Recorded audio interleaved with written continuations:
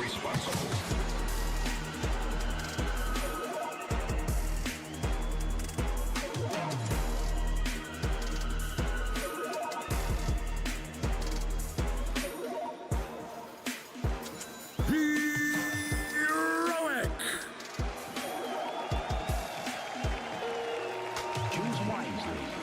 These 5 players are striving for their best result at an international, not just personally, but for the South American region as well. Top 6 is where they currently sit after this best of 3. If they can get a win, a top 4, that is the best we've ever seen from these players and from that region.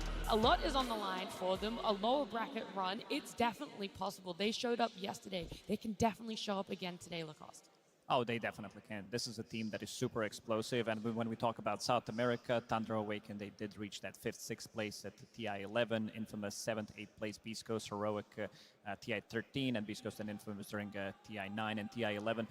So for the region, this is pretty massive. Having a team that is doing so good at the TI main stage is just pretty impressive, and doesn't seem like they want to stop. I also think that this matchup might be a bit of a different one for BB Team, because I mean, they did meet a couple of times throughout this year. BB Team did win every single time, but I think Heroic powered up. This is a team that learns a lot from their mistakes after the loss that they did have earlier, and all I'm seeing is a completely different mentality and a completely different playstyle than any other team that we still have left at TI. Yeah, so for these players, you know, their best results at previous TIs as well, but also how many they've been to. So quite a lot of them playing at 4 TIs, including this one, Miro. This is his 3rd one. So there has been so much growth already in previous placements for them, but Pure, he's the standout one there in terms of having achieved so much already. I feel like he's one of those players that just would not be happy going out here now. This elimination, I think, means more than anything to... He wants to make it to that final day is essentially what I'm saying. Yeah, he did reach that with Tundra, but also I don't think Pure has reached his full potential yet at TI here, because in the previous performances, this guy is the dominating factor. He's the one controlling the tempo of the game with his Monkey Kings, with his CKs. He plays Lone Druid as well, but I don't think he's playing to 100% yet. It really feels like BB as a team, they live or die off of the back of Pure. This is what we saw in the series yesterday, where he was rotating on anti-mage, you know, level 2, level 3. Oh yeah, that mid-rotation. It was really interesting. Like, he has very creative ideas when it comes to the game. He has a lot of confidence, but as a result of that, you can have these games where it's very volatile. Like, either he's 18-0 or he's 0-18, which makes for very interesting Dota. I mean, on top of that, I think it's very rare nowadays to see a carry player leading the team as the captain. Yeah. Like, usually you see it come from the supports, or maybe sometimes from the mid player, because a lot of the plays come from the mid, or maybe sometimes in Tundra's case, you know, the 33, you know, the off-laner is the captain, you know, but you rarely see nowadays players from the carry role actually captaining the team, because on the carry side, there's a lot of responsibilities on your own, right? You have to really focus on your game, your itemization, your laning, what you have to do in the game. So having to hold that extra responsibility with the draft and taking care of the team aspect is something that is really, really big.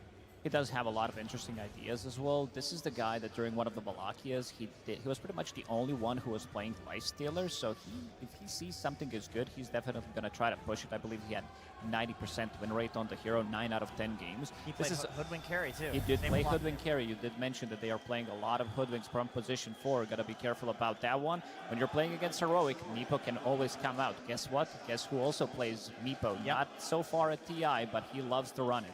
See, this is the thing you have to be worried about if you're Heroic, is that the way that BB is making their way through this tournament, the way that they're changing every game, the way that Pure is trying things, and yes, he has some games where he doesn't look so good. Guess what? This is exactly what they did in Wallachia Season 5, and they won.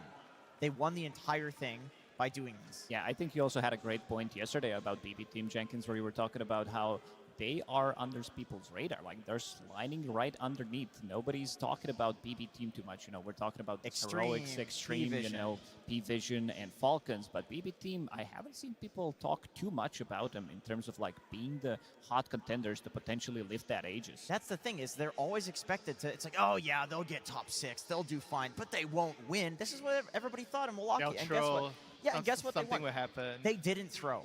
Something happened. Pure goes 0-17, and still the next game he comes back. The next series he comes back. But GPK, like you mentioned, he has been so stable for this roster where it even feels like in games where his team is not doing well, he is like 16-0, and sometimes they win games off of the back of that, and usually it's his Puck. I remember after Wallachia Season 5, the entire community was gaslit that there were no bad matchups for Puck, and Puck was getting brutalized mid because of this in every other game for every other team, and it was just GPK was so good at the hero that's what it looked like, but it wasn't right. I mean, it's not just a hero. I think he's also one of the best laners, right? I think in this specific matchup between BB team and Heroic, the lanings are going to matter a lot. Because if you can actually take control of the lane early on, you control the runes, you make sure you don't give it away. I think it's going to be very hard for Heroic to do their chaotic style of DotA if they don't actually get a You can take advantage of me. Matches up really well against Heroic because of how they play the game in the initial stages. So here's a question about the matchup then, because Analog, historically speaking, like literally when the guy came onto the scene years and years ago, he has always been I am going to cheese pick you mid. I will pick Broodmother, I will pick Bat Rider mid. This is what he's playing in the tournament. Monkey King, destroy you in a melee to melee matchup. Is this something that is actually going to matter against GPK? I would say no, because GPK has been so stable. He's basically the rock of BB team, but Analog, this guy has been also powering up. He has a very interesting hero pool that he loves to bang out. Like yesterday, we've seen that Broodmother that you talked about after seeing Invoker. This is the hero that GPK loves to run, so gotta be careful, especially at these, I would say, early picks, something that we've seen Nigma in the previous one kind of did a bit of a mistake opening up with that one hero getting countered immediately because they couldn't really flex it. I want to see that past encounters because we've talked about how it's always been slightly favoring BB team, how in tournaments when they're sliding under that radar, they're able to go the distance, go on to even potentially win it there. But for Heroic, this is just something that doesn't feel normal in terms of a tournament for them. There we have it. BB It's been team. hugely favoring BB team. Right. So yeah, it's not been looking good for Heroic. But this is months ago that you have to factor in. There has been a lot of significant growth for Heroic. It may be months ago, but it really comes from, I think, the root of how both teams actually play. Because when I was watching their games, right, I feel like Heroic likes to play on the side lanes more. They prioritize Whisper's game a lot. So they tend to give a lot of rotations towards the side lanes, whereas I think against BBT, if you don't control the runes and if you don't pressure GBK, he's going to try to snowball the game from there. Then after that, if Miro gets pressured, he doesn't mind coming to the mid lane, or even Pure, for example, he's rotating to mid lane to help the mid laners get runes and make plays, and that doesn't really happen the other way around when Heroic, they are going for the mid runes. I don't really see Whisper come down as much because he prioritizes his own game a lot more. So I think the dynamic is what makes the difference there. Yep, and in the draft he's also prioritized. So you might end up with Analog not having a extremely good matchup to 1v1 against GPK. So I do agree. However, this version of Heroic is not really the same, because I feel like for the...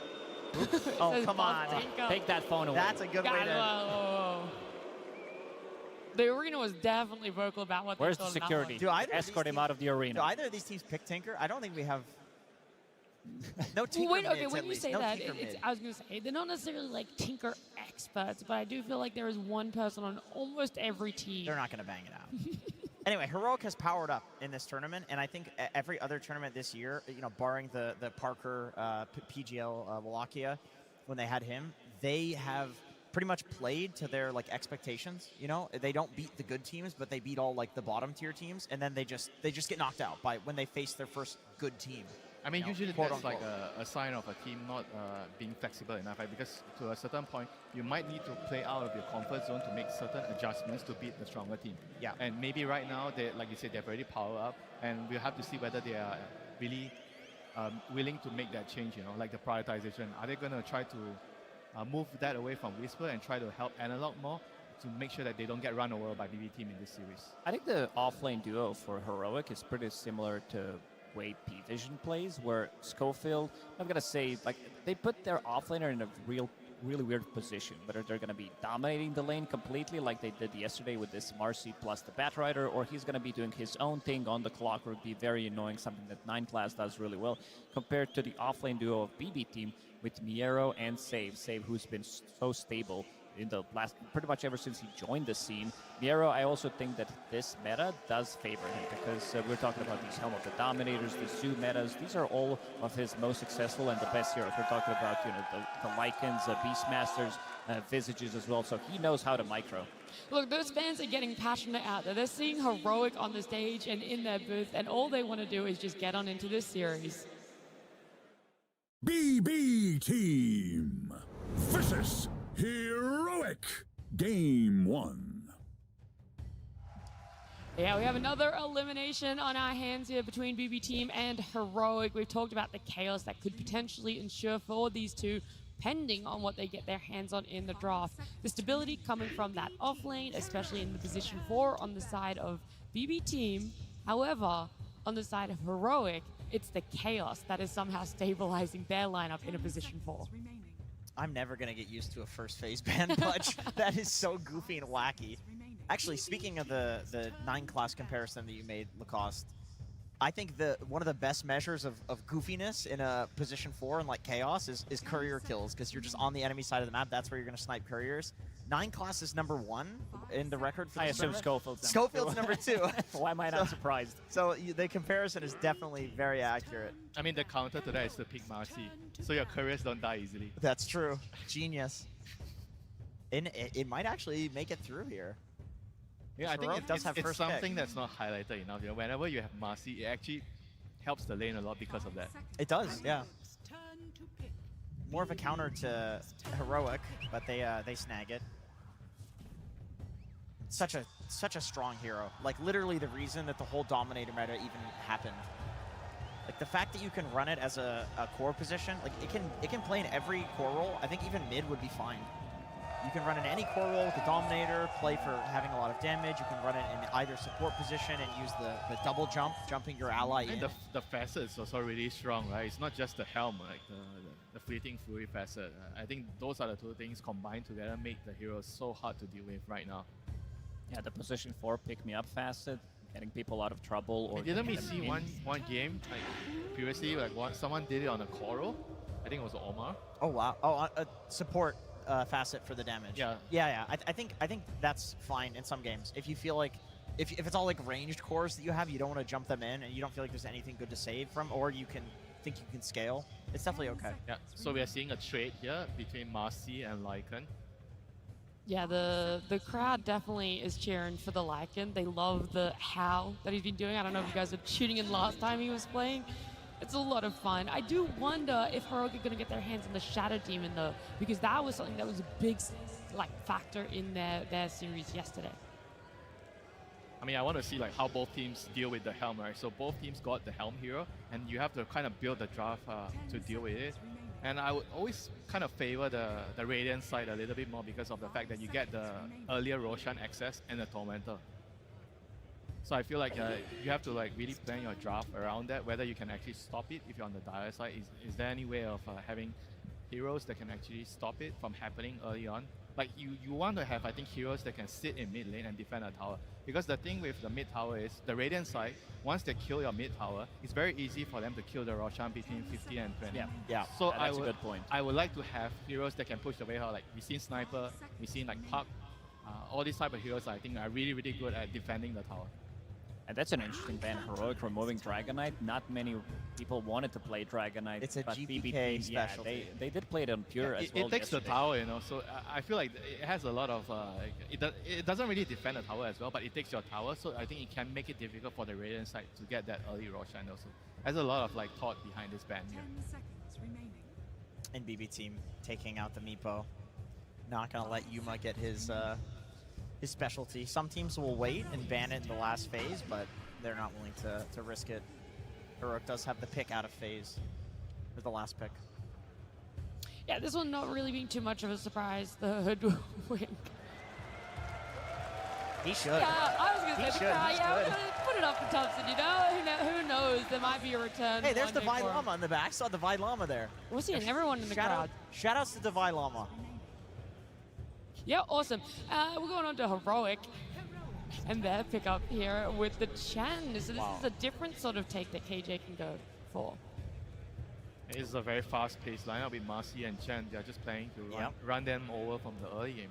Worked They're for like, Falcons. you know what Falcons did yesterday? Yeah. They removed Dragonite. They did beat Dragonite as well in one of the games, but they also did play Chen, which gives them quite a lot of momentum. Like Chen brings all these auras, very annoying for the offlaner to be laning. Yeah, into I because think you you're might getting your mana burn. we might actually see a Wyvern actually popping out here for Katalmi. I Ooh, think Wyvern is good. very good against these two heroes. He's very good against Chen. He kind of blocks the Marcy's damage. So it'll be interesting to see whether they actually go down their route after this. Oh, Okay, Queen of Pain. I would say this is quite punishable from her. it's also really good with the Chen, right? Because Chen likes to go mid and pressure and take the tower. Co-op always keeps the enemy mid lane low on resources, so it gives you a lot of opportunities to kill the Sure. tower. That's a cool point. That's a cool point. I feel like there are heroes that can counter Queen of Pain, and I don't know. She doesn't really like playing into Lycan that much. This is a very interesting one. I mean, Hoodwink is a really low HP hero and very hard to catch. So I do feel like Queen of Pain loves playing against Hoodwink. And the thing with Heroic is Schofield does play Quap. This could be a Quap 4. Could be a Whisper Quap as well. So for now, they're just keeping the flex open to see the two heroes that BB team is going to pick. They need some kind of a control. I don't think having Hoodwink as your control is going to be enough because this is not a reliable control. Maybe in Save's hands it is, but also Lycan doesn't provide you with much. But again, if we talk about the Lycan, this hero gives you very strong timing. It gives you like 12, 13 minutes Helm of the Overlord as well. Then you're going to be pushing with your Wolves, you're going to be pushing with your Shard. A lot of ghost pushing that's going to be happening on the map, which means that the lanes are going to be in a good position, which opens up potentially you going for Tormentor, collecting all that information. One of the reasons why this hero is first pick. Yeah, we love being able to open up the map for those objectives there. I just don't really know where they go for this. If there is this comfort that needs to be relied on, or if you're going to try and go for something that is going to be catching someone off guard. I think BB kind of have to just like pick their heroes. They don't really know the lanes, right? It's very Yeah. hard to tell what's Yeah. the lane, but they have to pick their position 5 and their carry, right? Because they're picking twice in a row. Yeah. So I feel like they just pick a really strong lane. I'm trying to think, like, what can they pick that will hype Casual Disruptor, I think, is fine. Good for catching the Queen of Pain because you're going to be having vision. And this is going to be the hero for GPK. So they're deciding to pick the mid lane right away, which I mean we already discussed. Maybe the Corp is not a mid laner, so it might not be the lane that the Void Spirit is expecting to go in here. So, but they're putting more stock on keeping the carry hero until last year, probably because he doesn't see the lane, so he doesn't know what he wants to play yet. Right, this is a decent catch against the Corp here, and Lycan gets people to run away from him. So guess what? Disruptor brings them back. Yeah, he loves an anchor, for sure. I mean, this is like one of the best duos, right? I think I remember seeing these two together. I think earlier today in Net you mentioned. Yep. The combinations, Disruptor and Lycan. It's a very strong trio, too, between the mid and the two supports. Like, they have a lot of kill threat, lots of magic bursts, lots of ways of locking people down, and even if the two supports go with Lycan, like, these are really Yeah, good this is what trios. Lycan likes to have with himself. Any kind of lockdown, any kind of a slow, something that can keep him in place just so that he can be the one dealing that damage. And I would say that this is relatively natural response to what they do have. Because So I guess Shaker's going mid now. yeah, I assume so. I think this Queen of Pain will be shifted to probably Off lane? Off lane, I would say. Yeah, It's very still open. similar to like the Bat and the Phoenix that he plays, right? He plays all these like range heroes that deal a lot of damage, aiming to destroy you in the lane. I think that's probably the reason why BB team felt like they are more comfortable waiting for the carry pick to fully understand what is the lane matchup, because that's what heroic like to do. They like to destroy the safe lane. They do. They're always having that strong offlane. That's what we guys talked about coming into this one. And so it does make sense that they're looking to try and hold off, give Pure the best game, because he hasn't really been having the greatest showing. He has a lot more potential than what he's been bringing to the main stage so far. So we'll see what exactly gets taken out from the side of Heroic. What are you worried about? What is a Pure hero that could do so much damage to their lineup? I feel like if you know you're playing into Queen of Pain in the off lane, Lifestealer, Abaddon. Abaddon would have been great. Lone Druid does very well against Queen of Pain. Oh. And I feel like that's something you should be afraid of, not necessarily because it's the best, but because it's very good and it's BB team. But It's- does it depend on who's your 4 as well, right? Maybe the right position 4 would enable the co-op against that specific matchup. I don't know if there is a position 4 that enables co-op versus I launcher. mean, some of these melee position 4s, if we're talking about Task potentially coming out, but for now it does seem like they are thinking that this... I mean, Marcy is kind of the same type of the hero if we're talking about melee position Yeah, 4s, could that they do have actually stuns. do Queen of that? Pain, Marcy could be their offlane duo. Yeah, just pick another carry, right? If they want to. Yeah, that's true. That's what BB seems to think. They're banning out the carries. Yeah, Marcy co-op is definitely a very strong lane. Disruptor can feed in that relentlessly. Yeah, so that Queen of Pain and that Earthshake, still having some questions, but now I feel more confident that a Marcy is going to be a support. So yeah, just straight up banning out what carries are good here. So both of them trying to get the best lane matchups, the best possible last pick. Yeah, but Pure gets to see his lane, and he gets to see the carry-to-carry matchup first, too. So I mean, if you're picking a carry, I kind of feel like it has to be like a more general one, like something like Gyro. For Heroic, I mean, yeah, for Yeah, I hero, like either that because you or don't I really like know your Emperor Assassin. carry matchup. You want something that TA, yeah. You need something that can maybe fight a lot more early and just help your team, you know. Play with the Chen. Gyro Chen would do very well against Lycan in lane. Yeah, you have the flag for the creeps. Yes. You have the armor. I think And Lycan it's would an excellent gate hero as well. I think Heroic loves to have a carry that can come through the gates to unleash their offlaner Whisper. I was building up because they're still thinking about this ban that goes into that pick for themselves.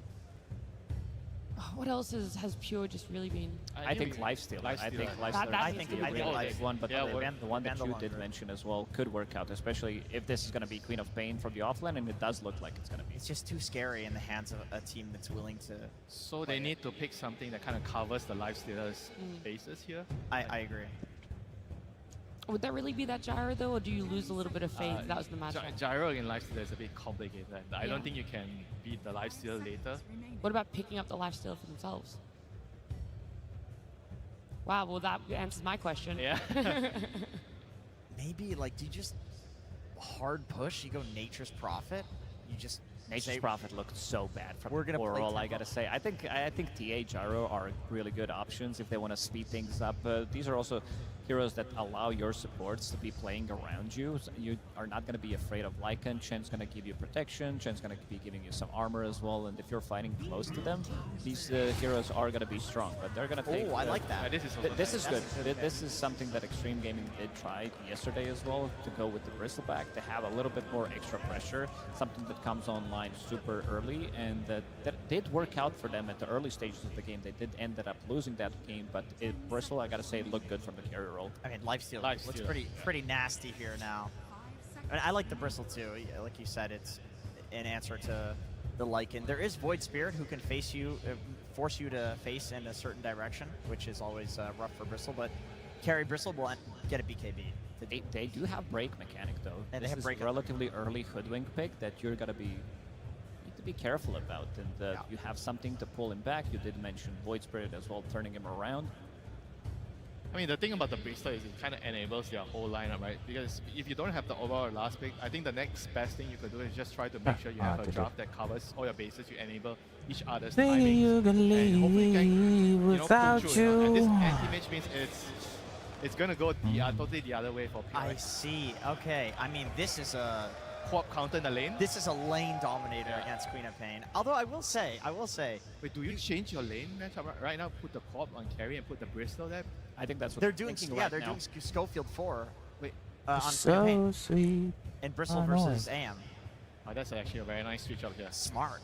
Very smart. Because Bristol loves anti-mage. Yeah, he's not worried. Now about is that. this Not worried. anti-mage last pick really lost its value, or is there still a lot of value in having it? I think the value is to win the lane. I feel like their lineup is slow with the anti-mage, but if you can actually win the lane, then it kind of compensates for that fact. But Heroic is noticing that how important is AM needs to win his lane, so they're swapping their heroes down to try to destabilize that. So I think I kind of like what Heroic is doing here, Advantage and I on feel like this AM me. won't have time Yeah. to bump. Yesterday against Falcon, this feeling Anti-Mage was jungling. two in the mid lane, trying to go for the gank. I think this time around things are going to be slightly easier for him. But overall, when you think about how much control they do have against this Anti-Mage, there's Urchic. That's pretty much about it. That's true. I like the switch up. I think Heroic has 3 winning lanes. Earthshaker should also do very well against Void Spirit mid. The question is, like, it is GPK. He seems to win matchups that he shouldn't. Does that factor in? But I love the situation. It's not just the lane, right? After the lanes, they're going to move up with the Striker and Chen Creeps and the BB in front. How is the AM going to stop the push? Like, they're going to lose their towers, they're going to lose Roshan, their radiance psychometer is going to go down. And I feel like AM is going to need too long and he's going to miss his timing in this game. Well, is there a timing on the side of Heroic now that we're seeing? Is there a moment where you feel like they might lose some power and kind of fall a little bit short? Is there that time limit? I think this is where Lycan comes in because this hero comes online so quickly, so it's going to be a lot on Miro to be able to do a lot. If he's not shut down, it's going to be him and GPK buying just enough time so that Anti-Mage can be able to push back, because this is not an early game-oriented hero. Even with the Helm of the Dom, I just want to see how good of a start Pure is going to be having on this AM. Alrighty, we're almost ready to get into our game. Before we do, we're going to head on down to the stage with Tsunami and the coach of Heroic. Thank you very much. I am indeed joined by Caps of Heroic, where I've got some questions about what you made Schofield do this game. You picked up the Queen of Pain, decided to turn it into a support. What's the idea here? Well, I think everyone that plays high-level ranked know that Schofield plays a lot as a core. And Queen of Pain is one of the go-tos. He's always playing co-op randomly, and I think he plays really well on the hero, and we needed that for the draft. We're doing that a lot this tournament, and I believe him. I think he's going to show he's good on the hero. I'm more than happy to see that become a reality, and what you're doing for the draft is working consistently. You put Analog on Shaker. I'm biased, but that has been my favorite hero to see him on. I'm happy you're making it happen. What was the reason in this matchup? They picked the Void Spirit. It is a flex for them, because Spirit already plays. And we figured that if we pick Shaker and we have co-op, we can have 2 good lanes against Void Spirit on both mid and off lane. So we could double flex and just play for that. It kept him guessing.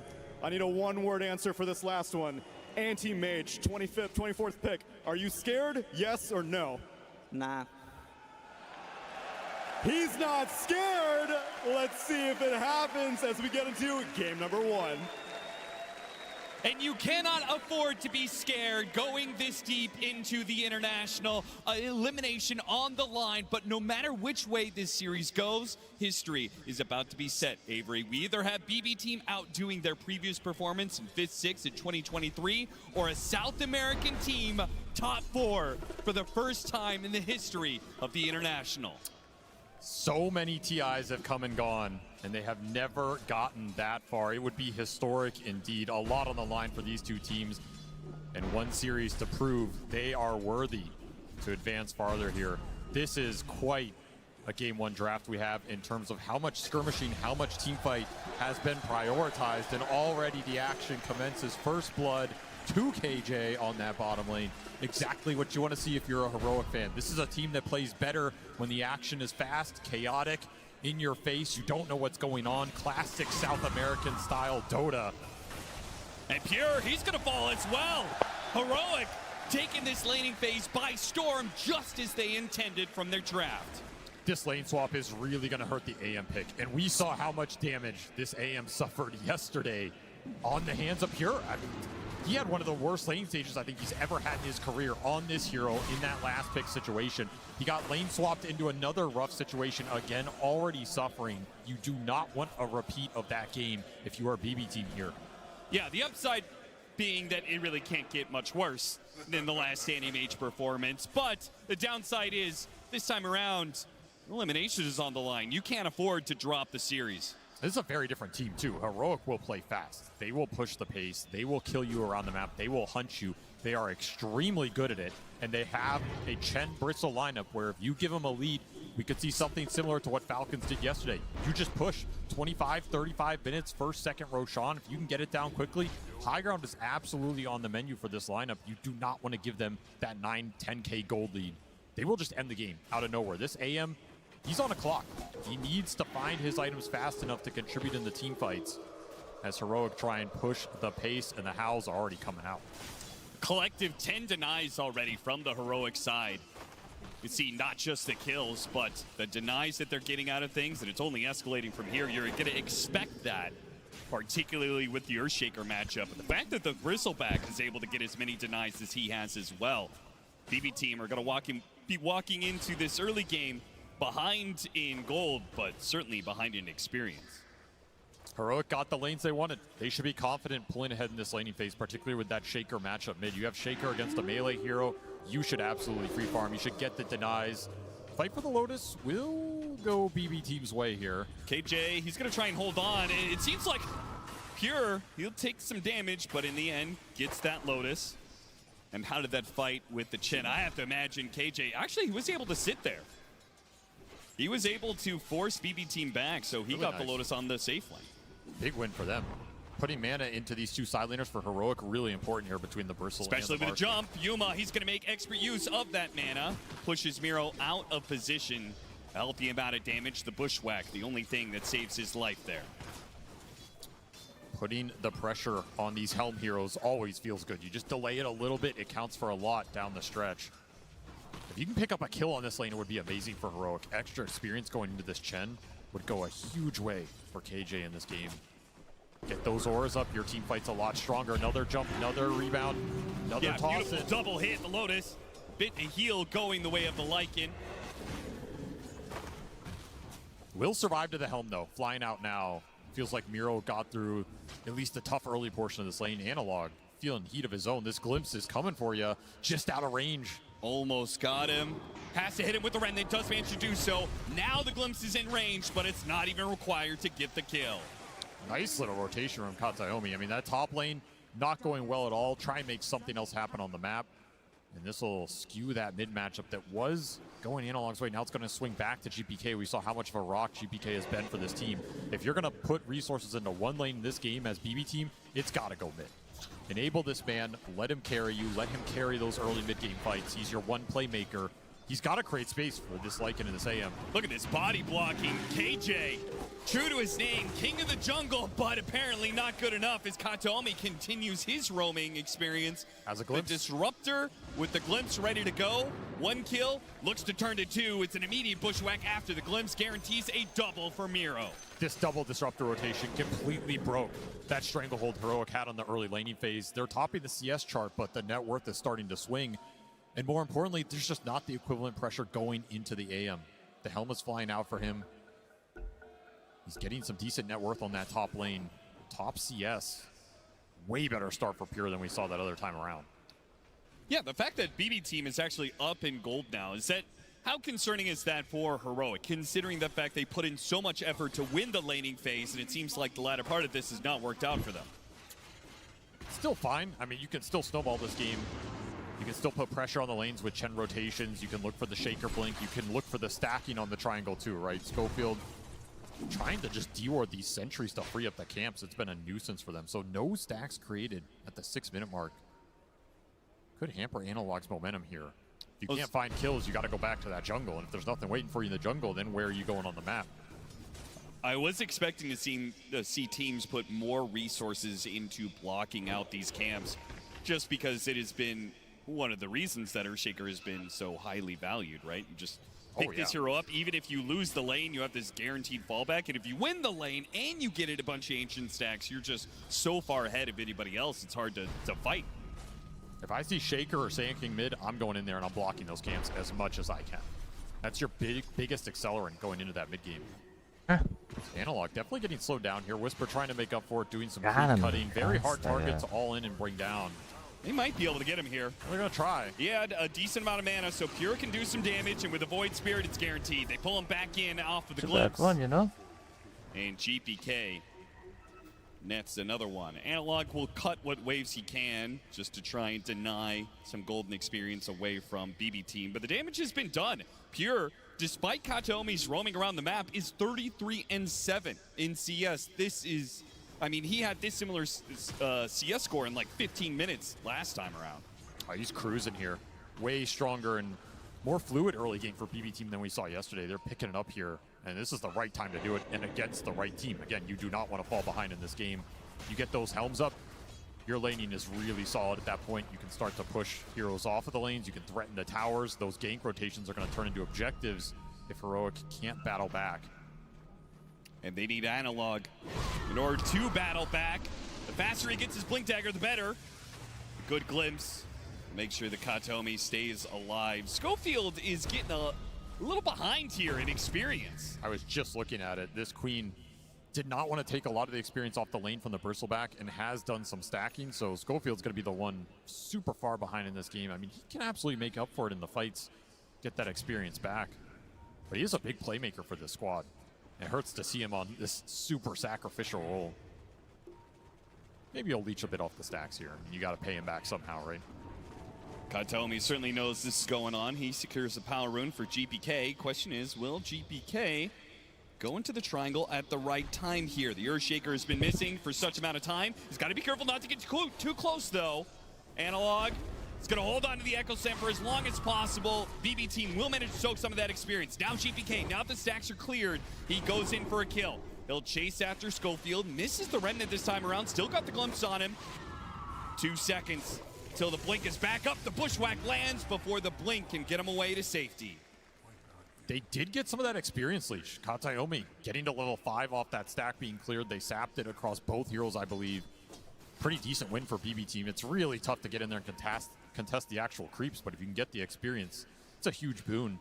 Schofield will recover his game a little bit, also pushing up to level 5. Very even across the board. Just be a matter of Analog finishing up this blink, and then you can look for some aggressive plays onto this Void Spear, potentially. Quick smoke here from Save. He wants to get GPK's momentum built even more here. Dynamic duo of Save and GPK. They have been the ones on BB team who have secured them or brought back many a mid-game. Just these two running around, finding kills. And they're looking for one on Yuma here. He's tanky. He is. If Yuma had some sort of creep to jump to, he might have been able to get away. But even after the rebound, there was still the glimpse. BB team brought in Katomi, 4 heroes in the bottom lane. And why not? If they get a kill like this, if they clear out this bottom lane, the tower is free for the taking. It's a Lycan, it's a Helma Dom, it's kind of guaranteed. It's just dying. Double Troll Summoner down here. All this skeleton rally on top of wolves, on top of each other. So much tower damage. This tier 1 just got shredded. Trying to secure power runes here. Instead, going for the kill on Katomi. A Fisher will help out here, slowed down by the Hellbear. They certainly got it, but the trade-off. GPK trying to do some damage. Sonic Wave just got picked up. Big damage on Save in the back lines. They focus on GPK, though, and they've got the Sentry in place. Despite the Invis Room pickup, they still hit the kill. Necessary for Heroic, as it felt like things were slipping away a little bit. Really nice connection from Schofield. He hits 3 screams plus the Sonic Wave on 2. Max damage coming out of that fight. Your Queen of Pain right there. Hits his mark. That's exactly what you want from this support. It'll get him to an early fighting item here. And a really nice connection with the cores. I will say this combination of mids that are able to go hit jungle, the Earthshaker, Beastmaster, the 2 that come to mind, clear out stacks, giving an opportunity for supports that fall behind like Schofield did in this game, and just give them the mid lane for a while. Right? It has done wonders for a lot of these 4 positions that have found themselves a little bit starved in experience trying to give solo to their off lane. I agree. They did a nice job recovering Schofield here, prioritizing him. Do not want that Sonic Wave on off the bat for too long. Straight up Echo is the burst damage. There it is. They got him with the trio of Whisper, Analog, and Schofield. They pick up that kill, but the pressure from BB team is still on. They may be finding kills around the map for Heroic, but BB team are taking towers. The rally continues here. Glyph already popped this tower. It's gonna fall really fast, and you use that Echo top, so they're very confident to push. In fact, they want more. They want mid and a kill top, looking for the glimpse, plus the sharp shot. Managed to get the shot on him. He's gonna be broken into the Static Storm for the guarantee. Not messing about whatsoever. As Heroic back away after taking the tower of their own, they lose a core. This is a really fast-paced game right now. Everybody's just looking for more off of the initial play, and those are generally the games where Disruptor thrives, because you always get that +1. You always get that secondary kill off the little tower of the fight. Kataomi having himself a very strong early game here. Sonic Wave back up for him. Got him, but they used the glimpse, so unfortunately a bit of overlap there. It doesn't matter. GPK, thanks to the amp damage, had more than enough to bring down Schofield and another outer tower pressure. The kill combo of GPK and Save, combined with Miro and his efficiency in taking towers, is taking map control away from Heroic at a blistering pace. This is where this anti-mage looks so much different than past iterations of the hero. I mean, Pure has contributed with this helm to a lot of pushes. He's been stable on that top lane. He's farming incredibly fast. You picked him off twice, but he has not slowed his game down at all. And you simply can't say the same about Yuma's Marcy. Nope. Another break onto the Bristleback. Underneath the tier 2, this just cannot happen. Sonic Wave goes out, already got the dissimilate. Nice hit from Yuma though, lands on top of the Void Spirit, toss him back into Kataomi. They'll finish off the support, but can they get the core? This is a crucial kill. GPK trying to hide away, goes to the desperate teleport out, but there's a Fissure. That'll stop him in his tracks. Heroic, they do strike back. Just about to point out the fact that Yuma, despite having top net worth, has not really been an active force in this game, but he shows up at the perfect time. The points he has chosen, though, have been very good. That mid-fight where he helped them get extra kills, and now this top lane, you help pick up the Void Spirit again. He has shut down the Void Spirit's momentum off of the carry roll. Can't really ask for more. He's had himself probably his best tournament ever. I think that is easy to say. He's continuing to put the pressure on here. Quick smoke from Heroic. The pace just does not stop. They want to free up some space to finish the Marcy BKB. No Sonic Wave for this play, but you do have that Echo Slam Blink Dagger available for Analog.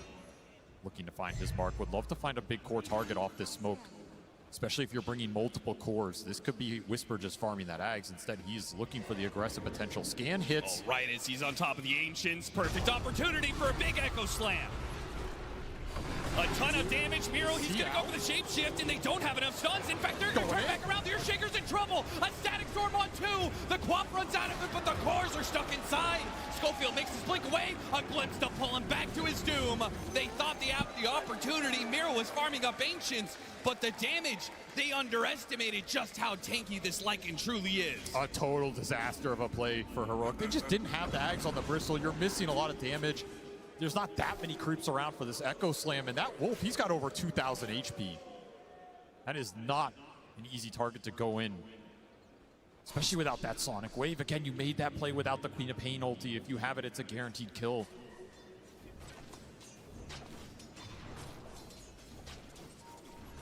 With the Lycan coming online, this Helm of the Overlord, with the Void Spirit picking up a shard soon. We've seen the way that this is just kind of clears out waves or neutral camps wherever he lays this Aether Remnant.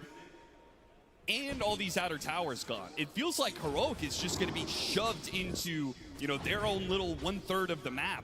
And it's going to be BB Team owning everything else, which is really scary to think about when the Battle Fury is completed for Pure. Right? He's just going to be hoovering up the entire map. And their catch is really limited. This is a great catch team, but you only have so many spells to try and find this AM with. And as you said, there's a lot of units that are going to be on this map from both teams. A lot of Doms in this game. You have Chen Creeps, you have Lycan Wolves, a lot of scouting potential to help you rat if you really want to. And that is part of BB Team's game plan here. They want to free up the space for the Lycan and the AM to just get these side lanes in. They're going to be ghosts on the map. You're not going to be able to catch them.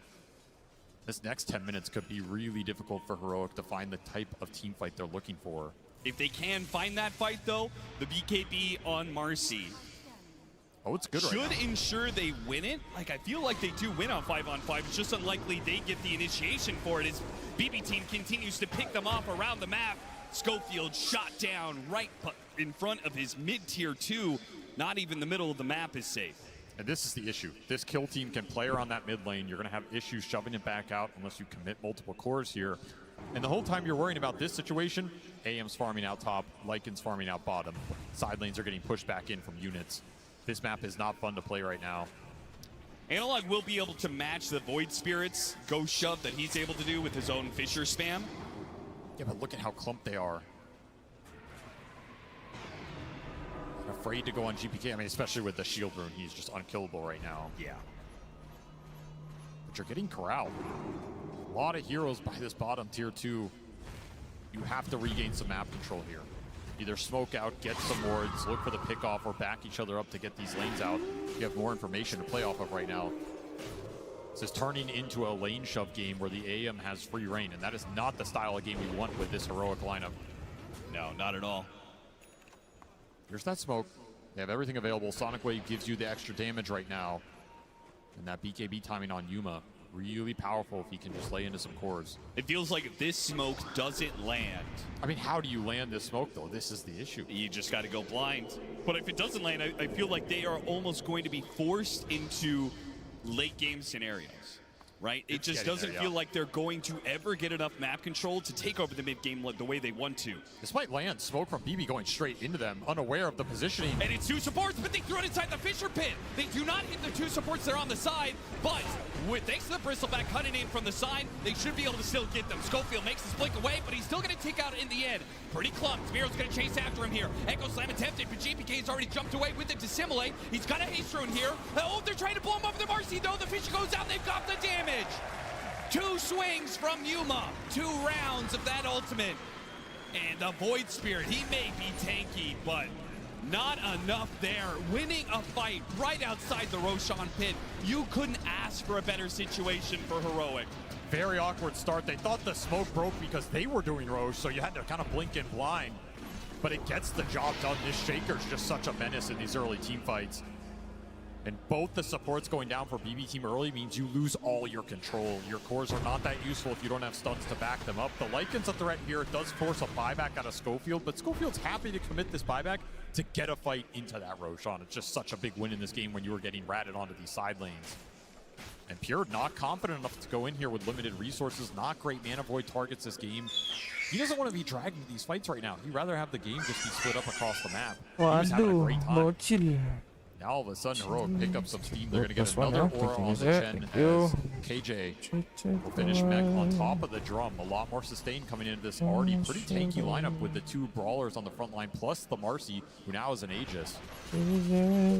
Momentum shifting back over to Heroic's side after that team fight. The smoke, it worked out beautifully. Now it's time to see if they can actually be a little bit more on the offensive, if they can actually get some of that map control back. Some of the ways they're trying to address this, they've got Schofield going more lockdown in the Rod of Atos. Here, he got hit by the stun, pushed back in. So much burst damage. Beautiful connection there. That's a very limited window to hit that. They hit it absolutely on point. Yuma making his presence felt again. And that was Pure getting a little greedy, trying to kill some Chen creeps and Dom creeps. He actually mana voided them too. It just shows you how much it takes to get some of these off the map sometimes. Oh yeah, he's been mana voiding neutral creeps probably every 2 minutes or so. Yep. He hasn't done it off cooldown, but he has been done it a number of times this game. Probably feeling like if he can just get to the late game, he'll be able to win it for his team. But farming that area in particular, I think, is dangerous because you know that Heroic, considering they have the Aegis, they're going to go for the Tormentor at some point. They're going to play to that side of the map soon. Okay, let's see. Straight into the Queen of Pain. Rewarded for the buyback earlier. And a nice shard to pick up. Silence could be really influential in this game, especially against the AM, against the Void Spirit. This is a super nice game for the Queen of Pain shard, especially when you're on support. Like, you can just aggressively blink in, go for the silence. If you trade your life for a core, that's a win. You're not a core Queen of Pain, who cares? Found the Disruptor. BB team maybe trying too hard to get control of the map. The Disruptor very far forward there. Oh, their momentum has been killed in this game. Heroic starting to take a lot more control than I expected. Save spots KJ, trying to take some Lotuses, and he's got no allies in the area. He's definitely going to die. And BB team know it too, thanks to this lane ward they have at bottom. Awkward area to end up as the Chen. Yeah. He's getting farmed though. You gotta remember this Chen lineup. That like 30, 35 minute mark, you get that third aura item on him, you have Hand of God to back it up. That's a lot of HP for this BB team to get through. They have pretty good single target focus, but their AoE teamfight is really lackluster. So they have to pick their mark very well. They have to all in that first core that they see. Outside. Potentially even reset the fight after that. Getting one kill is not going to get them a teamfight victory here. Save, getting a bit of information. Spotting some heroes, maybe trying to block any potential smokes. Running off this ward. I would be surprised if BB want to fight right now.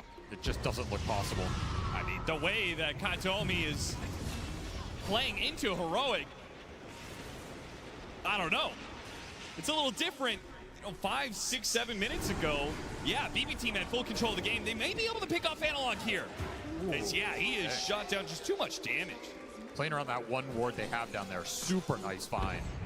Felt confident with the shield rune plus Hand of God, but the Vessel off of GPK will negate a lot of that potential healing to come through. It gives you confidence to go for these pickoffs, and that's where this lineup will thrive.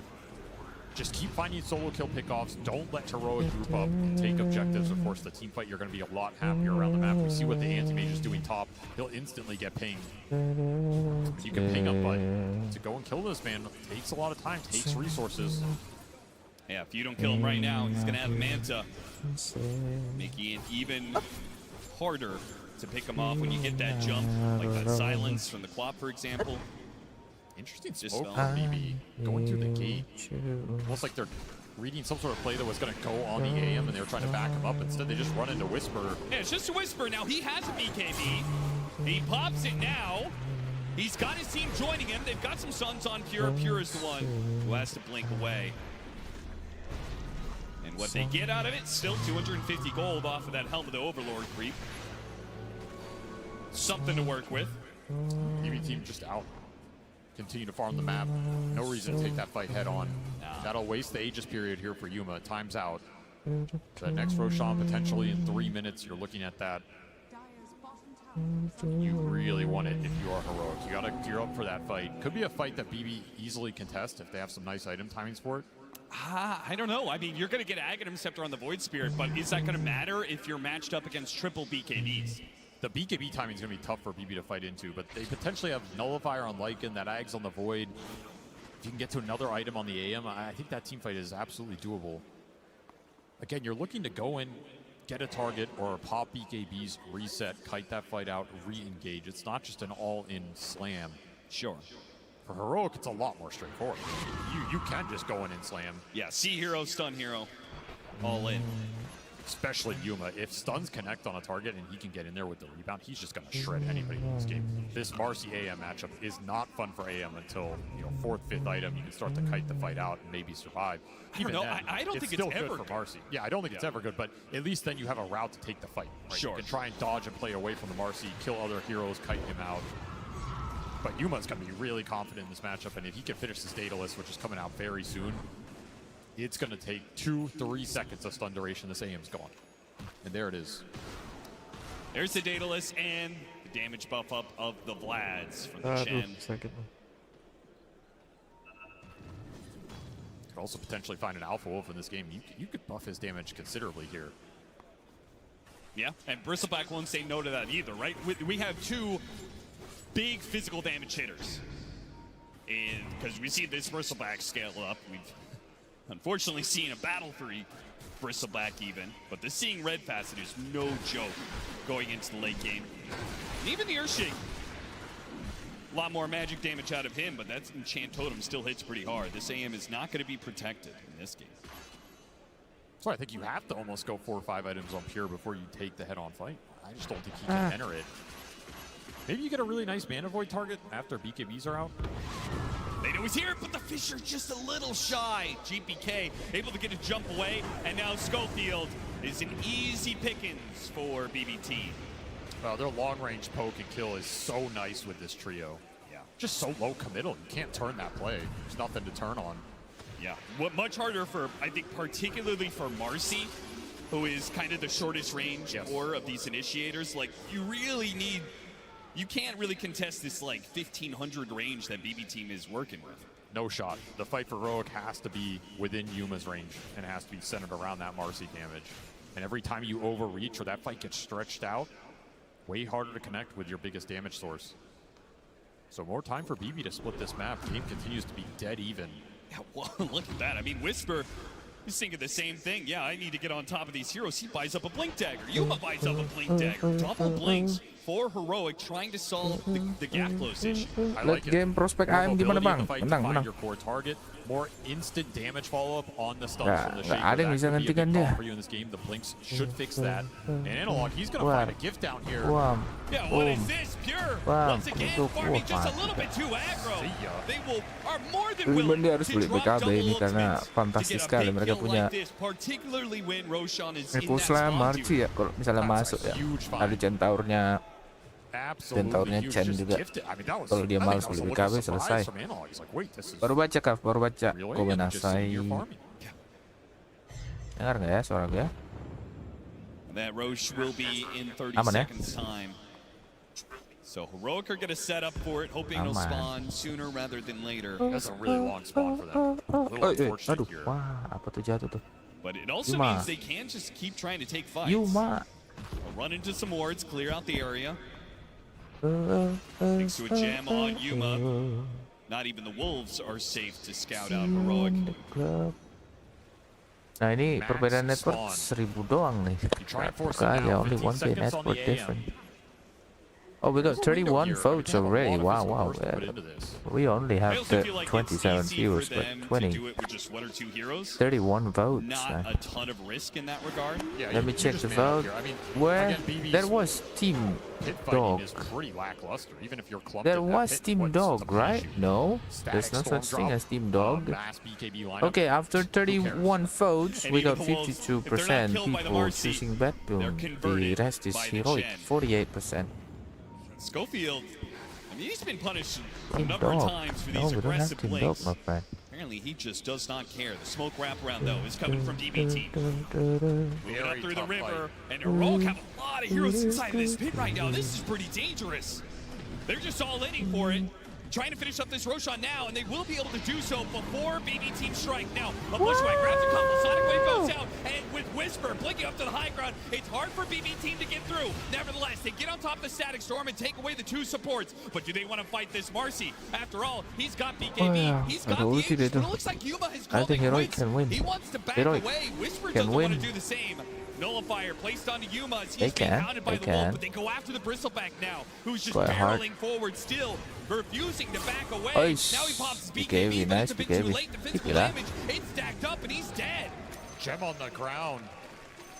Beautifully played fight from BB team. They got the angle. They take the Chen down first. That's your biggest target. Take the sustain, the ores out of the fight. You get the other support on top of that, and then you're able to kite it out. And there's I just no wish hope BetBoom for win, Yuma man. halfway through. He's got to bail in that Wijaya, situation. Paul, Yeah, I halo, don't halo. mind Yuma Mocha, making mocha. the call to bail, but why are they not on the same page? Why is Whisper pushing after kills and Yuma backing out? It got very disconnected very early. The start wasn't terrible, but they could Really? not protect Tundra their comes supports, to and this supply. Lycan is doing I- some work in no these fights. power. He's just chasing people down, and there's no real control Mantap from banget him. Nobody Mero. wants to commit on Thank that target. you, mantap banget. Big team fight when even though the Aegis will go to Yuma, he does keep it here. Harusnya sih menang Dire ini ya, harusnya. Something heroic to play around. Mereka But menang not the team kill, fight when they were menang looking network. for. I mean, Ya, I AM think sama the Likannya bigger di atas loss, tuh I think the berdua. Bristleback dying, you know, that sucks. Tapi but I AM think the harus beli loss of the BKB. gem, It hurts. it hurts so badly when you're the ones wanting to take team fights. We already Nah, saw beli the BKB last menang day deh just dia. expire without a big team fight forced, right? Oh, they're coming through the gate. Miro, sendiri you dia, see this, Bang. right? You see what's coming your way. You just took the Tormentor, but you might just die for it. They get the grab on him, hit him with a stun, lock down Random. Rodemain toes, and once again, the Unleash combined with the Sonic Wave, they've got him. A bushwhack, grab on a two, though. Nice. Saves gonna burst down Mati, KJ, Cok. and he makes a break for it. He's out of here. Nice little pickup from Save. Wah, Ghost Scepter bang. Eish, mati lah bos, dipencetnya Ghost Scepternya bos. He could have Earthshaker, astaga. Gak ada, astaga. Kalau dia, astaga udahlah bang, gak usah dibahas bang. That's a very hard exchange to evaluate. Kalau dia tidak mencet, apa itu? The shard went to the hoodwink. That's the Paling one nggak you dia wanted matinya here. tidak lebih Shards cepat, to cuman use that boomerang di to pick echo up another juga, support kill. Like astaga. that exchange is okay, but that was a big Enggak, streak udah on the lane udah and a lot cepat of bang, gold going biar into next Queen aja Bee there. bulan. Still, it's time for Tuh, dia Pure. masih mau beli pasar nih, AM-nya. Who does have a butterfly. So he has an answer. Anyway kind guys, of, thank you to for the the like, we Marcy got for a 7 little likes, while. really appreciate it. But he has to pick his blink. Let's see Target who will perfect. win. We got Like, if 41 he blinks votes, in, man. That's a lot, man. and I he just ends said up that in we the middle got of the 31 bristle, votes. His fight's over. We got 42 viewers, 41 votes. Let's see. Let me check again the percentage. 54%. Be the first point of contact for BB team. And Heroic will take that every time. I mean, if they see Pure, they're jumping him. They're all in. 50. No, it's not Team Dog. I know. I think I know. I remember the icon. They're getting them all over that. It was a corgi. The icon of the team is corgi, right? If I'm not mistaken. But I don't think the name is Team Dog, man. But I might be wrong. You can Google about that. Whisper trying to Corgi, yes. You get Brutal's back is work. Yes, it's working. They really want to get It's this not shit back official. in their You're favor right. and should be able to do so. There's just no outrunning I know this situation. that team. I watched that That team. means that they can make these movements without wards or wolves scouting them out as often. 52%. Recovery Hi, hi. Hello, привет, мой друг. Привет. Пока-пока. Could have given it to GPK or something. Пока-пока. Спасибо. Красавчик. Скоблет. They were good. Yeah, they have a really interactive. Many people buy their voice line talent, right? Philippine, Philippine, like that, man. They have one of the best. Even after the TI finish, people keep spamming their chat wheels. Man, I'm starting to get curious about the team. I will Google. ちょっと待ってください。 That aura makes this squad, this triple strength core, so tanky. I just kind of don't believe that Pure has the damage to deal with that. He doesn't want to take the fight straight up, but if you can rat, you can put Heroic in an awkward position. Maybe you get a numbers advantage somewhere. Maybe the single core pickoff that we've seen BB do a bunch of times with the damage from this Hoodwink comes through, gets a hero really low, forces out early BKBs. This kind of chaotic situation can create openings for the anti-mage to come into that fight later. Again, you're not looking to go in here and man-fight the Marcy, but he can do a lot of damage. He is incredibly farmed in this game. Helmet Dominator, Battle Fury Anti-Mage is doing what it does best, pushing towards that level 25, getting incredibly farmed. There's a full Abyssal Blade. That is something that lets you fight this Marcy. In fact, you probably have the advantage right now with full Abyssal plus Butterfly before the MKB comes out on Yuma. In fact, well, he just finished it, actually. He's also very farmed, so... Yeah, I didn't get a fight out at this exact timing. That's kind of what they're looking for, right? You get this Abyssal, you're okay, I can go in. I can Abyssal stun this Marcy. I can give us a little bit of a bigger window. Whisper, he's going to be one to break this smoke. They do not want to go after this Bristleback, but maybe they have to. Oh, go! They actually can't go for it. Still, though, the Animal Save hits on Miro. He gets off his BKB, and Yuma does not get a bash. He couldn't get the lockdown. A glimpse back with the BKB lasts just long enough for Analog. Yes, that's the name, man. As they try and retreat backwards here. Yuma does not see the opportunity. They may have to leave behind KJ, whether it's the Void Spirit or a glimpse. Maybe they can protect him still with the Fissure as he gets up to the high ground. Pure with the Helmet Dom spots him, but Disruptor too far away for now. So in the end, it's Whisper to die. Not much else out of that fight. I guess Schofield did buy back once again. He is certainly not making a whole lot of progress in that network chart. Just huge burst damage coming out on that first target they run into. No Bristleback back interaction. They just go heads up, chain stun him off the Bushwhack Remnant Abyssal. Overwhelming damage. Trying to pick up Save again. Yeah, Save once again not expected. Ooh, at the Sonic Wave. He tried to push him back into his team. That's okay. All is forgiven as long as the outcome is still income for Heroic. The crazy thing is they took that Bristle down. They have Heroic on the run, and you're still hesitant to straight up chase with the AM. Because you don't want to blink into this Marcy just yet. Will be 25 for Pure. That'll be Mana Void cooldown. Nice little talent for him. Thinking about BKB here. That would give him a lot more confidence to go in early in the fight. Not afraid of the Shaker chain stun potential. Now he can Mana Void even more neutral. It's efficient. Brought the Shaker down bottom, plus the Marcy. Maybe looking for a quick pick off on one of these waves. They will only find illusions. This feels like the point in the game where BB wanted to get to with this lineup, right? You stalled off the early momentum. You fought through those first two Roshans. Now you're getting to the late game with the anti-mage, with the light and split push. You have a lot of scaling to fall back on. You have a Disruptor Ags you can get into. You have Oh, 3 lines yeah. of GPK that he can Yeah, eventually build into. You're a lot yeah, of yes, room to yes, scale. yes. That's the I feel that way for both sides. voice. I mean, the Void Spirit, known to be quite the menace good. in the late I'm game, so and they've useless, got Mark, some very yeah. solid supports behind it, but Misalnya Heroic also I'm have useless. like this tri-core lineup. It's not just all Menang ini in on Dayar. Marcy. I think their biggest Asal problem is going to AM-nya be, apa aja. yeah, that man right there, Schofield, and how well he's able to progress. Having to buy back 2 different times, and the sacrifices he took in the laning phase means that he is not scaling the best. Oh, But yes, even that's he the voice. is working What I'm towards his saying. scythe device, and as long as he's got levels, he'll have damage. Smoke coming through. BKB done for Pure. He buys out for this moment. A fresh blood right for Analog. This Octarine opting for that over the Refresher. They're going to spot Whisper, try and burst him down again. Whisper wants to make sure he gets off the BKB first. But it does mean that the commitment from BB team, they can just go in and out. Oh, the Echo Slam whip there. Analog takes a bit of damage from somewhere, stopping his blink forward. Got clipped. Covers them with the Fishers. Miro. Okay, they managed to get the glimpse back. All in for the Earthshaker. The Mana Void is ready to go. Pure will use it, puts it to use, brings down the mid laner Heroic. Now Schofield in some trouble, looking for his blink back inside the base. Heroic again losing the fight, but also still limiting their losses to 1 or 2 heroes. These fights, they just are not clean one way or the other. Can see what BB team are trying to do though, right? Go in, get that target, kite the fight out. They threaten the Chen. You have to BKB Lycan. He gets out of there. There's just no clear jumper target for Heroic. If that Echo Slam lands, it could be a very different story. But Analog is really struggling to find the window here. It's just units constantly on him. There's random damage sources. It's not clean. GPK continuing, just trying to get something out of Heroic right now. Yuma is not a threat without a Basher.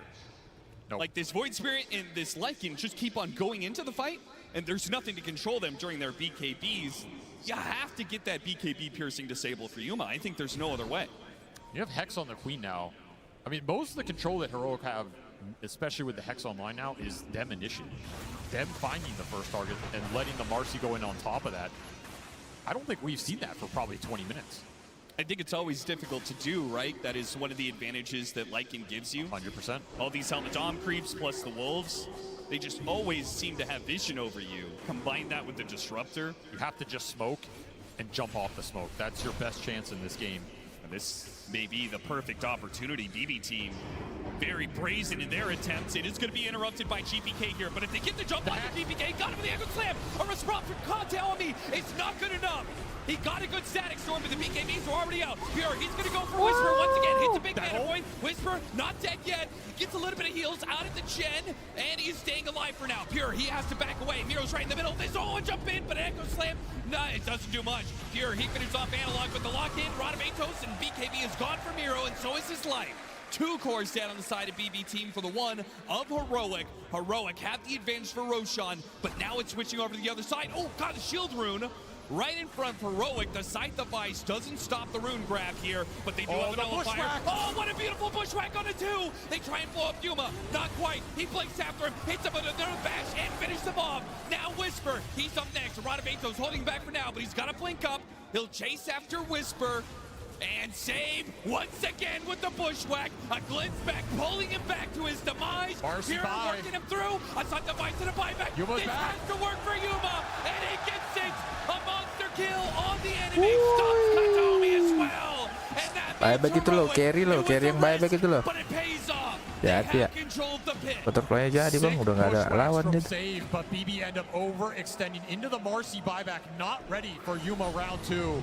And Whisper dealt so much damage to that anti-mage. He bursted him down with the Quills, 11 stacks, 2,000 going into Pure. He just could not survive the physical onslaught. The buyback, I think this is coming too late. Oh, they're committing. Try jumps inside the pin. Can he grab it? He's got it. GPK, he rips it away from Heroic. And now it came at a cost. It cost them the buyback. If Yuma dies here, he's in trouble. He got the BKB unleashed. Now it's Pure. He's in trouble. Gets off the man to hit by his stun. And Abyssal Blade goes on. A Fisher to try and stop him, but he's away. And now danger time. BKB not up. Nice. Yuma, he's a dead. A dieback. 2 minutes. Heroic have to fight on without him, with just one core to do it, and being pounded by the wall. Miro chases after them all the way back to Kemana their manis? phone. Bang, udah bang. Bang, udah bang. Wah. Tuh, Ripper kira. Serot, serot. Bam. I can't believe what was saying. To push as many buildings as they want. What is there to say? One time and Wah, time kacau nih kami nih. again, this team Bisa-bisanya goes bilang to AM gak GBK berguna. to make the Ngadi-ngadi. plays. Absolutely salvaging that team fight, steals the second life away from Yuma, destroys his presence off of the buyback. Will Then it you be just enough? get the chase down. They pass Cheese over to Pure. It was a beautiful itemization usage. Gives him the strength to keep pushing on, and they just want the game here. As always, Pure has called to end the game. And it's going to be an Earthshaker buyback to try and hold it. Without the Marcy, though, it just feels impossible. No Bristleback buyback available. They simply just do not have the damage. Nothing will stop BB Team at this point. Try as he might. He tries to go in with his BKB. They pop the cliff. But it is delaying the inevitable. BB Team, they have routed you, they have outfarmed you, and they will take game number 1. What a game one it was. These teams are just here to brawl. There's a lot of creep action going around in the map. I'm sure it's very uncomfortable for Heroic to play, considering how they would prefer to play this game, but that is what you're up against. And this BB team is just, they're weird, man. Like, they have these games where it looks like a struggle, and then at some point, the switch gets flipped, and they are just in zone. They are hitting every spell. They are routing you in the fight. The game just ends instantly within 2 minutes. We saw this yesterday in that game one they played. I don't really know what's causing it. I don't know if the early game is just so awkward it slows all their pace down, but once that switch gets flipped, this team is on, and they are terrified.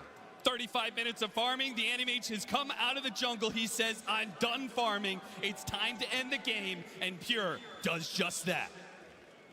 The acceleration from BB Team closing out this game, I mean, an Aegis snatch is really what turns the tides here across, because there's all these fights around mid, a back and forth between the two teams, but it all comes down to that rush.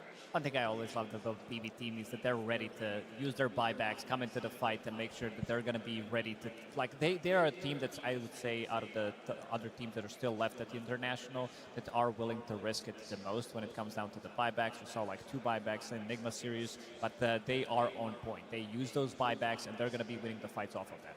Yeah, that game was awesome. That was like a UFC fight where they just like brawl right at the end, and then one guy gets knocked out. That was S-tier cinema. Like, I love the buybacks from Heroic. I really like that they were trying to like risk it all there. That is well within their character. But on the flip side, BB Team is, like Cap said, this is the team for just, we're going down mid, boys. Yeah. We're throning right now. Even if it's like really risky, they're gonna go for it. Like, you cannot give them that opening. They will take it.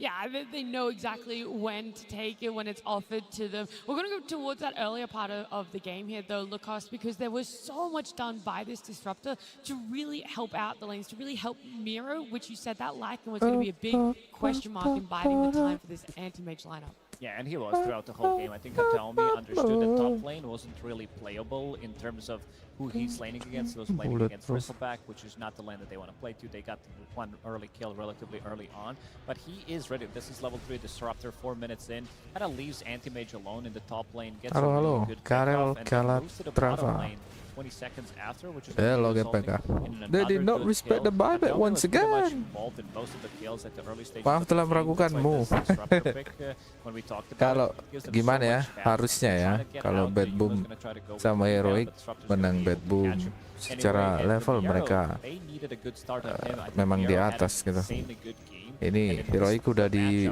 belakangnya tuh literally udah tembok gitu atau jurang gitu ya. Jadi tinggal kepada BetBoomnya aja nih, mau dihabisin atau dikasih nafas. Kalau dikasih nafas kita nggak tahu besok kayak gimana. Karena bisa menjadi sumber semangat. Aduh. Heroic bagus tapi luar ekspektasi ya, sama kayak Enigma. Jadi karena tim-tim besar bermasalah, pasti tim-tim yang tier kedua itu pasti bersinar, ya kan? Gaming Gladiator bermasalah, Tundra bermasalah, Team Spirit bermasalah, 3 ini ya kan? Ya pasti ada 3 yang you have these akan items menggantikan that posisi give you mereka. regen and like health and stats in the lane, so you can Hikmah, actually leave the lane. Like you can get active. It's the DotA's not just affecting heroic, the meta ya for kan? the cores. It's also very BetBoom mah, affecting the BetBoom support as well. setara apa dia tuh, Pari Vision. Iyalah, BetBoom istilahnya kalau ada 5 paling jago, BetBoom nomor 5 lah gitu sama nomor 4. Mereka I guess I'll respond to cuman a question itulah with another kebiasaan question, just like kebiasaan buruknya your Yuma understanding itu of the matchup kalau aku isn't that ngelihat ya based on sebagai meta where carry ya. anti-mages weren't going dominator, because I feel like that changes Iya, things a lot in the suka calculations. Yeah, it just changes so much of the viability of anti-mage. That's being one of the Suka biggest questions terlalu about us overthinking seeing dia. so many more heroes Nggak ada being picked up in that siapa-siapa, hero, memang what really ya makes it aman sih, viable. mainnya Something that we aman. weren't really too sure going into Tapi ya this one sampai was di if titik yang Mobo was terlalu gonna be aman showing gitu, up jadi today, nggak right? ada He's been having an resiko. amazing series, an amazing Sementara performance on the main stage, but for this harus one on the riskan kan Marcy, main there kan. was a lot of great fights for him, but it was rough to come up against the left High lane, risk, high and it reward. required him having Nggak to be berani so much ngambil more resiko, competitive earlier nggak on. nggak dapat Yeah, he was reward. doing a pretty good amount of work, honestly. Like he. Okay, congratulations to the winner of the votes. We got 50 votes, which is fantastic. They think that BetBoom win. 52% say BetBoom win. Congratulations. Now they always say congratulations. Congrats for the winner of the vote. Pretty much the only reason that Heroic was able to Subarasi. stabilize this game past the laning stage. A big key factor for them. And then we go into more of team fights, something where people are bringing more of the numbers, because that's something around that wisdom rune, right? The 7 and 14 minute, it feels like not everyone's committing the numbers Lacoste, but when it comes for a big objective like a Roche, that is where you're going to see the first big clash of a 5v5. Yeah, the team fights in general, like Anti-Mage, he doesn't provide you with much. He's never going to be ready. Pretty much he first joined 35 minutes in and making sure that he has his 6 items. This hero pretty much is never ready. One more. Do you need more time? Yeah, just one more big item. And these are very expensive items that he's buying. You know, he's buying the Butterfly, he's buying Abyssal, BKB. He's never going to be ready. And this is the fight where they're going to pretty much get the perfect initiation. Look at what the GPK is doing. He goes in, gets out, and turns him around with the Remnant, and then they're ready to join. You can see that here at this point of the game, he has enough of farming. He's going to be blinking. Jalan bang di atas sini bang. They were unable to get the Echo Slam. Say congratulations. Which team will win second round? I mean, the reason why he couldn't really find really good echo slams is you think about their heroes, right? Number one, it's gonna be BetBoom. BetBoom. Shakalaka. Heroic. Shakalaka. Oh, There was a moment that we saw how Start how roll. impactful the Echo was, right? Second When it round, did let's see guys. actually end up Grab your connecting. snacks, grab your coffee, tea, crackers, candy, anything man. It's gonna be a long night because tonight Because he had a really we great will have big echo another opportunity. Look at BB all stacking together in the team top right of fight. the screen. Yes, What was it that clipped him?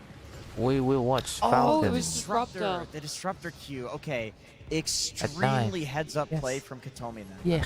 We talked about how he performed We're in gonna the watch early this, game, making right? the rotations for his team. Anybody But we can see from this clip that win his from this? We're impact gonna in the fight fights with was Extreme more Gaming. significant than we were even noticing I on don't know. camera. Yeah, the What's gonna Disruptor from the happen? early and now what feels like into that later part of the fights is massive for Disruptor. But Love that of my Earthshaker not life, connecting you with his hurt Echo was so me. impactful. They were You actually kind of lucky broken that my BB team didn't take more heart. off of that. But they had Now a second you chance where we leave saw a me. significantly Love better of Echo my Slam take life, place. And that's what can't led you into that next Roche fight and ultimately the Aegis Snatch and then Bring into it the BB team back, victory. bring it back. Yeah, we have to take a look at the Don't Aegis Snatch. take I mean, it that's a away given. Like, from me it's so funny. We because talked about GBK as being This is the crazy stable one on snatch. the Ya, team. buyback Like, he Marci always ya. seems Udah buyback to gak do dapat. something Aegis clutch BKB dia to bang. keep his team in the game even when things are not going so well.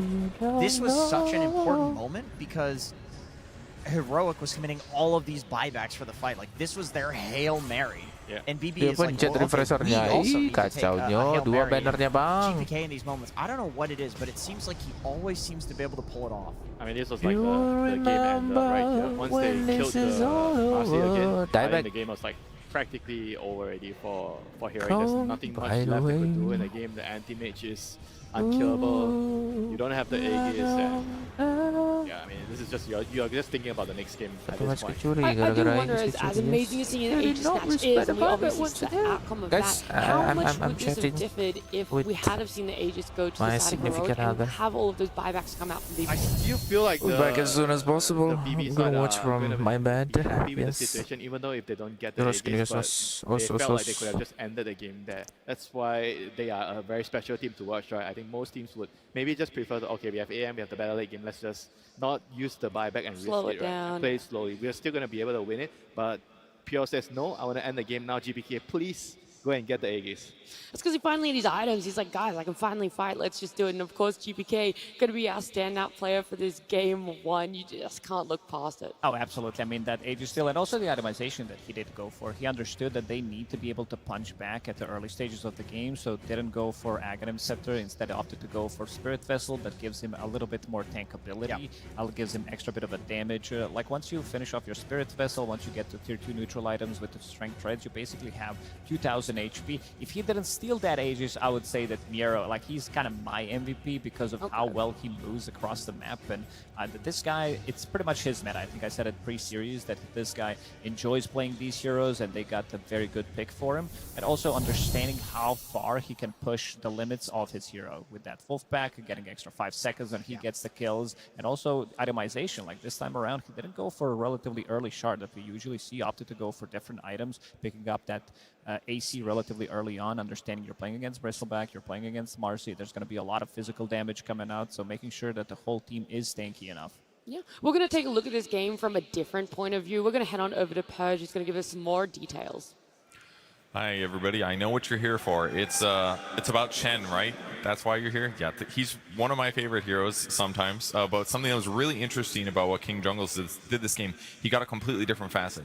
Every single Chen player that I've seen grabs the Satyrs because it helps them control the early game. But there's little things that are interesting about this early Hellbear. It gives an aura for everybody's attack speed in the early game, and if it dies, it gives your team 120 attack speed. So this means you can actually fight your opponents in the laning stage. And Heroic drafted this knowing that draining the Lycan's mana is not that big of a deal, and instead they can use this Hellbear to fight. If you kill the Hellbear, your heroes attack fast.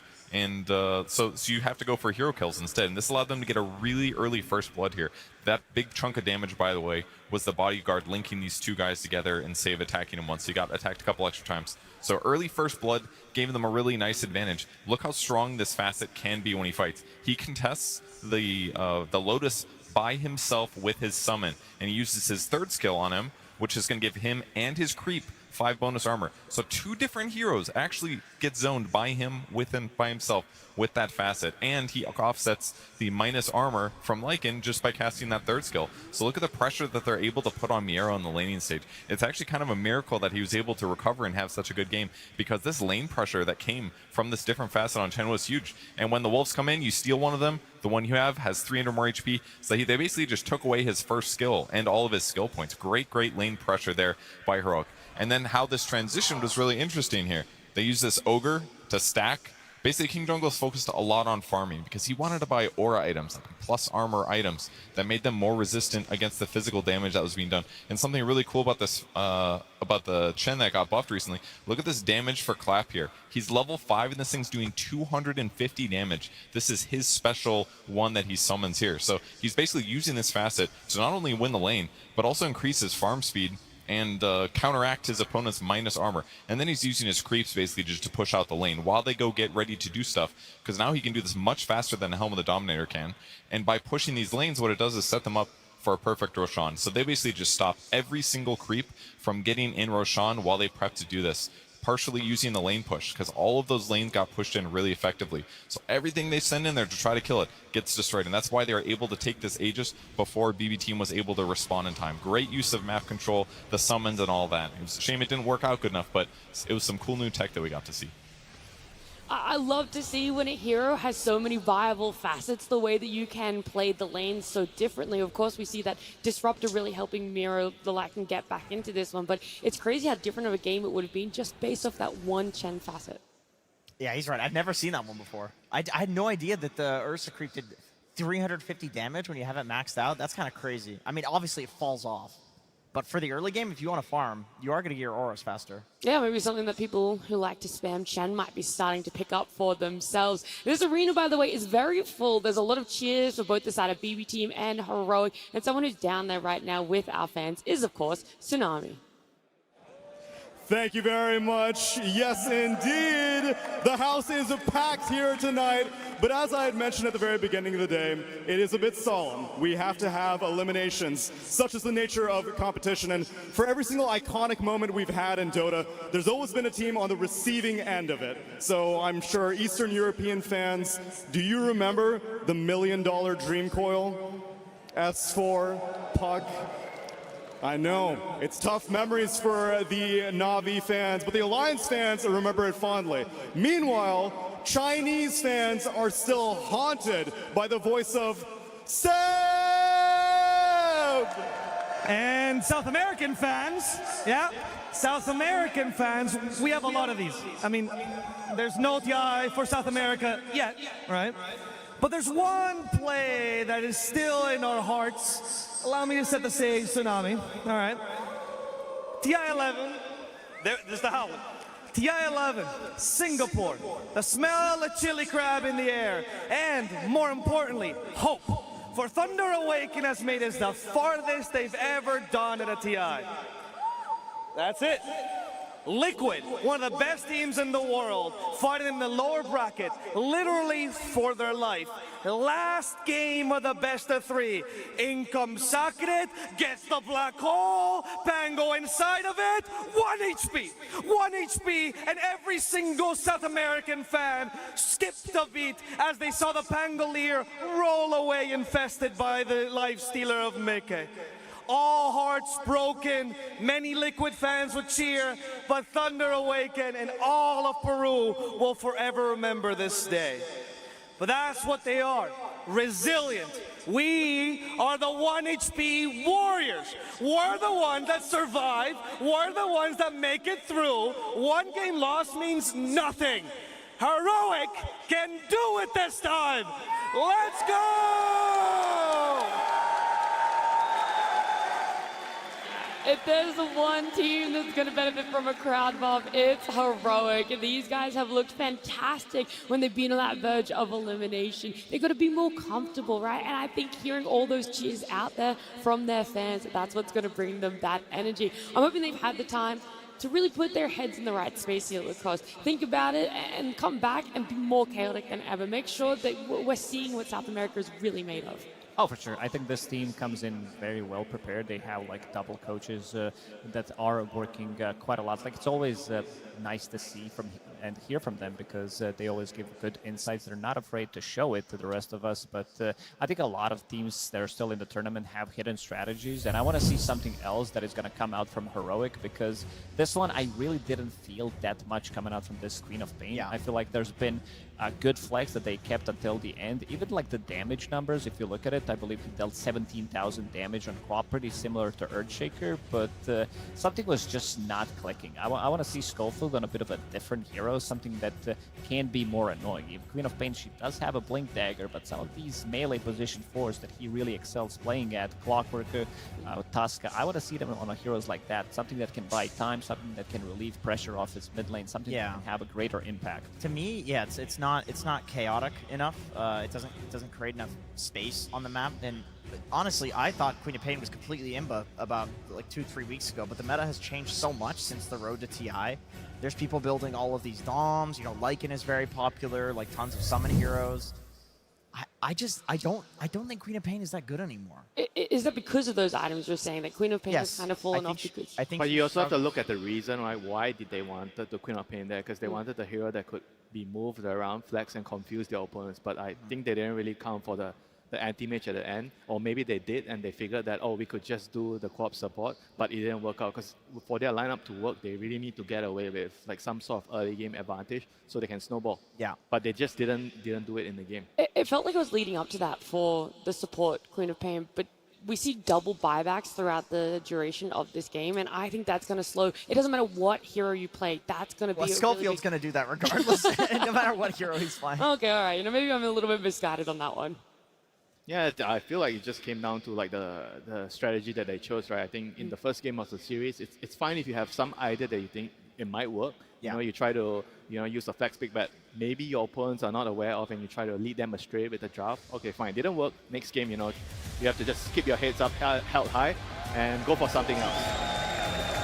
Our teams are waiting in the wings, eager to come back down onto the stage here, get back into their boots, and focus up. This is elimination. Heroic, if they can make it back in this series, they will have the best placement that a South American team players have ever gotten. On the side of BB team, their expectations are high. Coming into this one, especially for Pure, who achieved so much at last year's TI, it would feel like a disappointment to get top 6, and it's a feat in itself to even get this far.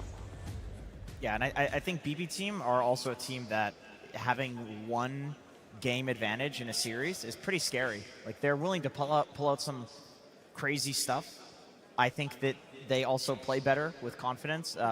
Pure in particular is not going to have one of these like 1 in 17 anti-mage games after just winning a game, especially with the anti-mage. Like he's gonna pop off in the next game. So. I mean, also for Heroic, right? Every time they lose the first game, they kind of lose the series, right? They haven't really played any 3-game series so far, So this is definitely going to be like a huge challenge. How are they going to overcome this BB team here?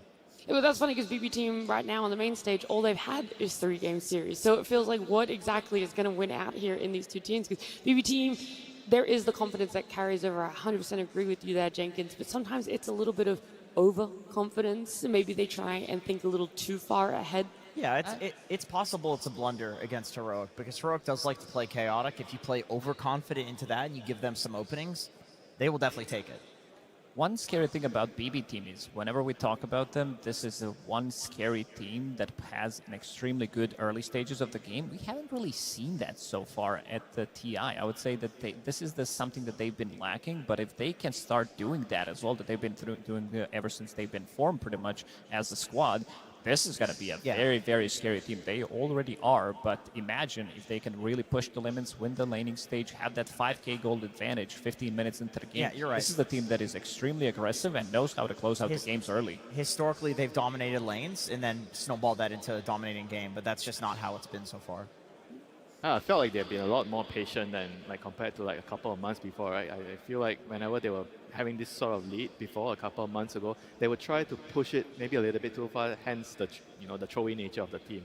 And in this event, I feel like they have sort of like addressed that. They played more defensive when they could just sit back and farm. And when they muted Pure's mic. Yeah, and when they needed to go aggressive, they would have tried to use their buybacks and do something aggressive. So I feel like I like that balance. I like that change, and it certainly paid off. So far. Anything else though? When you guys see this, it could potentially be Heroic's last game on a TI main stage. There's going to be some staples that you guys are eager and itching to see. I mean, you're dangling it in front of me. I want to see the Pudge if that can come out. Like, I would love to see an early phase Meepo. It wouldn't even surprise me if BB is expecting this and that they first phase ban like these cheesy specialty heroes. I feel like Heroic backs against the wall. Like, they're going to take risks that we have not seen before because this is them right about to be eliminated. Yeah, if they have to play like a normal game, I think it's going to be difficult for them. They have to throw things off the balance and try to surprise them. Just first pick the Meepo. Just whip it out. I actually wouldn't mind seeing KJ going back on that Shadow Demon as well. I know he still had a really good early game for the Chen, but there was so much when it came to team fights on the way of trying to pick up that hero. But we don't want to discuss Theorycraft anymore. Our elimination series continues between these two teams. BB Team versus Heroic Game 2. With BB Team up 1 game, they're feeling confident. They're in a good position. Our draft has already begun, and the bans and first picks coming out already, where we're going to see a Nature's Prophet for the side of BB. And of course, here we have an Earthshaker for the side of Heroic. They're going back for it. They feel like they've not lost confidence in it. And maybe it's more open to be flexed now. It still does a lot in most of these games. So, like, you could see that BB team wanted to invade enemy triangle. They saw him going into the triangle, but they were keeping the distance, not allowing them to get instantly killed on 1 or 2 heroes potentially, but wanted to get something out, knowing that Earthshaker is still going to be very low HP after clearing those Ancients because you need to drag them close together. But again, you get very good timing on a Blink Dagger after taking the Ancients, and he do have, Analog, he did have a very good time in terms of killing the enemy carry hero. Yes. Bird got killed like 3 or 4 times by Earthshaker because he got that early Blink Dagger. Nature's Prophet to me is such a classic Game 2 hero, because especially if you win Game 1, because I feel like BB thinks that they are just simply the stronger team, and if they can win the lanes, win the early game, they can absolutely up the tempo with this hero. Nature's Prophet is a lane dominator almost against anything, and very few carries can TP around and get kills and take the towers like he can. I mean, you sort of see like a heavy emphasis on carries that can be around the map to push out waves, right? I think that's why we see it in a resurgence in anti-mage, because he's probably one of the best, right, outside Nature's Prophet to push out those lanes, and we saw it how much he could influence the state of the game by just shuffling out lanes and making it difficult for your opponents, and you give your team time to get objectives. This is very interesting, the bans Spectre, that just happened, seeing that they are banning out Spectre, which means that this Nature's Prophet is definitely going to be a core. So far, BB team didn't have much success with it. They only played it once, they lost that game, and Nature's Prophet at main stage TI also didn't win a single game. He's been played 5 times, didn't find much success. I think the nerfs that did happen also are not in his favor, and now you're going to be playing into Earthshaker, into Clockwork. These are 2 very difficult matchups for you, allowing you to get on top of him, having multiple stuns, so he needs to do a lot. Even though he builds into Hurricane Pike, he builds into a BKB, still not an easy matchup by any means. Yeah. If it is going on Pure, I am also wondering about how susceptible it is in that early laning phase, because that has been the biggest weakness so far for Pure, is how punishable is this Nature's Prophet in that first 10 minutes. It will depend on the core that he's playing against, because Clockwork needs a core that will like actually jump on top with him and kill the Nature's Prophet. Although, great Timber pick, excellent against Clockwork, high strength hero, excellent against Earthshaker, high strength hero. 0% win rate though in the main stage. Yeah, but why are they showing here right now? That's like the question, right? Like, if they wanted a hero like Timber, wouldn't he be better at 18? Unless there's something that's going on here, you know, like maybe one of the heroes. I think this is a statement from BB team. They are picking a hero that has 0% win rate on main stage and 0% win rate, 0 out of 8 games, road to TI playoffs and main why, stage. the reason I'm confused is because they chose to ban the puck, right? So they seem to think that the Earthshaker is not going to be mid. And now they're picking Timber, I presume, against the Earthshaker, which he wants to go mid against the Shaker. That's what I find a little bit confusing here. I mean, one argument is Miro is level 30 Timber. It's easy to talk about, you know, the Amars of the world and forget that Miro is, like, he came onto the scene playing Timbersaw every single game. So maybe it's just a confidence thing. I also think it blocks Meepo a little bit. You don't feel as good playing Meepo into this, and I think Heroic could maybe bang it out here. We'll see. I mean, they have last pick, so they could look to get it there, but it's not going to make it through the second phase ban, or the third phase bans. No, I don't think so at all. That's something that everyone's very cautious of, about letting them get their hands on. A Bane here as well for BB team. Kataomi's done wonders when it's been picked up. That's something that gave them success so far on this main stage as well, is when he's on that hero.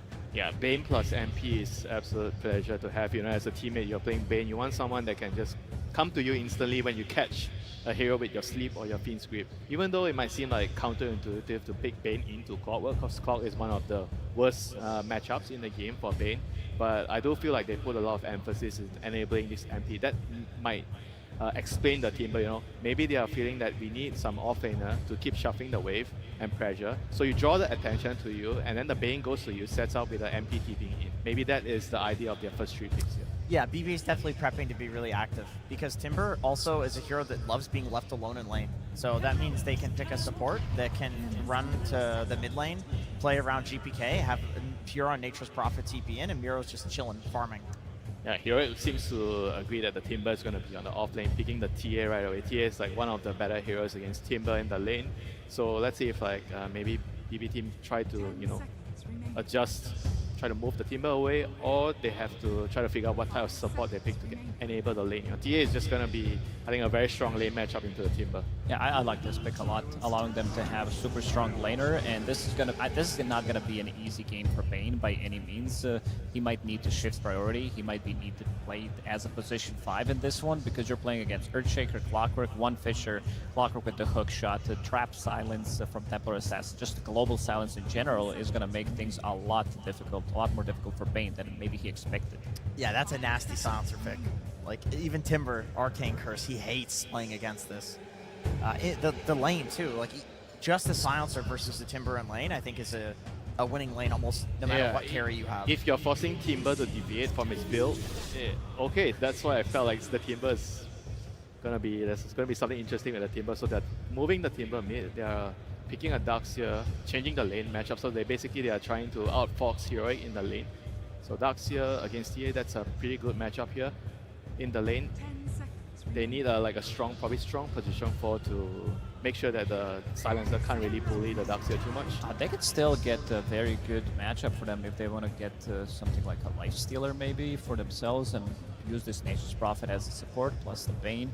I know that the Darkseer loves to have, you know, something that he can run in, some Tiny, some Tusk potentially, but overall they don't have the last pick. But after seeing this Templar Assassin, I think they use Nature's Prophet as a bit of a bait to see where the heroes are going to go and try to counter-react it, because I'm seeing Enigma as well. This is one of the few matchups that Lifestealer doesn't like to play into, and also another hero that I think overall Whisper plays really, really well, and it would give them the momentum. I think having Templar Assassin building into Deso, having Earthshaker from the mid lane, 2 supports who can easily rotate, and they want to rotate to get that +1 for Silencer. Clockwork wants to be active. Could be that they just want to shut down the tempo that Heroic is building up. I love the Hoodwink ban because that could be either a carry or the 4. You have to ban it for both. Because, you know, I agree with what you're saying. Maybe not Lifestealer, like there are also other options. You know, Faceless Void is an option there as well. Like, I mean, any hero that builds a Manta style you want against Silencer, and something to win the core-to-core matchup against TA. I guess TA is kind of solved by the Darkseer. Do you split your band then, or are we still looking at a potential strong position 4 to come out? Because you've given a lot of good carry potential for the side of BB team. Is it that easy to take it out? Is that easy to all in that's the last pick that is required? It could just still be a 4 for save. That's also possible. We're just thinking of like interesting flexes because they don't have the last pick. I mean, he usually likes to play like range heroes on save. You know, we've seen him on usually Grimstroke, Rubik, Taohyo, Muerta. I mean, Batrider is banned. Okay, well, that would have been great. I'm just trying to think, what are the ranged heroes that play well with Darkseer? Willow? Yeah, Willow is okay. It's like Bat and Willow are the 2 good ones that you can actually Ion Shell. Yeah, but at the same time, I feel like they want more than one initiator. Right now, there's only Bane, right? If your core is going to be MP, Timber, and Darkseer, you kind of want more stuns and catch for your lineup. And Save Lion is a classic. He lanes well with the Darkseer. Yeah, Lion's actually really nice for their overall composition here. You have the vacuum into stun combination. So it's going to be the Dark Widow. So you have instead of the stun, you have the vacuum into multiple brambles, which can be really nice in the laning phase. Yeah, peels through the TA refraction eventually as well between the brambles and the Willow ult. Not a very conventional hero right now. No. Yeah. It was prior to the international happening though. Pro level pubs, people were spamming this. That was before the nerfs, I think. She did take some nerfs to the Shadow Realm. The regen in the Shadow Realm, yeah. Doesn't feel as broken as it did before. So what is she offering in the lane? Because you guys said that needed to be something that was really going to help the Darkseer. She's a pretty strong laner at level 1. One of the best level 1 heroes. I was wondering where this hero's been. The mid Leshrac, it deals so much damage. The Link Dagger, you just jump in, suicide. It's like, I'm going to kill you or you're going to kill me, or maybe both. Oh, they definitely upgraded the draft from the previous game. This draft kind of plays itself out. You're never going to be lacking damage. You have enough stuns. You have a global presence. You have very good scaling. You have heroes that come online super fast. Lashrak going for the Blink Dagger. You have Templar Assassin with your Dragon Lance there. So it does feel like they're going to be ready relatively early on to be able to punch back against what BB Team is bringing in this one. What I love is that they have 3 extremely high burst cores with a silencer. Like, if they cover a jump with the silence, they will kill like 2 or 3 heroes potentially. This is very strong. I think the pipe timing for Miro on Darkseer will be very important. Like the pipe in Crimson aura timing. Yeah, they have to make sure whenever the silencer global comes out and with the Earthshaker jumping, they need to survive that initial burst. If they can actually do that and make the fights drag out, then it'll be really good for the Timber and Darkseer. But overall, I feel like execution-wise, it's a lot easier for Heroic here. I feel like their team fights are just pretty straightforward. Laning phase also pretty straightforward. They're very, very solid lanes. So I think we are actually going to see a game 3 here. Winter, I feel like you've changed your viewpoint. You went from not sure if Heroic were going to be able to bounce back in the series to loving exactly what they're bringing in game number 2. Yeah, you gotta love if someone gives you something you like to see, you know? What do you love so much about this on Lacoste? I like that they are shutting down the cores as well. I feel like with the picks that they do have, it gives them a lot of momentum as well. And BB Team, they are picking heroes with very low win rate. These heroes are low win rate or have no win rate whatsoever for a good reason. Nature's Prophet didn't win on the main stage. Timbersaw didn't win a single game. And they're really trying to push the limits. This is also a bit of a test. If they are going to be managing to win this one, it's also a bit of a statement for the rest of the teams that are still left in the tournament. Yeah, I like that you're bringing up those statistics. It hasn't been working for other teams on at least 2 of their cores on the side of BB Team, and so I feel like we need some answers exactly what that coach and how this draft is going to play out. And I can make that happen, and that, yes, I am joined by Bulk of BB Team, where I do have some questions about your draft. Timbersaw gets picked up. I don't know if you know this, 0% win rate in this tournament. It has been picked 8 times so far. Why do you like it? Тимберсон на этот турнире выбрали уже 8 раз, но у него винрейт 0%. Почему вы продолжаете его выбирать? Мы захотели исправить эту ситуацию и поправить этот винрейт. We wanted to fix that win rate. No more 0% win rate after this game. Makes sense to me. Last game, I asked Cass if he was afraid of your last pick anti-mage. He said no. Are you afraid of the analog last pick Leshrak? В интервью тренера после прошлого пика он сказал, что он не боится вашего антимага. Боитесь ли вы их Лешрака? Нет. No. I'm sorry, I didn't get that. What was it again? Нет. No. No. Oh, no, that's what it was. I see. Well, then, let's see if it happens in this game number 2. Good luck, Bulk. And luck may be needed here. It seemed like the panel liked the changes that Heroic made to their draft. I personally like to see that Whisper is going to be taking over the Earthshaker, and they got Analog a Leshrak pickup. That felt like a nasty last pick here, Avery. There's a reason Timbersaw has been struggling this tournament. Now he's going to have to go up against another hero that can just absolutely burst and chunk him down. I'm looking to Analog to step up his game in this game too. I think he struggled the most in that game 1. It wasn't all on him. It was just a really tough game to find the angles for those Echo Slams against so many summons, so much scouting, a long-range poke lineup.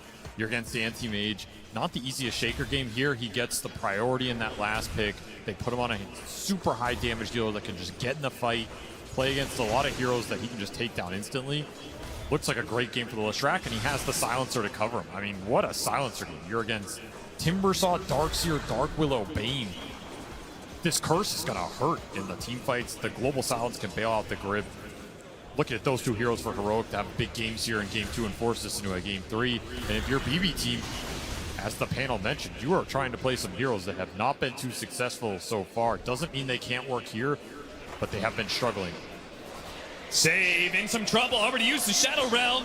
Unless he can juke through the trees, he is gone. That's going to be first blood to Yuma.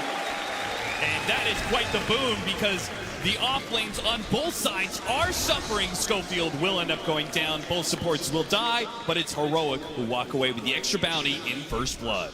And there's some money tree action going on. Wait, what? Nature's Prophet looking for the gold bags.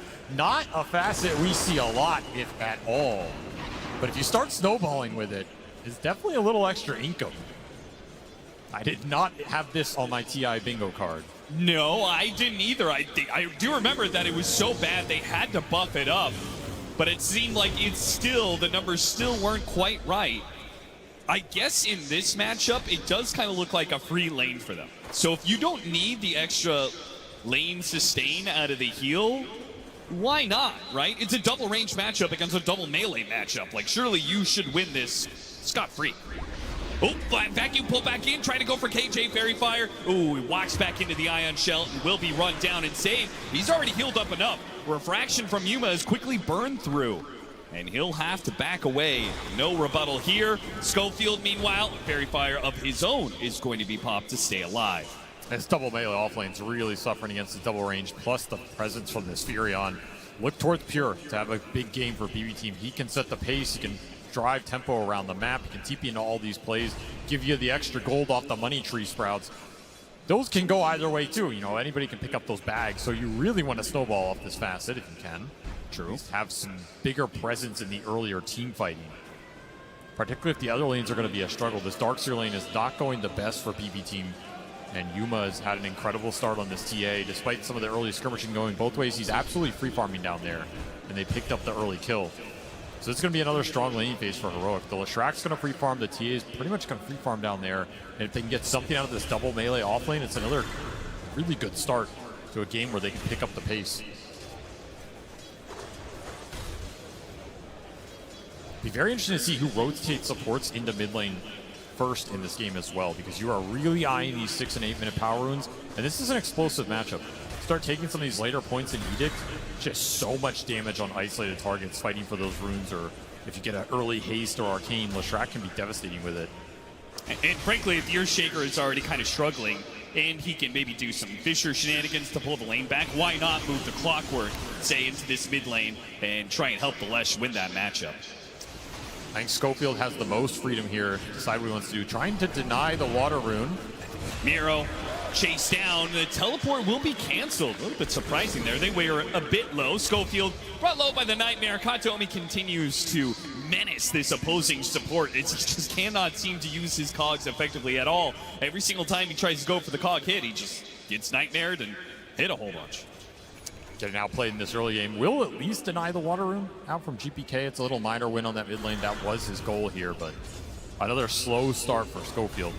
Once more have to make it up, and this is not a game where you're going to get a huge amount of stacks up with this Clockwork. No, be able to fall back on that. You have to find some action around the map. Action continuing in this lane. KJ not respecting the Shadow Realm Ion Shell combination. Maybe Yuma can, if he gets the kill on the core, it will all be worth it. But it's taking a lot of time off of lane. He still hasn't got to put the treads pick up. That'll help give him some extra movement speed to get the kill, and he does not get caught in the brambles. Perfectly manages his way through. Whisper, alone in lane, does not die. He still had some stick charges and a Lotus to burn through. Third kill in this lane for Heroic, and a lot of solo experience going into the TA. Honestly, I think KJ, he's more than happy with that exchange. His TA is going to be ginormous. Already almost level 5. Level 6 on the Leshrack mid as well. I mean, it's Whisper being sacrificed up here a little bit, but this lane was going to be the toughest lane no matter what. You pick these heroes for the mid game, not their laning prowess. You just have to survive through it here.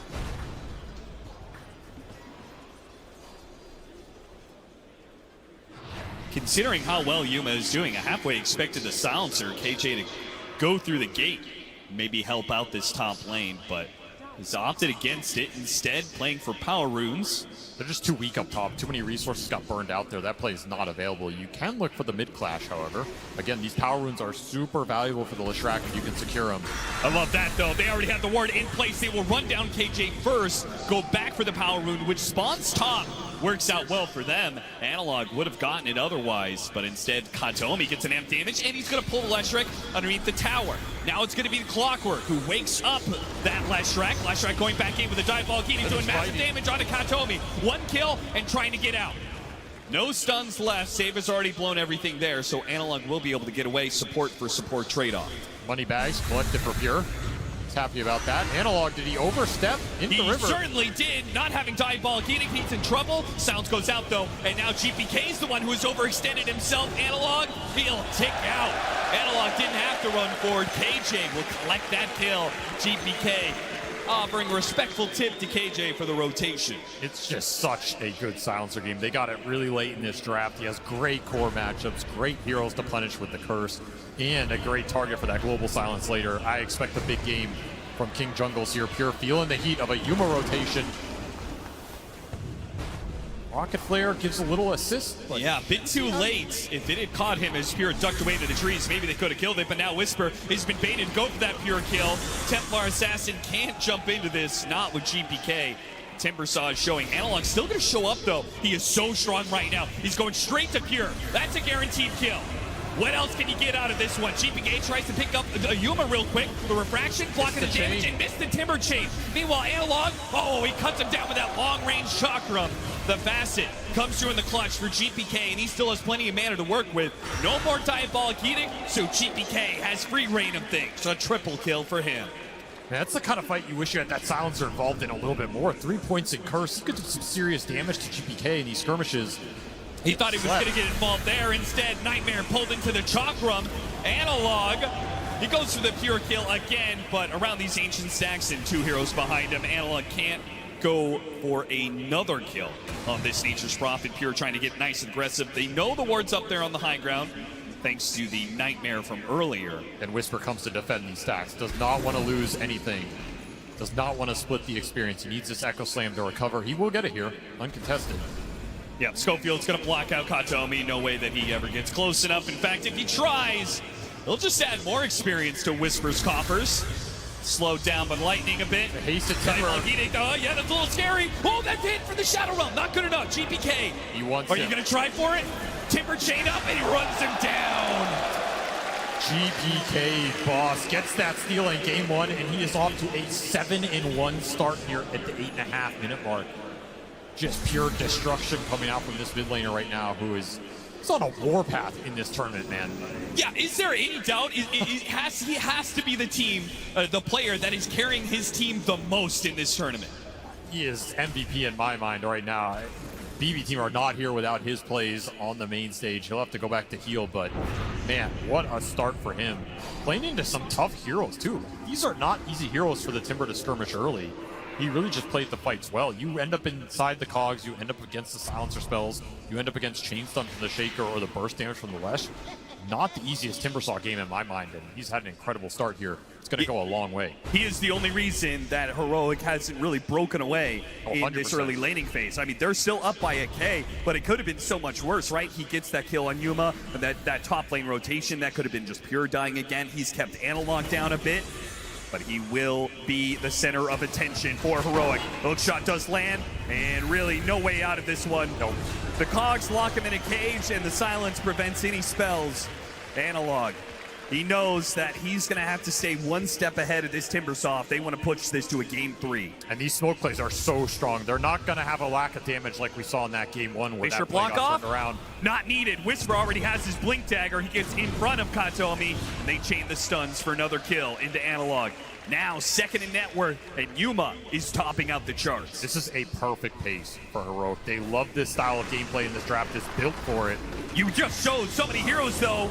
Yuma, he's left alone in this bottom lane and run down by a simple 1-2 punch of a Miro wall and save with the Bedlam. That is going to cost Heroic a decent amount. Gotta respect this Helm creep with the Darkseer Ion Shell and the potential back stomp that can come out. It's been a while since we've seen this combination, but it'll be live in this game. And all that space that the Timbersaw created allowed Miro to catch back up. He was doing farming. He was doing big stacks in the jungle. So this Darkseer's absolutely back in this game. They're trying to pick up the pace themselves. Quell Blade pick up, but the Grief is on top of him with the Ion Shell. Echo Slam does go out. If they can trade this out to get the kill on Pure, it'd be massive. Whisper doesn't have enough damage by it. Oh, what a Cox hit! A Sprout over to the other side. Enchant Totem to stop him, though. And Pure, he's dead. He's aggressive. He's tried to be. Multiple of these rotations have resulted in his death, and Whisper is taunting him all the way to the grave. You got to have some respect for BB team. They went in this game, and they're trying to play Heroic style of Dota. They are just taking the clash, just getting aggressive. But this is a terrifying team to play this fast against because they'll take it to you every single time. I mean, these are some of the best skirmishers in the world. Schofield in his element right now. Smoke breaking, Schofield. He'll just wait it out. GPK runs right into that brick wall. Now try and smoke the supports around. Tower goes down. Scan still hits on that hill. They're looking for a bigger core target in the jungle. They want Yuma right now with this grip. Is this two-man squad good enough, though? They land the grip. They're going to try it all in. They got him. And long-range hook shot. The grip is stopped, but the burst damage is still there. Now Schofield, big whirling death hit underneath the tier 2 tower. Cogs on cooldown, but BB team, they'll respect what Heroic have to offer. Backing away from the cliff and the multi-shot of the tower, not worth the risk for a simple support. First part of that smoke did not succeed up the high ground, but they get the nice flank. Yuma just not expecting 2 supports to be taking him down, but Wrath of Nature gives you that extra damage on all these plays. There, however, is the Blink Dagger for the Leshrac, and this is when this hero becomes the scariest hero on the map. You pop the Edict, you blink on anybody, they're just gone. It's way too much damage for an isolated target. Expect a quick smoke out from Heroic. Still have that Global Silence to back him up, too, so if you go in super aggressive as Analog, you can take that kind of fight. You can rely on KJ to bail you out of a really tough situation or some grip deep in the formation. Did he have that global for the Fiend's grip on Yuma earlier? I have to imagine if he did have it, right? He would have popped it, right? It's true. We have not seen it used. Maybe Yuma expected he was going to get some sort of bailout here, but let's hope that Global Silence is put to better use here. This is the same smoke path. They scanned it, and they have this ward still on the high ground. Their sentry in range never killed it. Yeah, this is insane that this is still up. BB team unaware and caught out by it once again. Global Silence just in case. I think that was a little wasted global there, but... Yeah, that did not feel necessary at all. They had that kill guaranteed. One courier. And a second couriers. Pure trying to juke it through the trees. Analog and Schofield, they tried their best, but distracted by the courier, they still got it. But it is Whisper dying on the other side of the map. As the aggression from BB team, they see all these heroes on the other side of the map. They're going to go for the Wisdom Shrine, expecting that Schofield will do the same on the Clockwork. But they're going to fight. Analog, he's going to jump right into the Bane. Opts not to go for the Wisdom Shrine, gets the quick kill on the support. Can he get to the Wisdom Shrine in time? He opts for the stun. He does not want to go into melee range of this GPK Timbersaw that has been menacing the map the entire time. He takes the experience and makes a run for it. Hook shot in 7 seconds here. Save, he knows, I think he's given up his life to block the pass. Miro, he's run down by the Dawn Ball. That TP is not going to work for him. And it's GPK, the only man perhaps who can make it out. Schofield spots him. Oh, that hook shot just barely off the mark. That is still a fight Heroic will gladly take in exchange for that shrine. They got so much of that. Some extra in for the silencer. It's up to 7 brain drain. And that Darkseer, he was the most farmed hero going into that fight. Miro quietly just having himself a game here, farming up at a very fast pace. Big kill to give away. It's your best team fighter on the side of BB. He just got locked in the cogs from Schofield, who chose to go to that fight over stealing the shrine. Absolutely the correct call. Arcane Rune in the river. Huge rune for both mids. Analog snags it. GPK not getting all the power runes he's used to. This is almost the downside for him having the best start out of everybody. Is, yeah, this Timbersaw went 7-1, but you can't push your advantage into this lineup. There's too many spells that counteract you. You need defensive items. You need either super fast Lotus or super fast BKB, and I think it has to be the BKB he's eyeing up because there's just way too many disables for you to play into. He also couldn't really use that momentum, not just because of the counters, but because his own supports don't start the fights. They can't really guarantee that heroes will stay inside the Timbersaw AoE, whether it's because of the Global Silence. Frankly, Heroic's heroes are just better for that, right? The Clockwork and the Earthshaker, they're going to be much more active at starting fights for their mid than BB team could be. Control is just more reliable here. It's also longer range. Fissure plus hookshot, you can start the fight from anywhere. This Dark Willow Bane has to get in pretty close, and that's super risky against this lineup. There's a lot of interrupt. That grip is 0% guaranteed against the global especially, but even if the global gets thrown out, there's still a lot that can stop you. Deso online for Yuma, puts it to use, does not get the last hit on the mid tower. So missing a bit of bounty there. Analog, meanwhile, working his way through the jungle with this Invis rune, spotted out by a sentry. Did BB team with the night vision of Katomi. They certainly know this is coming, and he's going to be so far forward. He's going to be caught out the global silence. It hit, but the hook shot did not. Baited in by BB team. Analog will overstep himself, and his team might be punished for it. Schofield, the force staff, gets him away from Pure. They will not lose anybody else for that blunder. All 5 heroes were there to punish him. Even the Furion coming in, landing a little helping hand, and the damage is just overwhelming. Even though you get Global to bail you out, you're stuck in the brambles. You're stuck in the chalk room. Just can't get out of there. If you have BKB, I mean, that looks way different, right? But that is a ways away right now. Slowing this down is crucial. Any pickoff because of the Deso could lead to Roshan, right? But the faster you get this early Roshan and Templar Assassin, the happier you'll be, especially if you can do it during this night cycle where it is on the Radiant side. You can continue that cycle throughout the rest of the game. You'll always have that outpost advantage. You just want to find any sort of pickoff right now. Keep hunting, keep abusing the fact that Lesh is super strong around the map and you have good initiation. Any sort of big skirmisher fight will lead you into that objective. They'll find a little Katayomi. Nice little pickoff there. I don't think this is enough to instantly force the Roshan, especially where you are on the map, but you can chain this into something else as well. And you look at the vision right now, you would love to get some deep vision on Dire side of the map if you are heroic. The more information you can get of where BB team are sending their heroes, the faster you can set these plays up. Pipe complete for the Darkseer. BB teams... Yeah. Pure almost just TP'd into Analog up top, but they actually had a Dire ward on that camp, so they saw him. Oh, so he was teleporting to the Ancient camp, and he was then about to go in there and farm. It would have been instant death. Nice defensive ops, saves Pure's life. It does. Now that's the sort of pickoff that could have led to a Roshan scenario, but as it stands, Heroic, with the team fight item complete of the pipe, you can't just force this. The game is beginning to slow down. A very strong pipe game. The TA is your one solution to that pipe, but the TA is also not the hero that wants to go in and just be in the middle of all the Ion Shells, the Brambles, the Dark Willow, Chakram damage. Like, it's a little overwhelming for Yuma right now. Until you have BKB, that refraction isn't going to last long. Just going to say, there's a lot of heroes who are going to want an early BKB in this game just so you can take the fights with confidence and ignore a lot of the damage coming out from both lineups, because both lineups are going to struggle against early BKBs here. You're negating a lot of control and a lot of spell damage. Huge amount of survivability to come out. Both teams playing a little scared right now. Clumped on the map. Again, there's just a lack of deep vision on either side of the map. You see how many sentries were spammed through these jungles. Yeah, it's ridiculous right now. It is. It's just both teams are kind of playing blind, looking for the next objective, which will be this Tormentor up top. BB camping it. They're a little early to the party, but... I mean, better to be early than late. 100%. That's what it feels like Heroic's going to be. Are they not...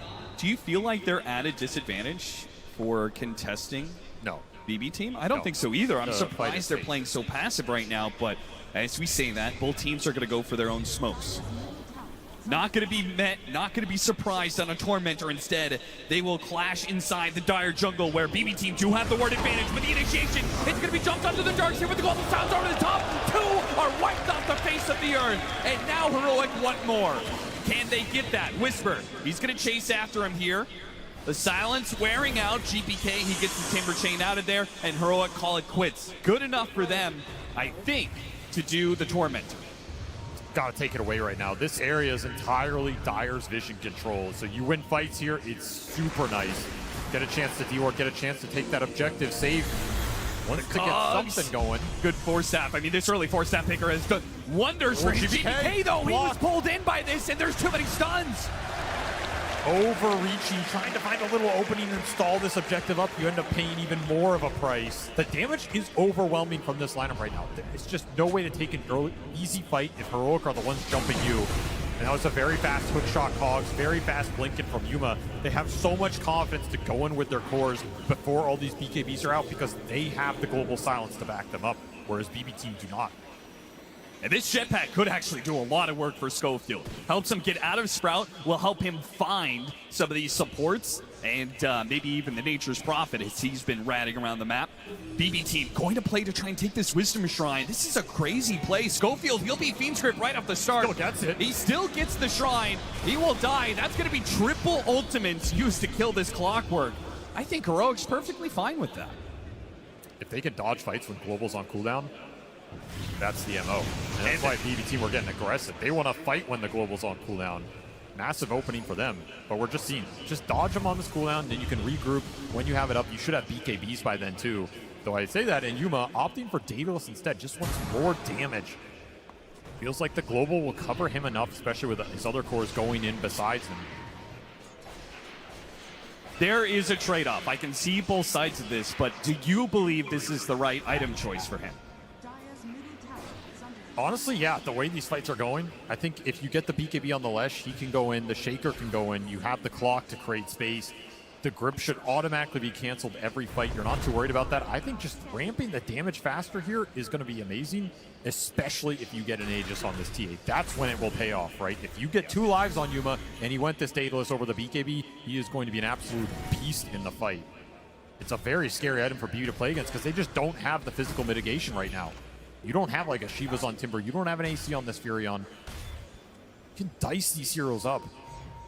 GBK backs out right as Heroic. Oh, no, the Echo Slam starts things off and he's gone.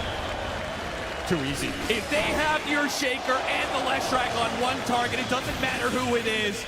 Schofield finds the extra. He's going to jetpack, keep the vision on save, and eventually these Blink Daggers should catch up to him. There's the Fisher. And a Shadow Realm trying to dodge. They're actually maybe thinking about fighting this one. Miro's going to try and TP in. This is a little crazy, though. They still have the Global Silence. Yeah, what is he doing? And now Miro's in the middle of no man's land with nobody to help him. He tries to go for his own wall. Dead again. BB team, what is going on? They're bleeding out hero after hero in fights that should just be simple pickoffs. That is a massive blunder.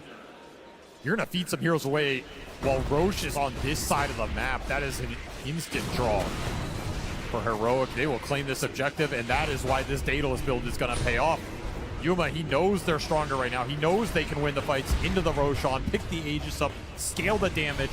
Way too fast for BB team's lineup right now. They are now in a position where they have to find a way to stabilize this map, slow this game down, get the split push going, get some pickoffs going. That's 8 Deso charges on a minted Daedalus Templar Assassin at the 24-minute mark. That is not a hero you want to run into right now. It's just baiting the rune. This Lesh pick has been nasty this game. 9-2 for Analog. He's absolutely struck back, and there's just no clear answers to it in the short term. Now, you could maybe outscale it with Furion in the ultra late, but with Global to protect him against the limited control you have, I don't see anybody taking down Analog early in these fights now that he has BKB. And if he gets more items here, he just becomes an absolute god. I mean, you're looking at that Sanjin Yashi, you're looking at Shiva's guard, you're going to prevent a lot of the physical coming out from Pure. This Disco Pony dancing it up here. He's getting strong, and BB team are forced to concede parts of the map. Something you never want to hear if you've got a Nature's Prophet carry on your team. You have your aura timing right now. That was Greaves done on Miro. He has Greaves plus the pipe.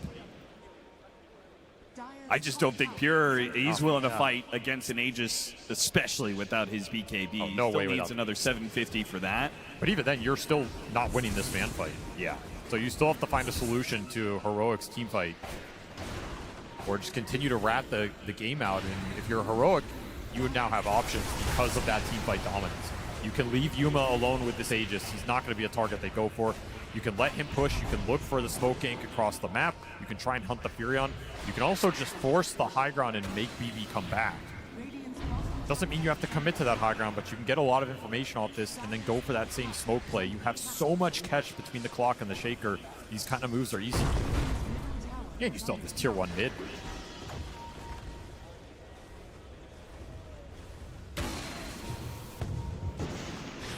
Every time you cross the river, you run the risk. There's just so many Blink Daggers, so much initiation, so many stuns.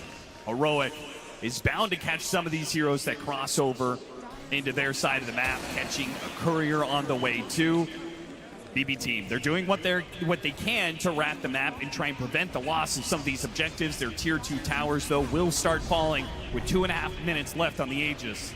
Is there any world that Heroic would ever hit the high ground to see how BB team respond, or are we just going to systematically work our way tier 2 to tier 2? Rather get the tier 2s off the map right now, but you can absolutely hit that high ground and try and force some heroes back. The thing is, Pure is always going to be farming. So you have to weigh this economic advantage you're gaining versus what he's going to take off the map. If you can catch him, I mean, that's the dream. Catching any core out on the map right now.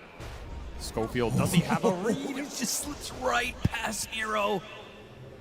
That's insane. Still, Yuma taking matters into his own hands. Kills. The Terrorize goes out.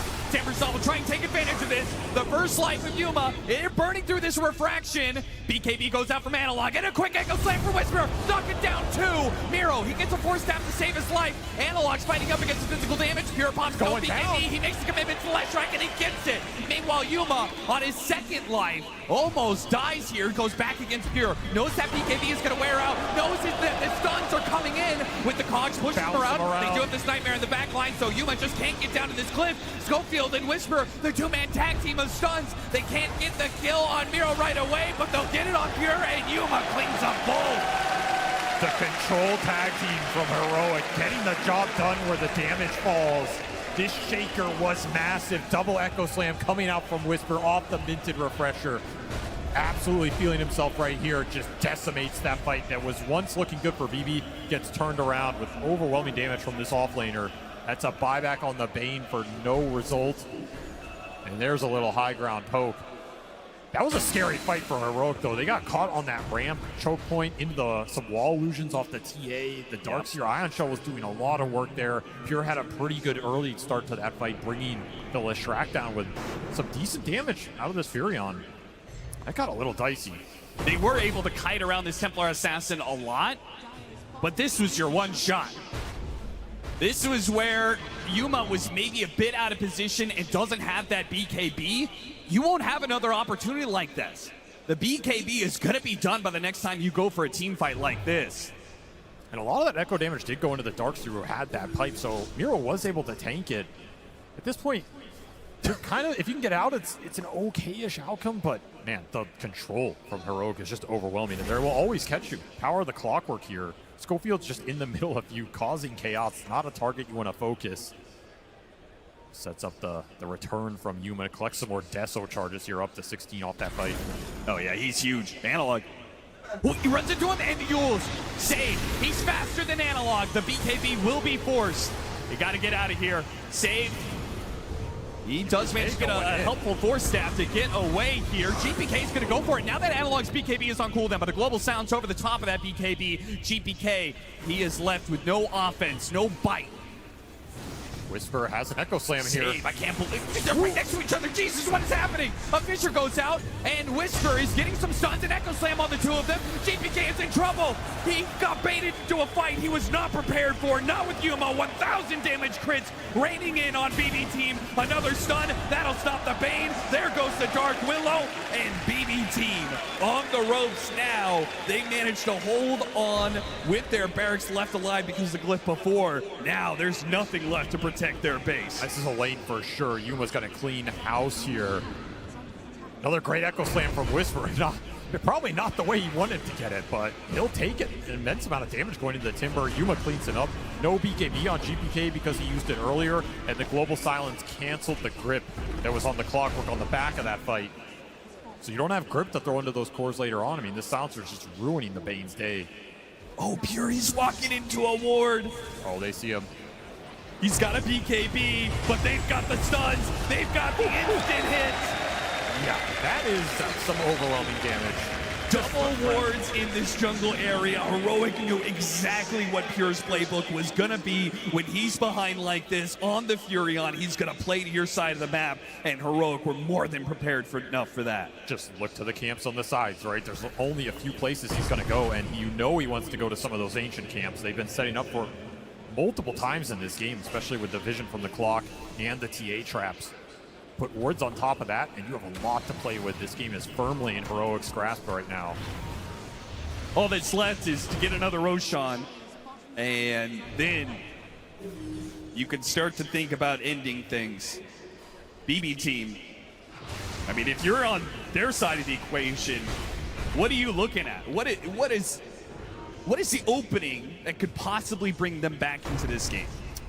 Baiting out early usage of BKBs or Global Silence will create an opening in that team fight. That is very difficult to do without getting punished, though, because of the range on the catch, right? The other opening is Massive Vacuum.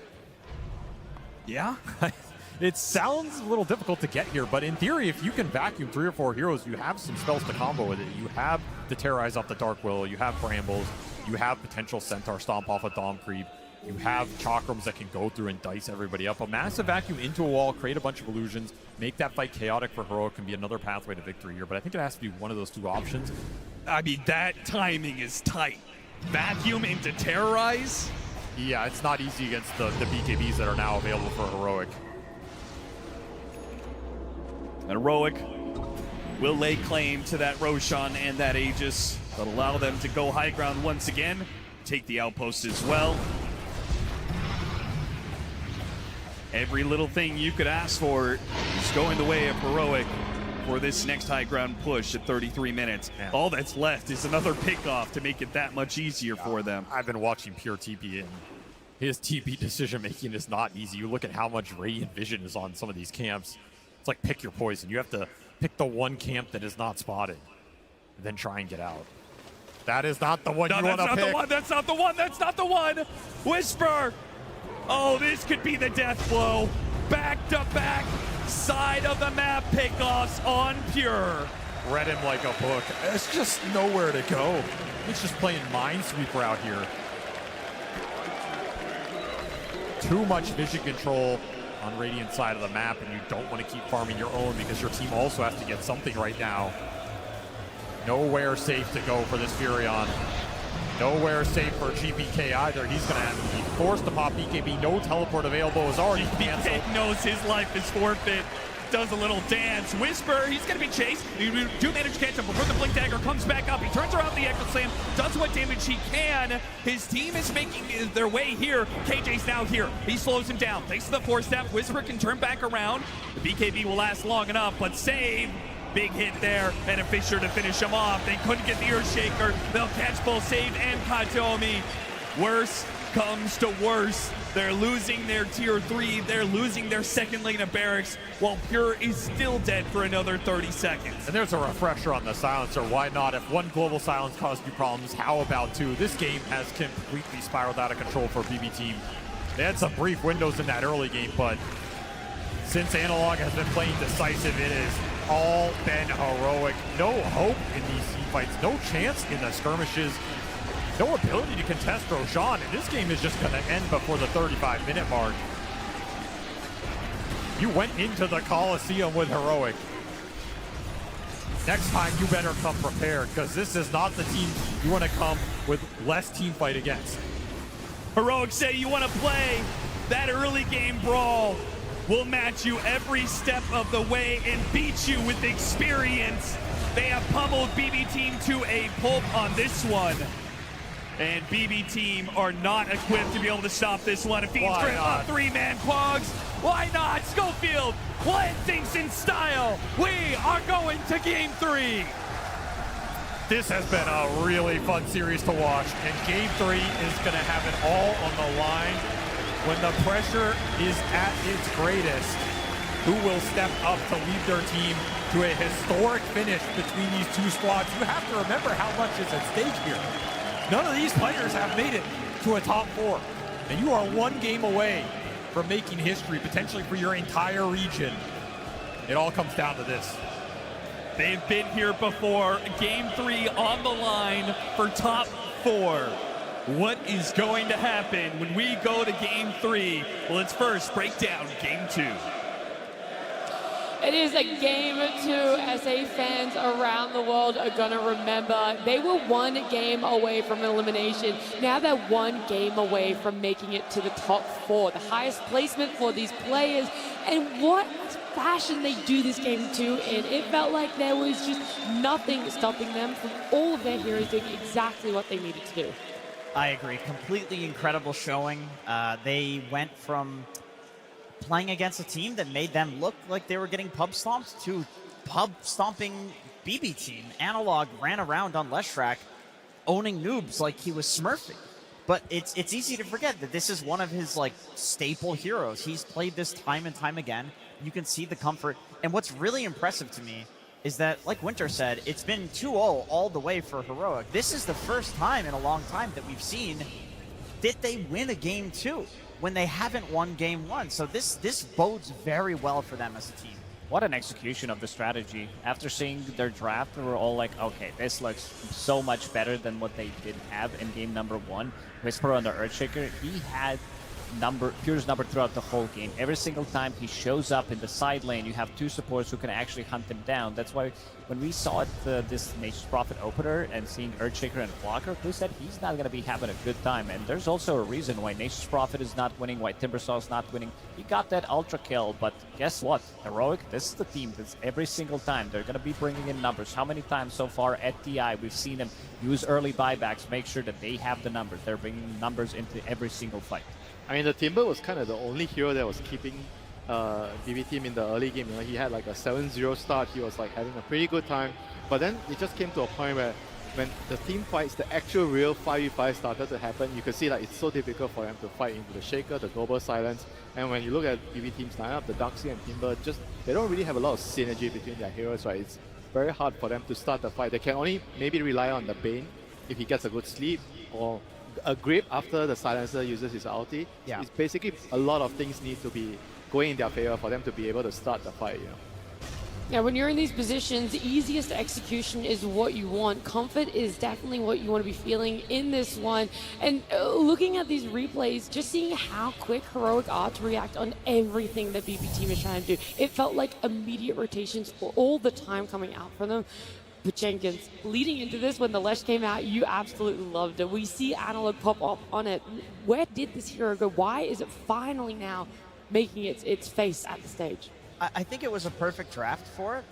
The pure damage that he does, not speaking of pure, speaking of Analog, goes through all of the barriers that would come out from the Darkseer. It bursts through the Timbersaw's reactive armor. It's very good at jumping and killing Nature's Prophet. There's not much he can really do when you get on top of him. And the Global Silence coming out, it is risky. I think that's why Leshrac has fallen off. It's that, like, if you don't get a good early game, he jumps in and he tries to kill you and he feeds, right? You just have less HP, you have less stats to work with than they do, and they just kill you before you kill them. So you need to snowball, and he did. It requires a lot of comfort, especially in this situation where you're lower bracket. You're about to get kicked out of International right now, and you're potentially breaking a record for South American Dota. Like, there's a lot of pressure there. So the fact that he's able to do this under that pressure is very impressive. Yeah, especially when they have never, came back from losing the first game, This is like Not do or once. die for them. And so being able to actually turn this around takes a lot of mental strength. Yeah, Jenkins, you mentioned how good of an early game Leshrac needed to have to make impact. Let's go have a look at that, right? Because the lane went so well for him.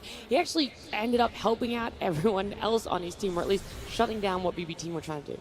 Yeah, this early game was kind of like the battle of the mids. I think GPK's rotation here was very good because Analog was also making the rotation. Of course, Timber versus Lesh is not so easy, so Timber was level 6, Lesh level 7. That's max Edict with the pure damage. It is quite significant. So this was a very chaotic fight. Going back and forth, I think GPK ends up with a triple kill here. Analog gets some kills as well. But I totally agree with Avery when he said that you are playing Heroic's game. To run around in the early game and engage in this chaos, like, you are entering into a chaos pit with a team that they were born there. Yeah, probably that's why we saw in the first game how slow they were taking it. They did not want to risk it too much. They were trying to mimic some of the rotations as well. Again, GPK on the Void Spirit in that game number 1. And coming into the third game, I think they're going to need to address this issue, not fall into a trap to try to play the game that Heroic has been playing. And also for this second game, they really didn't have a way to initiate a fight, especially if you're playing it from behind. Who's going to start a fight? Timbersaw jumping in and be like, yo, guys, I'm here, try to, maybe use some spells on me, but they do have the overwhelming damage that we talked about, having this Slash Rack with the pure damage, having Temporal Assassin. Yuma had an insanely good amount of farm, and we talk about the team fights, but you now have Global Silence to counter any kind of team fight, even if it happens, but there is none on the side of BB team, so they will definitely need to fix the draft coming into the third game. Agreed. Yeah, struggling to initiate, but it also felt like they were struggling to disengage. Heroic thriving in that chaos, and they kind of just got to chase whenever there was an attempt from BBT. They get to keep getting more out of a team fight, out of a pickup. Yeah, there were a lot of Benny Hill type situations in this game, which I think favors Heroic a lot, and you could tell that when they smell blood in the water, they continued to strike and strike and strike. They did not only take this kill on GPK in the mid lane, they figured that the rest of BB, well, they had to be positioned somewhere here on the map. And also, they know that if GPK is going down as the most important hero, that the rest of BB is probably going to retreat. So they get kill after kill after kill. A BB might stand for bleed bleed because they're bleeding out in this situation. That was kind of the entire game. Like, it was just BB team bleeding kills. It looked like a pub. I think the elephant in the room is that their draft was almost disrespectful with the picks. You heard Bulk at the start. He's like, nah, we're going to up the win rate.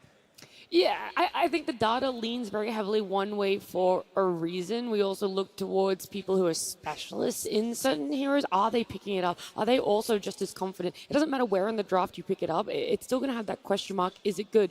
And for both the Nature's Prophet and the Timbersaw that has bad win rates on main stage here, you open your draft with both of them, and there's no actual real flex potential despite seeing everything else that comes out from Heroic. Yeah, and also the bans, right? Because they banned the puck, which is really confusing, right? So they thought that the Shaker was definitely not going to go mid or some reason. But then why would they actually show the Timber? Because I would only show the Timber if I'm absolutely certain I'm getting that specific matchup.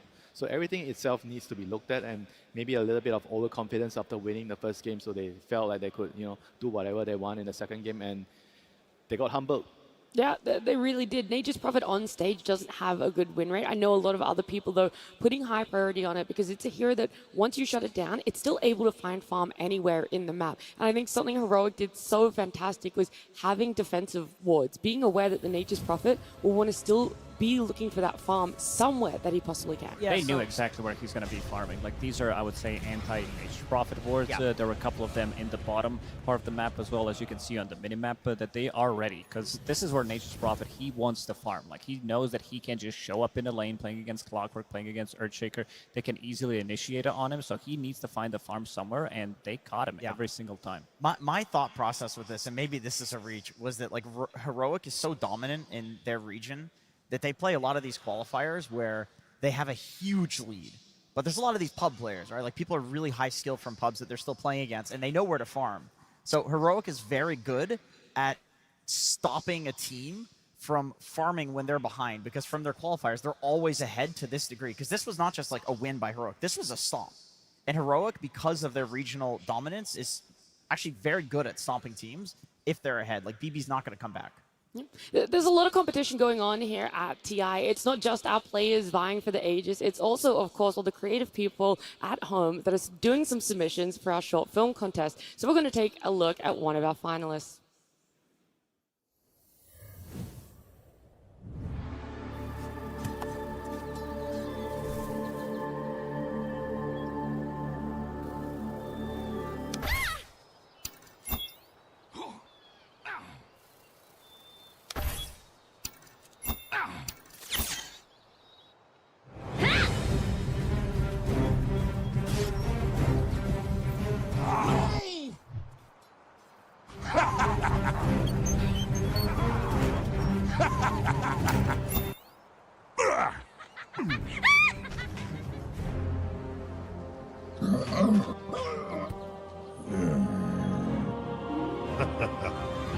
Sunstrike.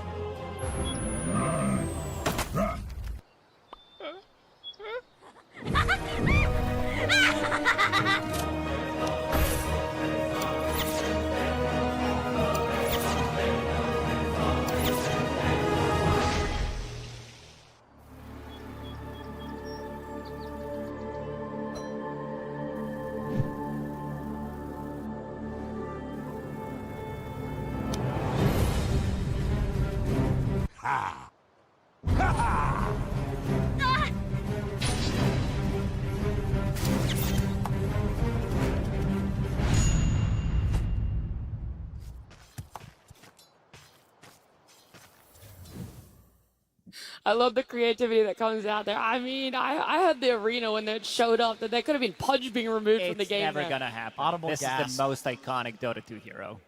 Yeah, I loved it. The dual use of the Lincolns and the Lotus Orb there as well. He was making sure there was no way he's getting removed from that game. But in our series, he's not showing face at all. The only time we're seeing him is in that band. Yeah, he's kind of removed from the game. True, in a different way. Yeah, I mean, hopefully we get to see him. Hopefully.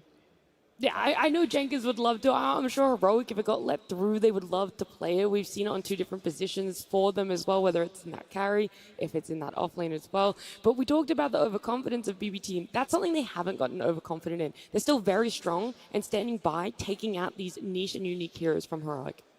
Yeah, I don't think you let it through. I mean, especially game 3. I think BB is gonna straighten up. You know, this is what they tend to do. We've seen this time and time again in their tournaments. They're still an incredibly strong team, and I also don't think that Heroic. They're of course going to play with confidence. They're a momentum-based, emotional team, so the win is very good for them. But you gotta still keep respecting BB because they have. This has happened so many times before, and they just end up winning the series. Like you said at the start, all of their series have pretty much been 2-1s. So. Yeah.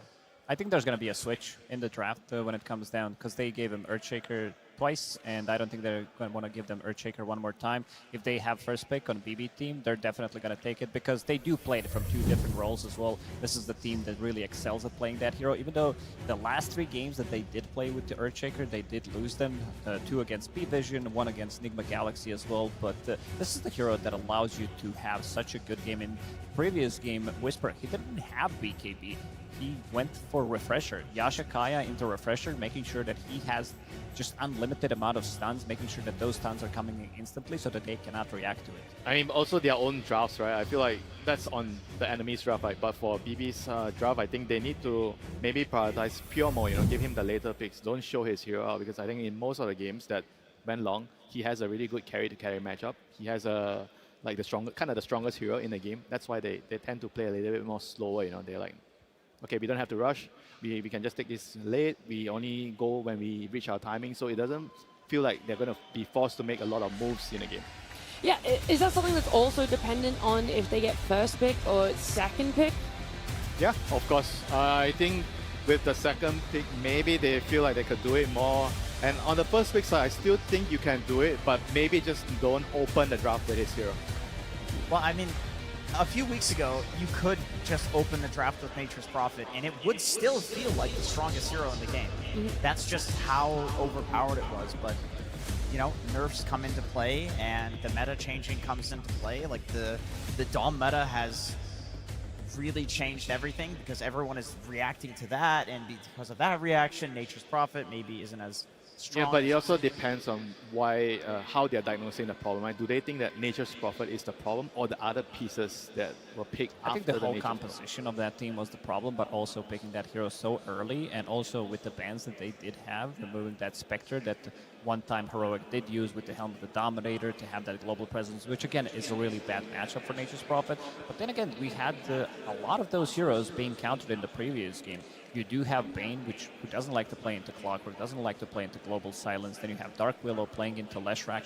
I feel like every single hero on side of BB team got countered by what Heroic did have. Yeah, I mean, if you have to first pick a hero and then you have to use some of your bans later for that hero, then it probably means that that hero is not suitable for first picking. Because ideally, you first pick a hero, and then you don't really care what the enemies are going to pick. Yeah, that's definitely where the flex could come in, too. You just run it as a support, like 4 or 5 position.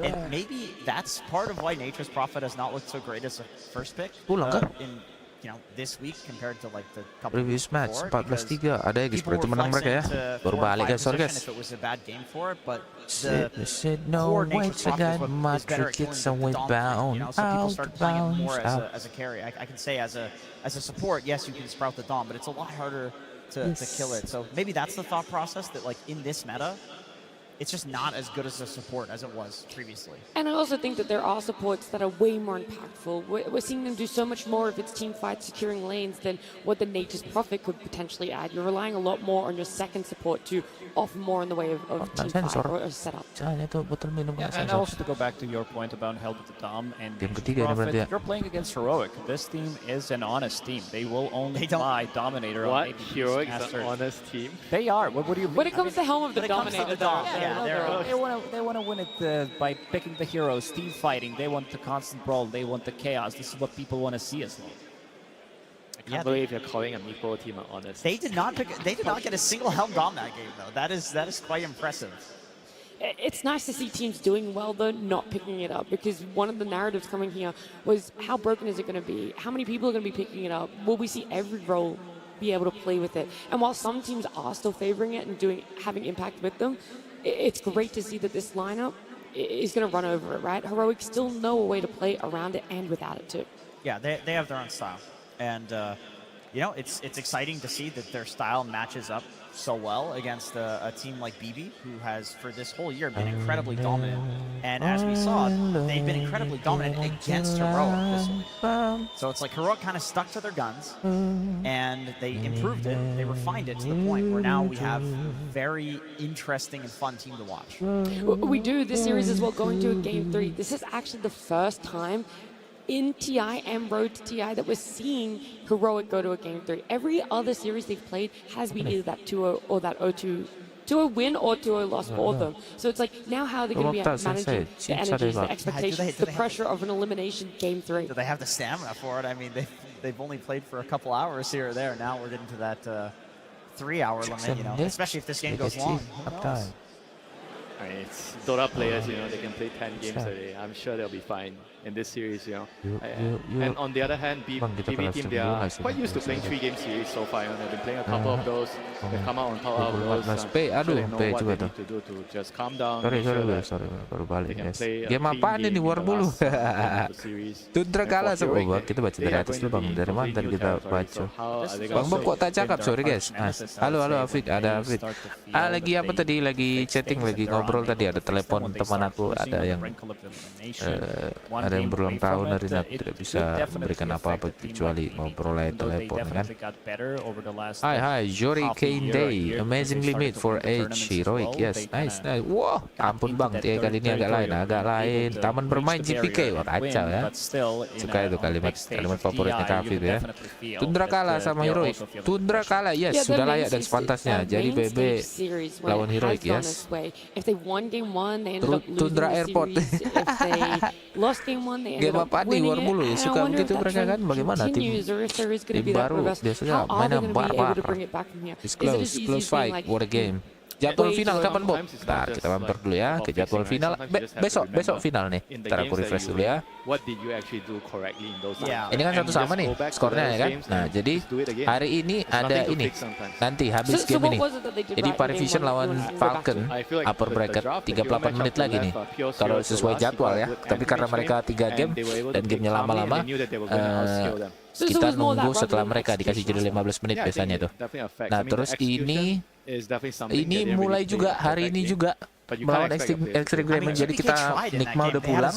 Antara mereka berdua ini siapa yang pulang, antara Heroic sama BB Team pulang. Terus satu lagi dari sini pulang nanti. Nah jadi besok itu kita mulai jam 3 sama jam 6 best of 5-nya. Jadi Nikma udah pulang, antara Heroic atau BetBoom Team udah pulang. Nanti satu lagi dipulangkan juga. Ini sebentar lagi 3 jam lagi, jam 12 ya kan. Jadi sama ini sorry, ini sekarang ya kan jam 8 malam nih, ini jam 8 malam. Terus kita ke upper bracket jam 21 ya kan. Terus kita ke upper bracket jam 21. Habis nanti ada yang kalah dari sini langsung turun dia ke sini. Lah turunnya ke sini. Akan melawan yang menang dari sini. Nanti antara anggaplah ini ya Extreme Gaming lawan Heroic contoh ya. Terus nanti dipulangkan nih. Contoh yang pulang adalah China, pulang China. Jadi BetBoom Team pulang, Nikma pulang, sama Extreme Gaming pulang contoh. Nah, terus Ini mulainya nanti jam 12 malam. Kalau sesuai jadwal. Besok grand final. Besok grand finalnya itu September jam 3 sama jam 6. 3 jam setelah ini kan, ini dihitung 3 match lah. Terus grand final best of 5. Anjay, sudah mau close, sudah mau dekat. First pick Templar Assassin. Tidak baik ya first pick Templar Assassin. Mereka bisa counter ini. Oke, kita ke YouTube dulu. Kita bikin vote yang baru. Sorry guys, aku baru balik ini ya. I honestly don't mind Queen of Pain against Templar Assassin as long as you win the sentry battle and lane a lot of Ada aja bang, apanya bang? because otherwise Suggestionnya bang? the Queen of Pain Tadi bagaimana? Berapa persentase yang menang? BetBoom, second round ya. BetBoom, heroic. Oke, berarti tadi yang menang adalah heroic. Nah, kita end dulu bang ya. End the poll. Yeah, the support heroes are really good. Like in the first game, I felt 45 like vote banyak juga ya. Congrats for the winner. Rotate around. Remember the first game where Disruptor was like running around 4 minutes. He can't bottom. It's all because of the hero lane matchup that allowed him to do that. So Let's if I'm go. BB team, I'm gonna Round try 3. to replicate Dapat that. yang Try to baru. have maybe the co-op, keep them guessing. Which team try to figure out will how to like get go a home? favorable lane matchup so that my supports can move around. Means I mean, this lose. TA is definitely a very good answer to it. Like Andrew already said, you know, BetBoom. you have a lane matchup where you're not worried that the bot Buka can BetBoom, pressure you. hati-hati ya, ini yang pulang ya kan. Ini kecuali nih, pertanyaan dengan kecuali. Semua ini benar kecuali mampus. BetBoom, heroic. Adoption. Siapa yang akan pulang? Oke. Be careful, be aware guys with your voting. Disruptor is still available. You did mention it. Go I think this home, could be very good against Queen of Pain in general. It makes your life so much more Aman ya, aman, One bad aman. blink into Aman ya, status Mas zone, Willy then terjawab you sudah can ya. get pulled back again unless you have some kind of a save. It Said could be I'd very catch you difficult. if you fall. Are you surprised that they still banned the Earthshaker?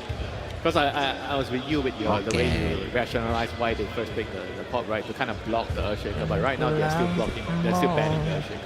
Probably thinking about it and maybe deciding it's better to remove it. Don't give a whole second phase of picks to also protect Yes. the Shaker. Because I do agree. I think it's worth being worried about it in the first phase. You get some bans out, but BB team, they are one of the first teams that was using Queen of Pain off lane. So I feel like if this as a pick, it doesn't just have to counter Shaker. Like, yes, you can use it as a tool to not have the first pick Shaker come out, then ban the Shaker because it was too good in both games, and then later on you just have Queen of Pain and Mira plays it. It's one of the best heroes. And do you think it tells you that co-op might be a support?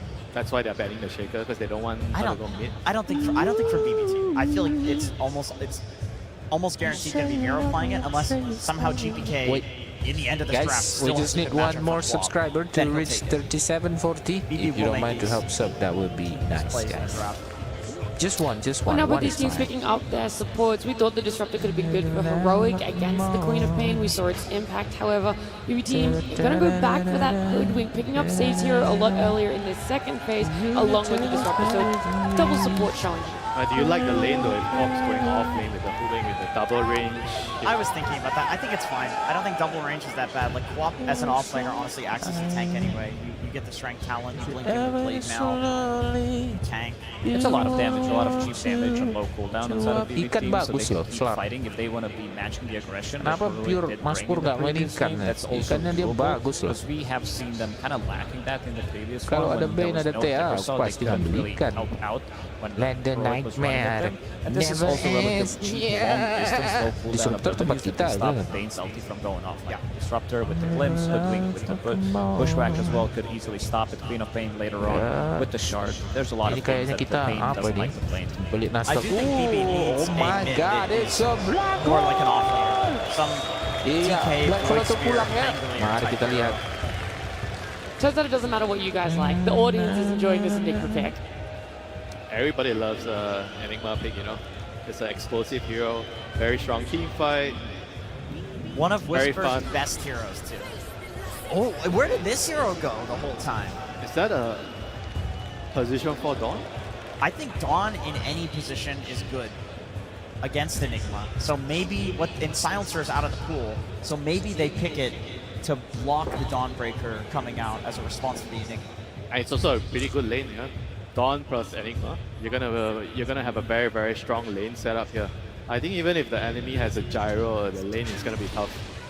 I like what Jenkins is saying a lot because you're asking where this hero went. In the road to the international playoffs, Dawn had an abysmal win rate. It was something closer to 30%. It was below 40, and it was struggling so much. And that's because people were leaving that silencer in the pool. I think the counters to Dawn are such hard counters. Like the two big ones are Silencer and Nyx Assassin. Anything that can stop her from ulting in. The next one is not even that easy when you get the X because it's so quick. Sometimes you just don't get it in position in time to stop it. Yeah, it's true. And you can get a BKB on Dawn. So it's not like impossible to play. Silencer, that's a hard one. Yeah, that's very difficult. But we do see the gyro here, so standard hero against gyro ya. Enigma, Apakah but heroic definitely akan ada silencer? dealing with the Queen of gyro. They Flame probably gitu. feel like with the Dawn, the Gyro lane carry. is strong enough to Midnya handle the silencer gyro gitu. and disruptor. Waduh. It's a super strong lane. Enigma plus Dawnbreaker. You have the slows for your Eidolons. You have multiple stuns plus the blood grenade. If someone's getting caught in that lane or disruptor or gyrocopter, they could be definitely getting the kills. And with Enigma, the lane is going to be closer to your tower, so you can kind of always play aggressive. Yeah, BB does have one problem, which is they lack a melee hero. They do not have a guy to just run in and be tanky. Queen of Pain is not terrible at it, but it's also, you're still an inch core. Like her stat gains are really good, you build a lot of stat items, but it's not like a Brewmaster, for example, or a Bristle, which have both been banned out. Yeah, they need like some sort of aura frontline hero. Underlord kind of hero, someone to stand in front. Tide Hunter, something like that. Centaur maybe, you know, someone that can actually be a frontline for the gyro, buy some auras. Gyro loves heroes that buy auras and can be the mid shield for you.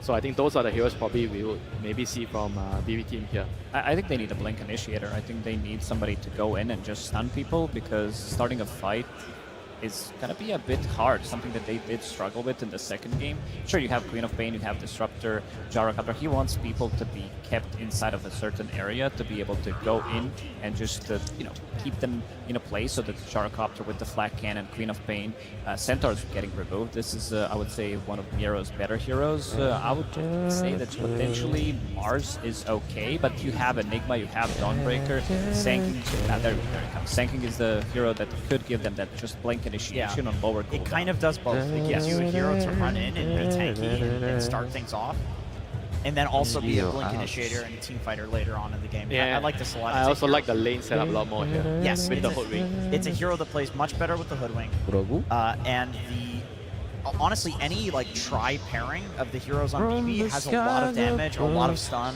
a lot of catch. This is a very solid draft, very magical. Gotta start them young. You gotta get all the information you possibly can. Give them all the lore. Know that they've been to all the TIs. Have you heard this one before? I didn't know Arteezy was in the audience. That's gonna enjoy that one. That's a classic. That's a classic right there. I mean, do you guys like a Dragon Knight here? Dragon Knight against Sport, and then you have Dawn with Dragon Knight. Good call. An amazing prediction from Winter. What are some of the key reasons that you wanted to see it being picked up? Lane matchup against the Queen of Pain, and it's also really good with the Dawnbreaker ulti. It's a good setup. I think it allows them to play together as a unit. I also think if he's going to be going for a Blink Dagger, potentially Mage Slayer, you have Mage Slayer plus Pipe coming out from the off lane, and so good. You might be having a lot of issues in terms of dealing the damage. This is something that Sanking really hates to play against. There's also going to be Queen of Pain. Sure, she does have some pure damage, but most of the damage that they do have is going to be magical early on. Yeah, I mean, it's pretty much all magic damage. Even Gyro doesn't like playing into a Mage Slayer plus Pipe combo. I'm looking at where these heroes are going for Heroic. And it's the Enigma position 5, which I feel like has not been seen as a support in so long for competitive. It doesn't work most of the time when you see it. It doesn't work. It's like a Chen, right, in a way. It's a Is weaker it? version of Chen. Yeah, if someone's going to pull it out, it's either Insania or King Jungle. I mean, so basically they're doing this to avoid the Enigma against Gyro matchup, right? They're trying to improve their odds of winning the lane, which I can understand why, but it means that their whole draft is slower, a lot slower, I think, with the Enigma position 5, because you don't really offer much to your team early game. So then how are the lanes going to be looking if we feel like this Enigma might be good in lane, but not towards the later part? How important are we going to see BB team focus on having those lane wins? I think this is solely because they have this DK plus Dawnbreaker ulti combo in the game. They want to accelerate the game, give Dawn a core role, so they can keep doing this when they get the X early, and just keep finding pickoffs on the map and play around that. I think they're hoping that would actually carry them through the game. They have very good counter initiation as well. You have this Dawnbreaker, Aghanim Scepter is pretty much your core item. You have Dragon Knight who can blink in, Enigma. Eventually you're going to be getting the items as well on this position 5 Enigma, because you can always go to jungle, try to get some farm. Maybe stay in the lane a little bit longer depending how that lane's going to go. But you know, we always talk about Sanking not being the strongest laner. I want to see how much he's going to be able to get out of that lane. And some final thoughts from you, Jenkins? I think in that lane, he can get a lot. Against TA, you peel the refraction charges off. You got a Hoodwink in lane with you, too. You're against Enigma 5. It's pretty easy. All right, with our game number 3, we've already talked about how important this game is. It's elimination for Heroic. If we see them advance, it could be the best placement South America has had. Before we get into the game, of course, we're going to hear from their coach, Caps. Thank you very much. It is time for game number 3 of this elimination series. Caps, you seem pretty pleased with the heroes you got on the board. Tell me about what you got. Or we can just soak this in. Guys, are you ready for this game number 3?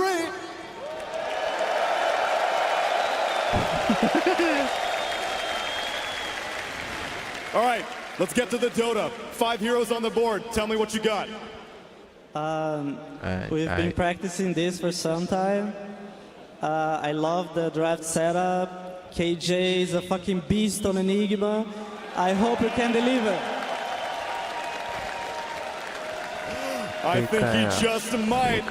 And since it is indeed elimination, and we heard it from Nat, if you win this game, this will be the best a South American team has ever done in South American and TI history. And you are no stranger to being a champion. I know in October of last year, you brought South America to their first ever LAN victory in Wallachia. Are you ready to get these guys hyped up? Tell me what you're going to say to this Brazilian crowd, to all the South American Dota fans out there. Can I get a mic? It would be my honor. I want to try something. Who is cheering for Heroic? Stand up. Who is cheering for Heroic? Stand up.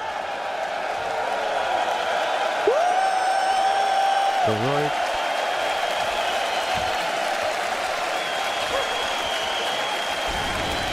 I think we got more than 50%. I think you did, Cass. Now let's get into game number 3. A top 4 on the line for a South American team. A game 3 that is sure to be a banger, because the last time we were in this position, Avery, we got the 1 HP miracle or curse, depending on how you look at it. That is a fabled game to bring up right now. A game of dreams, a game of nightmares. That is what TI always seems to deliver. And these guys have delivered some insane games so far on their run in this international. It all comes down to this, a final game to try and set history. And it's going to be an absolute barn burner, because this is just skirmish city, man. Team fight on skirmish on more team fight. Oh, already snacks the first blood. BB team, I had a fear for Heroic going into this, that they might just be overwhelmed by the pace that BB team have picked up. It is a lot of run at Dota they're going to be bringing to the table, but if they can secure a laning phase win, that would do a lot to bolster their mid game. You got the first blood on this gyro pick. This pick to me says, I want to be able to fight, I want to be able to have a strong lane, I'm going to skirmish. Everything about this game points to fast-paced fighting Dota. That is Heroic's wheelhouse. Once more, BB have decided to meet them on their ground, on their turf. Schofield does everything he can to teleport away. They got the damage. BB team will return the favor, kill for a kill in the top lane. I don't think Pure wants to... Ooh, almost falls as well. Turns Malphite back around on the Sand King. Does end up going down to save in the end. There's going to be a lot of kills this game. It's already pretty fast. These teams are just going to go at it. And I love it. I mean, we might not even see some Helmet Dominators here. Dare I say it? Everybody just wants to fight. They want to take the team fights. Very low cooldowns in this game. I would love to see some of the early magic resist items for Heroic. The panel talked about the pipe, the potential Mage Slayer on the Dragon Knight could be super influential against BB. And if you're BB, you want to get this gyro online so you can contribute to the team fighting, and you want to make sure that GPK has a big game because, man, this guy has delivered and time again. Last game, I think he was way too stifled from the draft. This time around, he has a very strong hero in that Queen of Pain that can always scale, can always find team fight impact. Can he deliver one more time? He does feel like, though, he is still a bit addressed, right? We've got some single target stuns that are rough for the Quap to be blinking in aggressively into. We've got the backline Fiend's Grip, we've got the Dragon Tail, and he also is going to be walking into some serious team fight between the Dawnbreaker and potentially the Enigma. Now, this Gyrocopter is pulled out of position a bit. Whisper conserving his mana for now. I mean, this is a offlaner that wants to get kills, but you've got to be very careful in how you use your mana. Still has that Lotus victory, though. That'll go a long way for this Dawnbreaker in the offlane. A lot of resources at Whisper's disposal. Schofield tanking a lot. If they don't go soon, Schofield's just going to die without anything in return for Heroic. The momentum now beginning to shift into Pure's favor in this safe lane. And I love seeing BB get aggressive on their safe lane for once. It's felt like they've just been trying to survive in this lane for almost 2 series now. Yeah, pick a hero like Gyro that has Barrage. Run at your opponents, deal the DPS.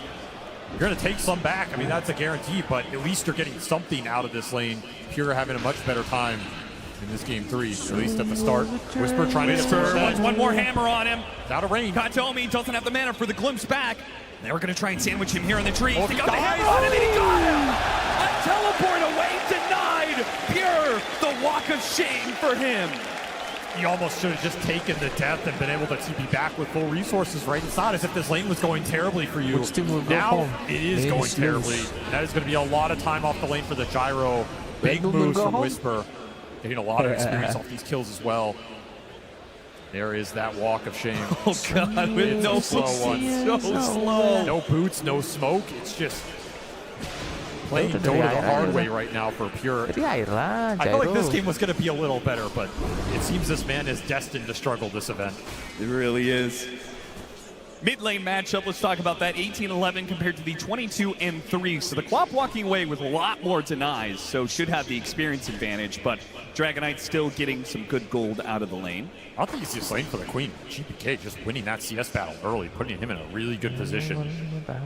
BetBoom, go home. You will have to get value out of these Sonic waves, though. That's the biggest thing. If you're BB team, you want to be playing a fast-paced game with the glimpses and the bushwhacks, but Queen of Pain's your biggest early game damage dealer, particularly when that ult is up. Gotta get GPK involved. That means focusing on those power rooms, making sure his lane is good, and making sure Analog can't just push into that tower and force the Queen to sit here on low resources. Some situation like that is not going to feel great. Save already marking his territory here. He's just going to camp out for 30 seconds if need be. There's a triple stack potential for these Eidolons right now. KJ eyeing it up. Can he get them all? Oh, yeah. A little tricky. As Cav said, they've been practicing this, and maybe this is exactly how a triple stack for KJ. Absolutely beautiful. This is the stuff you have to practice in lobby. Nail that timing exactly, especially with all these camp timings changing every patch. Still, at the same time, GPK did pick up the shield rune, and he has the level 6 advantage. So let's talk about, you said you have to get value out of this Sonic Wave, particularly if he's going to rotate out of lane, because that means the Dragon Knight will hit this mid tower. What's the plan for GPK? Where is he looking to make this use of this ultimate? I mean, you're either just trying to kill the Dragon Knight with rotations into you if you think you have the damage. Might be a little iffy with the lack of really strong use from the supports. Otherwise, you wait out this Dragon form, and then you can maybe TP turn around one of these aggressive plays from the Dawnbreaker. That's kind of what I'm looking at. Like, punish Whisper if he tries to go on Pure again. AJ, what are you up to? Sneaking his way in. Is he going to go for the Wisdom? No, he's not. He's already got the scan on them, so he knows not to contest that. Instead, just plays to make sure that they can invade the triangle when the time comes to contest this Gyrocopter. Blocks the camp, gets vision up, trade out the shrines. This will pay off later, especially if these get stacked up for that Sand King. You can go in there and contest it with full vision. Could be really influential down the stretch here. Still, Yuma coming out on top of this laning phase. Top net worth hero, getting solo XP now. Potentially can also have some ancient stacks built up for him and waiting, and there are. I mean, there's all those stacks in the jungle as well.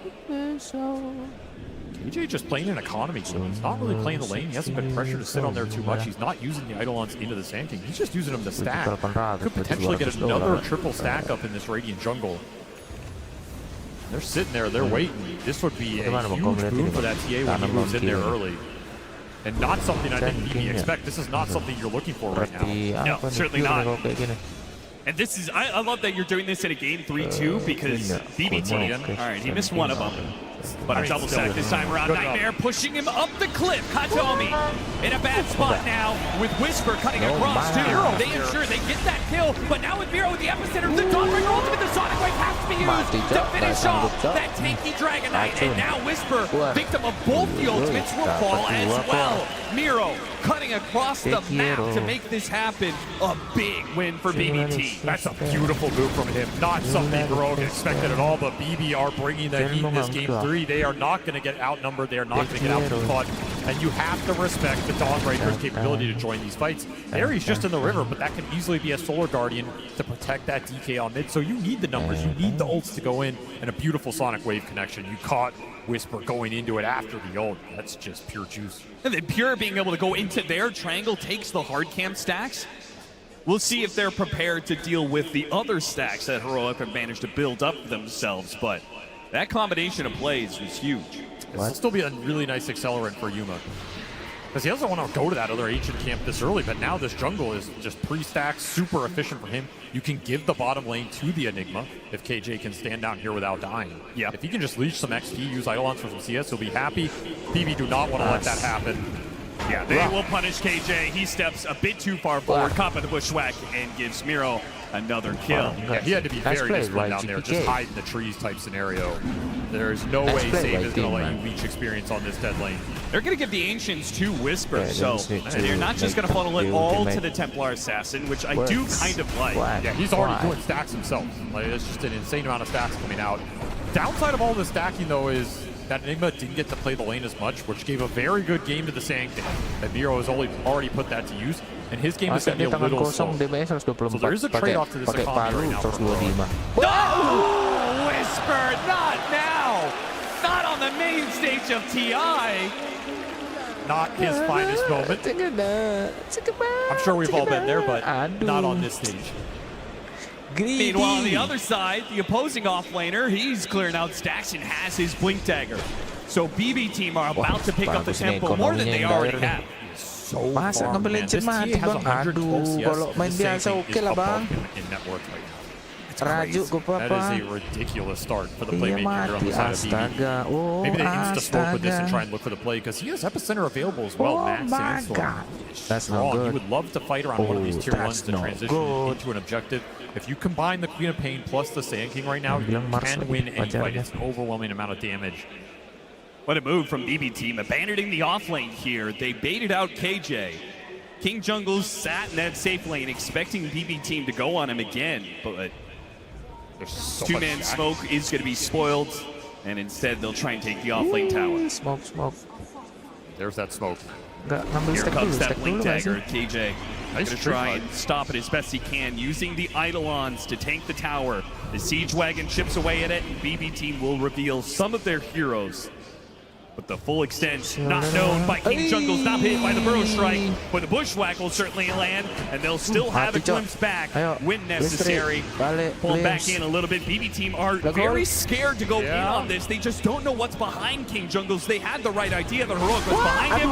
They finally commit. A bit of an overcommit. The GPK dropped the Sonic Wave. Maybe he just wanted the kill, but he didn't even get it. That was Dengar dia jorok ini. a lot overcommittal. I mean, this is a super important spell in this early game. Lama, Cok. If you don't even get Ya the udah tower lah, out bos. of it, Ya you're udah, going to bos. feel a little bad Atur about banget, that bos. usage. Nonetheless, you did save the epicenter, so you can continue to move Miro around this map.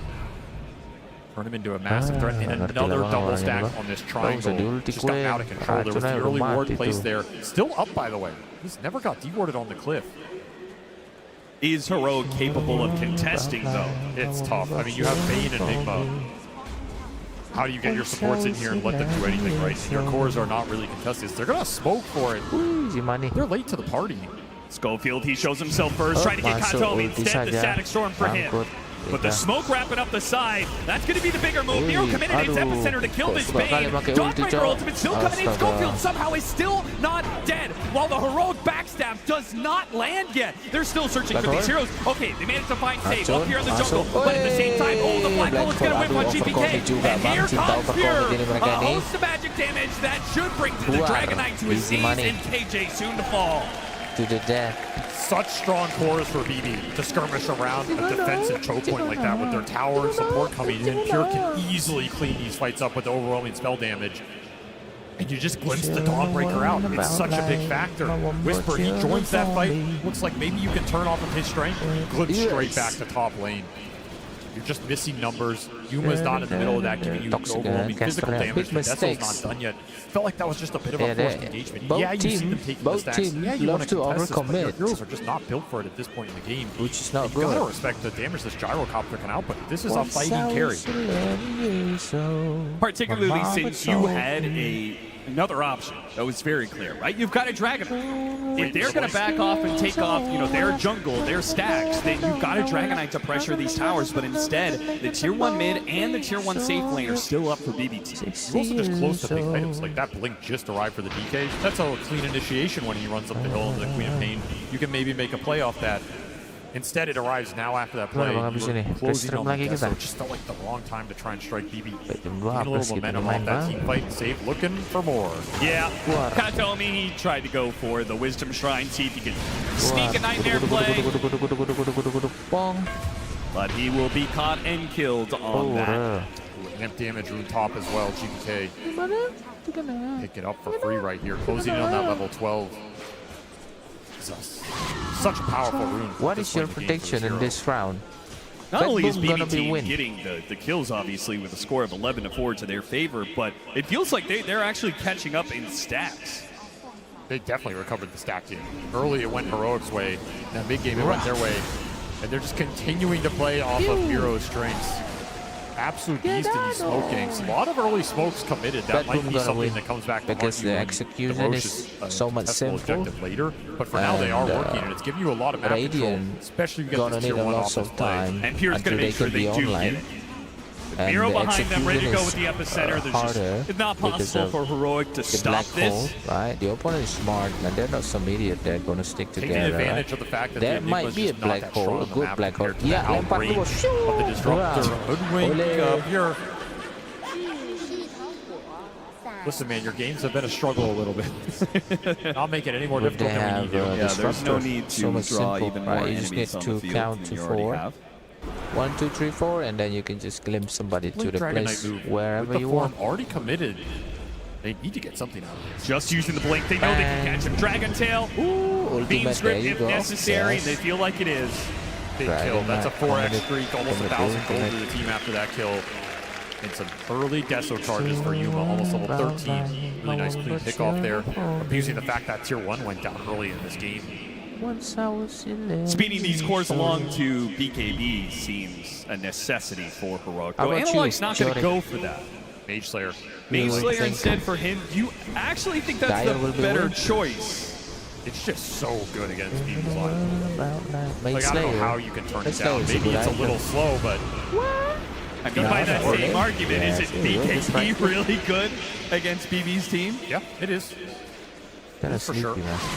This item's a little cheaper, a little better of a farming item. You can kind of build some momentum with it. Oh, he was just about to get his Aghanim Scepter.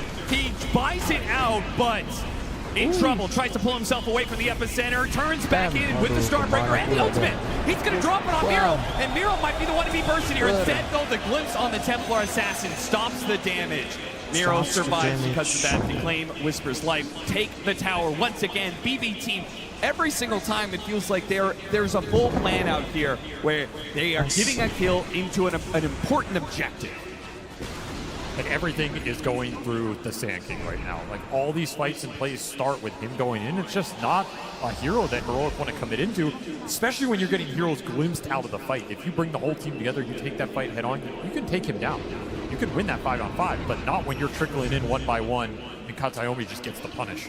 You have to be a bit more disciplined around this glimpse in these team fights. The smoke is going to bypass the ward, but Yuma, he drew on the map. He knew that this play was coming, and despite the ward offering some false security, he will not be caught in this trap, and instead, they'll place their own little play here, a high ground ward, and wait to see if BB team walk into them.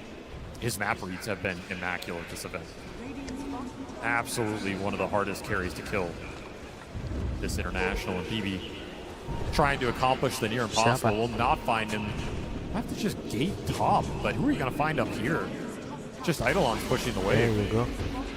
It does at least ensure that the tier 1 goes down, but they've left Pure alone here. Heroic, they catch him on this Ancient stack. It's hard to do, though. There's a defensive ward around that Ancient stack. The Watcher is up. Instead, they're going to spot save. Much easier kill. Dragon Tail stays pretty tanky, but they get the Nightmare to pull him back in. Whoa, got canceled there. Fiend's Grip. He'll finally go down. Nice little pick off this ward in their own jungle. It's designed to do. And slowing down the Vessel is going to be huge for Analog's game. Definitely helps. I mean, they have a lot of defensive vision right now. Heroic just trying to play on their side of the map, play around these wards that are giving him a little extra info, let BB run into them. It's kind of been the MO of this game so far. They have one ward across the river, and it's that Radiant ward bottom, which sees literally nothing, by the way, because it got replanted on by trees. So, not the most useful in terms of information. And there's the Ags for the Sand King. Incredible timing here. 5-1 and 4 start. He is going to do some serious damage in the team fights if he goes unchecked. And I don't really know how you stop him unless you give the initiation, which Heroic hasn't really managed to do in this game. Yeah, it's really dangerous to try and counterplay this team against the glimpse, against the AoE damage. There's just so much waiting for you when you drop in. Maybe the one upside for Heroic here is if the game slows down, like their team is the one that can kill Roshan very quickly off the TA, whereas it's a lot slower for BB. Yeah. They're a lot more magic damage AoE oriented. That Roshan's not so easy to bring down, so they can't, it's a little difficult to force objectives right now, even though they feel like they have the team fight advantage. They will likely take Tormentor here. That's the one they can do. There's BKB for the Templar Assassin. This is contestable.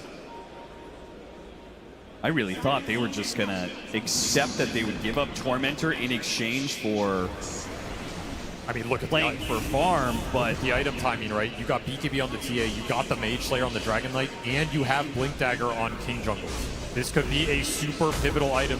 The first fight where that Enigma has Blink, sometimes you clump a little too much, he gets that big black hole. BB team are not doing the Tormentor. They're waiting and waiting. Patience may just pay off here. Schofield, he's going to be the one to break. They got the vision on him, trying to get a ward up there. Does manage to spot out at least the same team. Analog blinks over the initiation. Got the Dragon Tail stun. They do a little bit more. The Stormbreaker on the JPK, but it goes away. And JPK, not dead yet. Gets off the Sonic Wave and stays standing. These glimpses have destroyed them in the fight. How do you stop them if you don't have BKBs on all your cores? Still a black hole here. He's still got here. Black hole goes out, immediate glimpse. Still the Whisper here for Starbreaker. Oh, this is pure. One more Meltan, they've got him. Whisper, he runs headlong into BB team, accepting that this life is forfeit. He'll help get Yuma out of here. Will Yuma complete the escape? KJ, he'll make sure that Yuma backs away. Yuma, you gotta get out of here. Oh, he's turning and fighting. This is insane. He's got Schofield trying to help out, trying to blow up the save. Meanwhile, the Fiend's grip on GPK. GPK does end up going down. Yuma fighting for his life underneath the Sandstorm and winning with the buyback coming out from the Heroic support. They'll find another. Two down. Making a third. What the hell was that? Yuma and Schofield make the call. A 2 versus 4 to turn the whole damn game. You have to play with confidence, NTI. You have to go for the big plays. Yuma says, I don't care if we lost the fight. I'm going to make my own. I'm going to win my own. What a turn and what a call from the Heroic carry. They're going to get this Tormentor. That could have been the game just being over for Heroic. Instead, they've given themselves the lead in a game 3. Such a difficult call to make, and they played it perfectly. And this black hole, that's as much as you can get there, right? It goes off just long enough that you're able to secure that gyrocopter kill. That's what you want. You're going to have to pay some price to bring him down. But man, I was like, why is Yuma lingering here? There's nothing left to be done, but the Bane coming in with grip is just enough to give you confidence to go for this play, and nobody could cancel it. Yeah, what happens if Miro was able to, if he had Burrow strike up to stop that Fiend's grip in the first place? It could have been such a different fight, but instead, Heroic. Now they've got quite the lead. 2,000 net worth up. Schofield, he'll be picked off by BB team. who were threatening the Roshan. Schofield got some information on that. Get it? Looking for the glimpse. Not quite. I mean, they were threatening Roche, but this is a very slow Roche. Yeah. Again, they can't force the issue when they feel strong. That is the good news for Heroic. And man, Yuma is massive now. Level 18 on this Templar Assassin, 12 Deso charges. He gets this Daedalus, he is going to cook them in the fight. This lineup has a big weakness in it, which is the man fight potential. The ability to stand there and fight a EKB carry. The Gyro cannot deliver in that department for some time, which is why he desperately wants this Aegis right now. It's slow, but BB team confident that they can still win the fight. Oh no! What a fast reaction from King Jungles! Pulled back in, but he's completely whipped out on that Static Storm. Still though, wait, GPK's in trouble once again. Do we see this one before? But the Bushwhack saves him this time, and an epicenter demolishing Heroic right in the middle. Still though, Yuma had a chance, couldn't kill Miro. BKB TP out, Whisper dies as he is run down, same as Schofield. BB team, they hit right back. Saves Hoodwink is so goddamn good. It is ridiculous. He has delivered time and time again on this hero.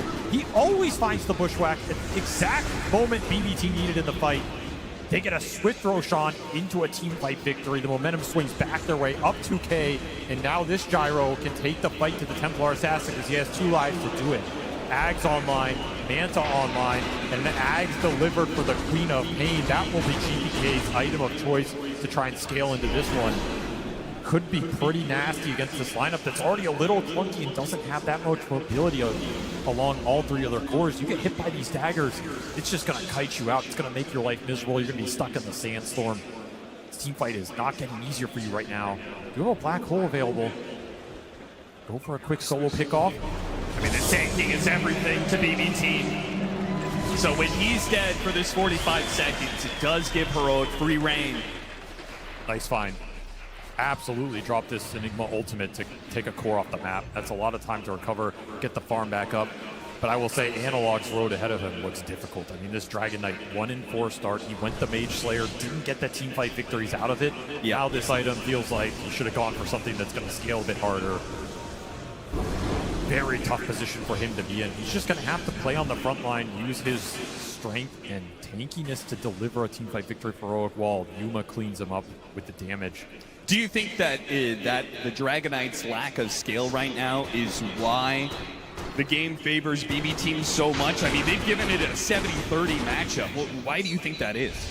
Their cores are out ahead, and they're going to be able to kite the Dragon Knight out. The Dragon Knight's not delivering enough damage. This Dawnbreaker's not delivering enough damage. They have some decent sustain, but BB can push through that, as we've seen, especially Queen of Pain with an Ags build. She delivers a lot of sustained damage over the course of a long fight. That's why Heroic have put so much effort into killing this Quav at the start of every fight.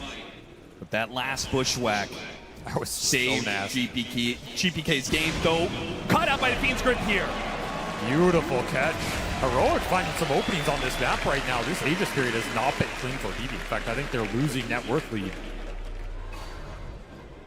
The solo ultimate pickoff game between these two supports is amazing if you can just continue to do it. There's nothing global to bail you out. There is no Dawnbreaker ult. There is no global silence. Found some big ones here. And Yuma's been involved every time, which is the one here that's continuing to scale and power up for Heroic. Level 20 now in this Templar Assassin. It's about to finish Daedalus. Continuing to find the Deso charges. It'll be a fast butterfly for Pure. Try and bring some evasion to the field against this TA, who's not going to have MKB for a while. Would be a really nice timing to get it online. You combine that with a Satanic later, you're going to be very tanky. But Heroic definitely recovered this period. I thought this was going to be a lot worse for them. Instead, they just took the lead. They found 2 big pickoffs. You're almost to an Enigma BKB here. That's crazy. They have nothing to stop that. Nope, it is a free Enigma BKB black hole game, and that is the terrifying part of this pick. I think KJ has itemized absolutely correctly. You could have gone for some auras. You could have, tried to build a pipe or something. No, just go BKB Blake, get in there, and deal the damage. If you're in a situation where you can black hole the Queen of Pain or the Gyrocopter, that can just be the team fight over. Yeah. You're taking so much damage out of BB's lineup, which is another reason why they have to continue to scale 3 cores here. You are up against some very strong debuff piercing ultimates between the Bane and the Enigma. You cannot rely on one hero to be the say-all, be-it-all. You need to get in there with everybody and deal damage across the board. BB team with less than a minute left on this Aegis. Want to take the tier 2 top, completed a butterfly. A lot of timings coming together here. And Pure likely to just brute force it. Level 20 as well. You have to get something out of this Aegis. You have lost around 4 or 5k net worth lead. It will also be the Wisdom Shrine. Another big win. See, Whisper, he's going to try and stop Miro on the other side, but Miro gets there other one. first. And that means they're going to chase after the gyrocopter. Unable to find the stun. Could have Solar Guardian into that. That was a dangerous play for Pure. That was. KJ playing with fire on the back line here, just taking camps away, getting wards out. Yeah, look at all the vision he's gotten down and placed that lane ward up top. Like, they know what the game plan is. KJ, he wants to just rack the map as much as possible, and he's doing a good job of it with his Eidolons. Yeah, the wards enable that. I mean, this is an impactful 0-8 Enigma. It does not feel like he's 0-8. No, it doesn't. You can also just potentially find a solo hero with Black Hole into Solar Guardian. Like, that is enough damage to bring some of the heroes down in this game. He commits for the courier. That's the gyro courier. Got off the shield. That means Pure will still have a TP scroll if that courier can get to him. Who are currently smoke wrapping through triangle, getting deep into heroic side of the map, Yuma. and wrapping into Yuma. Yuma right past him. He blinks away. Instead, they get the Bane. Even getting the BKB out of the Templar Assassin would have been a small win, but smaller still is the life of Schofield. Maybe they try and kick Analog out up here, but there's Radiant Vision up here. He can play it to the limit. And that was an amp damage Queen of Pain for GPK. That was something they wanted to turn into a team fight. Won't get it. We'll have to probably wait for this next Roshan if Heroic continue to dodge. Though there's the BKB for KJ. Their team fight's online. It looks scary, man. This black hole is going to be a big problem if you clump. I think it's always scary when you have the rat combined with the clump punish, because you're so busy running around the map that sometimes, you know, maybe discipline, it wavers a little bit and you don't maintain that positional, you know, distance between each other to make sure you don't get black hole. You're so busy chasing after the Enigma or the Dragon Knight who are ratting you out that you may find yourself in a turnaround situation. Heroic. Not expect the move to come into you because you've been on the chase for so long. Now you are the chase. And it's Katomi. Two-shot casually by Yuma. The rest of the smoke not revealed yet. Now it shows on to Sage. Sage shoots himself down to the low ground, but revealed. The trees are taken away from him. All cover gone. And Yuma, a godlike spree for him and his Templar Assassin as they regain control. Just feels like Heroic have a better read on this map right now. Yuma just playing out of his mind. A perfect game from him so far, 9-0. TA has an insane amount of Deso charges, an insane amount of damage, and if you give him an Aegis in this game, that was an important reason why BB took it away. You do not want to put Aegises on this Templar Assassin. That fight becomes impossible. Just outmaneuvering him right now. They have found more pickoffs. They've gotten the lanes in better. They've got deeper vision, more information to play off of. And it kind of feels like they're outscaling him. Like, they have this Enigma backup. They have this Bane grip that can come out. I don't know what this Gyro is supposed to do in these late game fights against all these DPF Pure Scene ultimates. You can recover this Dragon Knight's game. It's not impossible. He already has that BKB done. He can build into some damage. You can get a Bloodthorn here. You can eventually get to Black Dragon if you want it. You can get a Mjolnir. Whatever your choice is, the DK is going to do some serious damage. There's a lot of pressure on BB to try and find something here in the next 5 or so minutes leading into this next Roshan. You have to execute, have to find a jump, have to make Heroic clump so your AoE can go to work. That's the best thing about your lineup. Are they ever going to have anything that stops BKB TP out? At this rate, it feels like Heroic could do this indefinitely as long as they have the right vision to see the initiation coming. It feels like they could just keep splitting the map until they're finally ready to fight again. Austin, this is Heroic. Heroic doesn't dodge you. Heroic fights you. Okay, if they're stronger, they're going to force the issue. I guess the question remains, do they think they're stronger? Oh, they're trying to play for Roche right now. They know the exact timing of it thanks to the Templar Assassin innate. Or max respawn. a double meld hit. It's fast. It's going to be so fast that BB Team, even if they were to move right now, they wouldn't get there in time. Such a big win. I mean, it's not just a win because you get an Aegis on a TA. It's a win because there was never a team fight around this point for BB. That is one of the places they could have gotten a clump out of Heroic, just naturally doing the Roshan. Their lineup could have punished that. That fight never happens. You miss that opportunity. Now that team fight's going to happen in terrain that is far better for Heroic to fight around. I will say this, without a doubt, BB Team just looked more scared. Right? They've clumped you can feel all it. the way. They're just 5-manning across the map non-stop. Heroic, they're playing with some risk, right? Their heroes are split up around the map, and as a result, the net worth that they pulled back into their favor has swung this win probability to almost an even game. I will say Pure is hitting his power point, right? That Satanic's done. He has the butterfly. There is no evasion Pierce on this TA yet. You get some good evasion procs in that fight. You get a good Satanic off. You can live for a very long time here. You can maybe even survive some of those big ults coming out from the supports. But you're right, they're playing a little scared. I mean, there's a Tormentor sitting there right behind him. They're expecting the fight, but how long can you wait for this?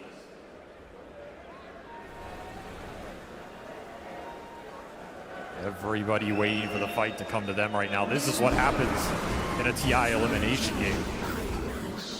You do not want to be the first to pull the trigger. BB Team, how long are you willing to sit here? You got to just do this Tormentor, right? They're trying to bait it a little bit. But what if Heroic never want to contest? What if they just want to farm? This is where patience can be rewarded. They just walked over that Observer Ward, BB. They got information. That's what they wanted. They saw two cores up here. Can you get the jump? A little bit out of sight. They spot Yuma. Yuma's right underneath the ward. Can Miro get this initiation? They've got to chain the stuns. Yuma's walking into them. Oh, wait! They make a little bit of a jump there, but this gives Yuma. They don't want to go after this Aegis hero. But they want Analog. That was your option. They go for Analog. They burrow! And the BKB goes off from Analog. BB Team, can they recover this? Instead, they find Schofield. But Dragonite, he jumps into the back line, and that gives the opening. Whisper, hit three, a massive ultimate, and now a black hole! Starting right over the top of Solar Environment. That will be the nail in the coffin for BB Team. You clump against a lineup that punishes you so damn hard every time. The confident jump from Analog, knowing his team will back him up even with the BKB expiring. You have Aegis to play with and let Yuma frontline. BB saw no good targets. They got pushed into a corner and they had no answer for the team fight supremacy that was double Solar Guardian Black Hole. That ult from Whisper stunned everybody just on the edge. Heroic break this game open. They are going high ground. 11K gold lead, 2 minutes on the Aegis. No buyback available for this gyro for 40. This should be one lane, maybe two, guaranteed. And a potential top 4 for the first time in Dota history for a South American squad. The spirit of an entire region behind Heroic, and they're playing like it. They're playing with that aggression, with that fearlessness. And now they've got full, firm control over this game. 13,000 net worth lead, and an Aegis still for a minute and a half. A banner still for another push if they want to try for it. BB Team, they push outside of the base. They find Schofield, something small to work with. Heroic, say you can have him. Let's die back on the Bane. At least you get some time to regroup here. But how is the team fight getting better for you? That's the big question BB have yet to address. You can put your gyro on the front line. You can maybe just say, okay, we messed up that Burrow Strike. We lost a lot of the Sand King's damage, but there are BKBs on the side of Heroic. There's double Solar Guardian to help you sustain through it. And the Black Hole threat is just immense right now. You don't have a clear answer to it. You can sense the frustration.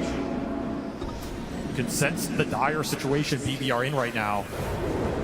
This is just a nasty fight. If the TA isn't there with Aegis, that's a very different story, right? That ward was extremely good. You had the angle, but you didn't want to jump him, and you can't blame him. And then Analog gives the opening for Whisper, and both Pure and Kantomi. Pure stuck in the Lotus pool and didn't have a way out. Just land a Black Hole on 3.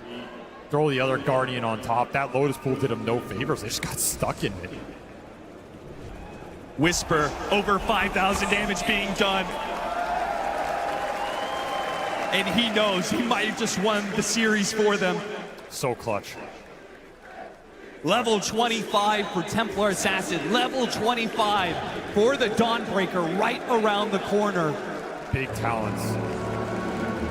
Absolutely massive talents. You're even going to have the level 18 on KJ for the level 3 Black Hole. That's a significant damage upgrade.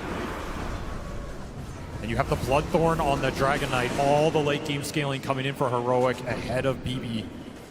You still need BKB on the Queen of Pain here. You need Refresher on the Sand King. These are the biggest items that BB need right now. Just getting to him a little slower. If that fight breaks out before you have double Epicenter, it looks near impossible. I mean, this could be a game where you might just have to go Divine Rapier on the Gyro. Like, it doesn't feel great, but you are going to need some overwhelming punch in the fight. There's nowhere else it can come from. BB team, they've had some crazy comebacks before in this international. Their backs are against the wall on this one, and it's beginning to show. Miro's failed jump on that Burrow Strike. The nerves are clearly playing a hand here in this game for BB team. The pressure cooker that is TI. You will not experience more intense situation as a Dota player than this. You can't practice for it. You just have to hope that decades of experience go the distance when it matters most. It's what it means to be clutch. You either got it or you don't. There's another Tormentor for Heroic. They're just getting so much right now. Analog's game completely recovered. Level 25 available for the Dawnbreaker and the TA. Yuma runs right into Pure. Hello. Not afraid at all. Some damage off that sharpshooter. Yeah, he did get pretty low. And they will Solar Guardian just to make sure he does not get jumped in this instant. Miro trying to go for it, but a double BKBs, and he's met with a Dragon Tail, a Fate's Grip over the top, and once again, the initiation is denied. That was bizarre. They just let him sleep there forever. I don't know if that was a bait or just, it was so janky, but BB fell for it. They ended up losing their Sand King, was on his way to that Refresher. They might have to take this fight without him. Need to find something here. He has no buyback. Hey, quick pick up on Schofield. Would you want for them? They do have a Static Storm. There's no BKB, so Solar Guardian goes out. They've got the Black Hole. It's catching the Gyrocopter. Sonic Wave trying to push the Here with the Satanic. It's keeping himself up. 1 versus 4 for them all. Trying to take down one of these cores. He's fighting up against Analog, and he's getting the life steal to keep himself up.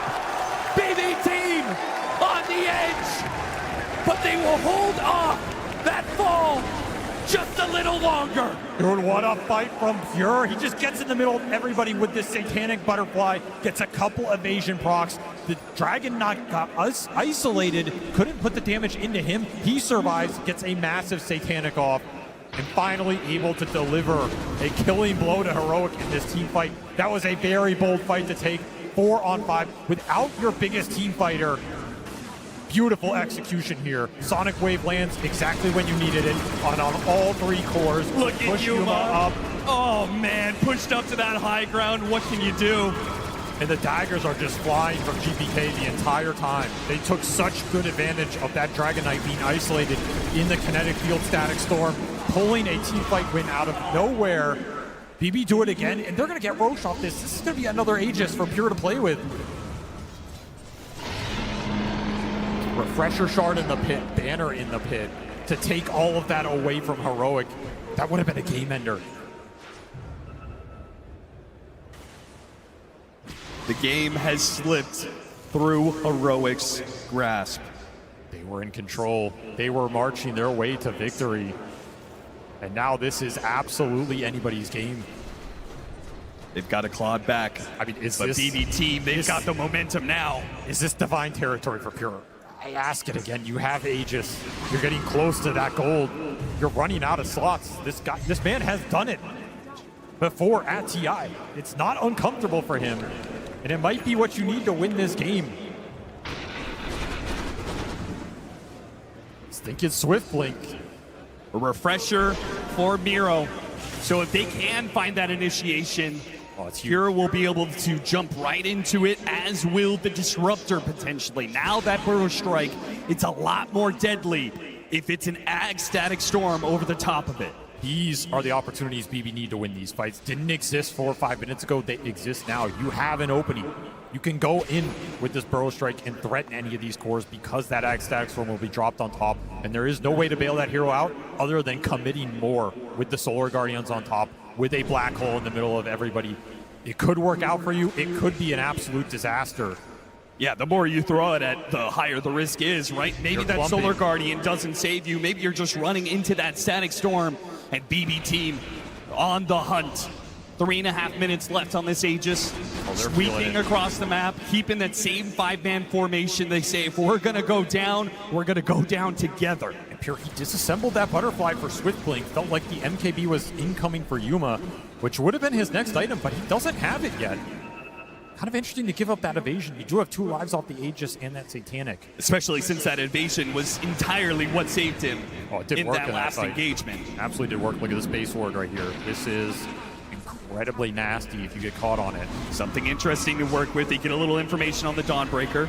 And keep in mind, 25 hit for GPK. That's a Sonic Wave damage upgrade. This thing's hitting for 900, and he's the one who got the Refresher Shard off the Roche. So it's going to be double 900 damage, pure damage, Sonic Waves going into the fight, amped up even more. This is over 2,000 damage of pure going into somebody.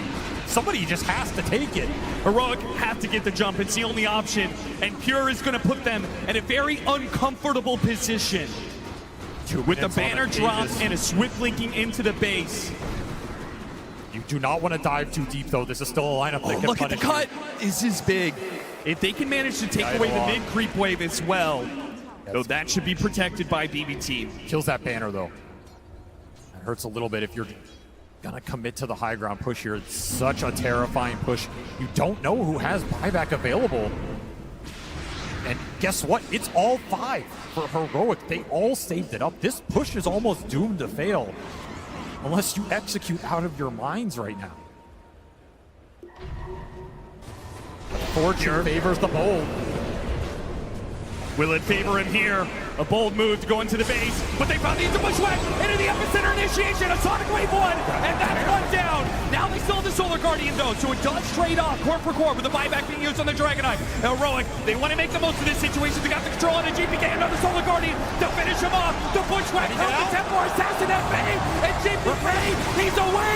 Another Sonic Wave, and back in. A killer instinct for GPK, but it might just go awry here as a black hole.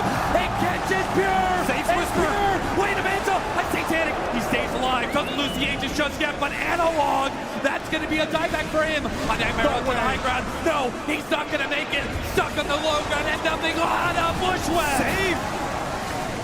Give him an opportunity. BB team still working with this Aegis. Do they go in? Do they go for the throat? 2 heroes dead, one of them with no buyback. You use GPKs though, you all in here and you die. It's game. It's up to Pure. It's his call. It's his shot to take right now. 30 seconds on the Aegis. Another buyback from Heroic. They're down to 2. Whisper on that Dawnbreaker. Yuma on that TA. They somehow got Whisper out of that Another fight. refresher. They may not see this coming. There's another black hole available. As you said, they've all day. They got the Static Storm on a Pure. But you can't go. They can't. No. GPK. He does go. He does get that kill. He does force that buyback. Where is it? Yuma, you have to pull the trigger. There it is. KJ, this is an opportunity. A moment for greatness. Can he hit the black hole? That sets up everything for Heroic. God damn, it's not enough. Pure hits the Satanic, and everything is wasted for Heroic. How is he alive? He's just tanking side blade after side blade, not enough to kill Miro. And Pure, he can play it slow. He's got another Satanic coming up. There's no way you back here, right? I mean, you have pushed this to the limit so far. You have another Satanic. You've gotten everything out of Heroic from 5 buybacks to none available. Black hole dropped. Refresher black hole dropped. There's nothing left in the tank. Pure makes the call. Divine Rapier, Swift Blink in. He's going for the throat. Going for the throne. He wants to deny a South American top 4. And claim his own top 4. He made it to the final day of TI before. He's led a team to this victory before. He apologized to his team. He said, I'm sorry, but next time, I will carry you. And he does it! He takes his team all the way to top 4 at a TI! What a redemption game for that man right there. That thing looked completely out of reach. Great game, man. And somehow I that can't believe what was fight saying. bottom Cheese, tier man. two, Cheese, best cheese. belief in the squad, belief in your carry, Mashallah. go in, Luar biasa. let him do the Fantastic. work. Ah, The they lost. satanic timing was beautiful. Well played, man. Nice And Pure try, just man. turns Nice this try to game Heroic, man. on its head. Crazy bushwhacks from Save. Crazy. Survivability from GPK. This team was pushed to the brink, but they just did not BetBoom give gonna up, say and goodbye they will find to themselves Heroic, victorious in a game and three that Heroic seemed out gonna of say reach. goodbye to the audience because they got so many fans in the crowd. If you execute one more team fight Luar in that biasa, game, woi, it was gacor, yours. gila It was nggak tuh? all it took, just Mereka one langsung more keluar fight. kan, mereka udah senang, happy, lega hatinya. Nah, tim yang kalah ini agak susah nih keluarnya nih. Kayak pantatnya lengket gitu ke kursi ya kan. Aduh. Well play. Mantap sekali. Your prediction, bro, 80%. Yes. And redemption. The two sides of the coin. That's a in these matches. fanmanship, right? GG, well played, man. That's so good, man. That's so good. This is the best. I mean, Enigma go home today. Heroic go home today. The better team will win, man. Yeah, because it's hard, bro. It's hard to black hole. It's hard. He's doing a perfect black hole. So much on the line. So many clutch plays, so many. But the Hoodwink has cheese and refresher, right? And they got pure, man. The black hole of your dreams. You cannot ask They for more. they take a really big risk. Let's talk to the In man jungle, of the yes, hour. crazy. He Yeah, did it. they deserve, man. That's why they are the top 5, top 6 heroic, man. Really great team. High risk. You are locked in, making no mistakes. How do you stay focused in a moment like that? I mean, I think I made quite a lot of mistakes. Yes. But we won in the end, guys. So happy about that. You mentioned before in an interview for a different language yesterday that you feel like you haven't been playing your best this TI, but I think that game earned you a lot of redemption. That was some incredible moments. Do you feel like you've redeemed yourself? Of course, guys, I think we disappoint you a lot, guys, with games against Falcons in the upper bracket, guys. But we gonna came back stronger, and we already show you, we have already shown you that we can win, and we're gonna try our best, and we're gonna be even stronger in the finals days and in the finals, guys. BetBoom under All the way to the finals. That is a promise right there. I also want to ask you about your teammates as well, of course, because GPK, he has been pulling in some incredible moments. What's it been like playing with him as a teammate throughout this tournament? I mean, he's crazy good. Crazy he's, good. Always been like that, like this last year, and I think he's performing as his best as always. So just pleased to play with him. You know, like it's good to have him in my team. He has been fantastic. Last question from me then. Of course, we do say goodbye to the South Americans here, but as an incredible carry player yourself, how do you feel about how Yuma and the rest of Heroic played in that series? He played good. I think he made a lot of progress like since last year, and he's playing really nice. I think he's a proper carry. He can win some tournaments maybe someday. Maybe, but not today. Today is your day as you go through to top 4. Guys, give it up for Pure and BB Team! BetBoom. Victory. What a series that we have been treated to here. It was elimination for BB Team or Heroic, and yeah, my prediction still correct. And okay, let me refresh this. Okay, so BetBoom gonna face Extreme Gaming, right? Let me check the bracket. Group stage at BetBoom. BetBoom only lose to Nigma, right? But they never meet Extreme Gaming. They never meet Extreme Gaming. This is the time for them to meet Extreme Gaming. Alright, let me check over regional. No, they're not gonna win. And tournament, group stage. So the second team to win is actually BetBoom team. Send this guy home, send this guy home, send this guy home. This one also go home, and this one is even they can beat Parivision, man. Alright. Let me check. I think they beat Falcons, no? No, they don't beat. Okay. Top, upper top, up. So, we're gonna have BetBoom versus Extreme Gaming after this match, right? We're gonna wait for Parivision versus Falcons soon. And then somebody will go home. So BetBoom only have 3 hours to take a rest, and then they will play again. So Extreme Gaming today, they have been playing. Let me check, 15, and they have a quite good rest. They should be resting, right? But Extreme Gaming will play after the upper bracket. I'm gonna say BetBoom will go home because Extreme Gaming is on the peak top prime, right?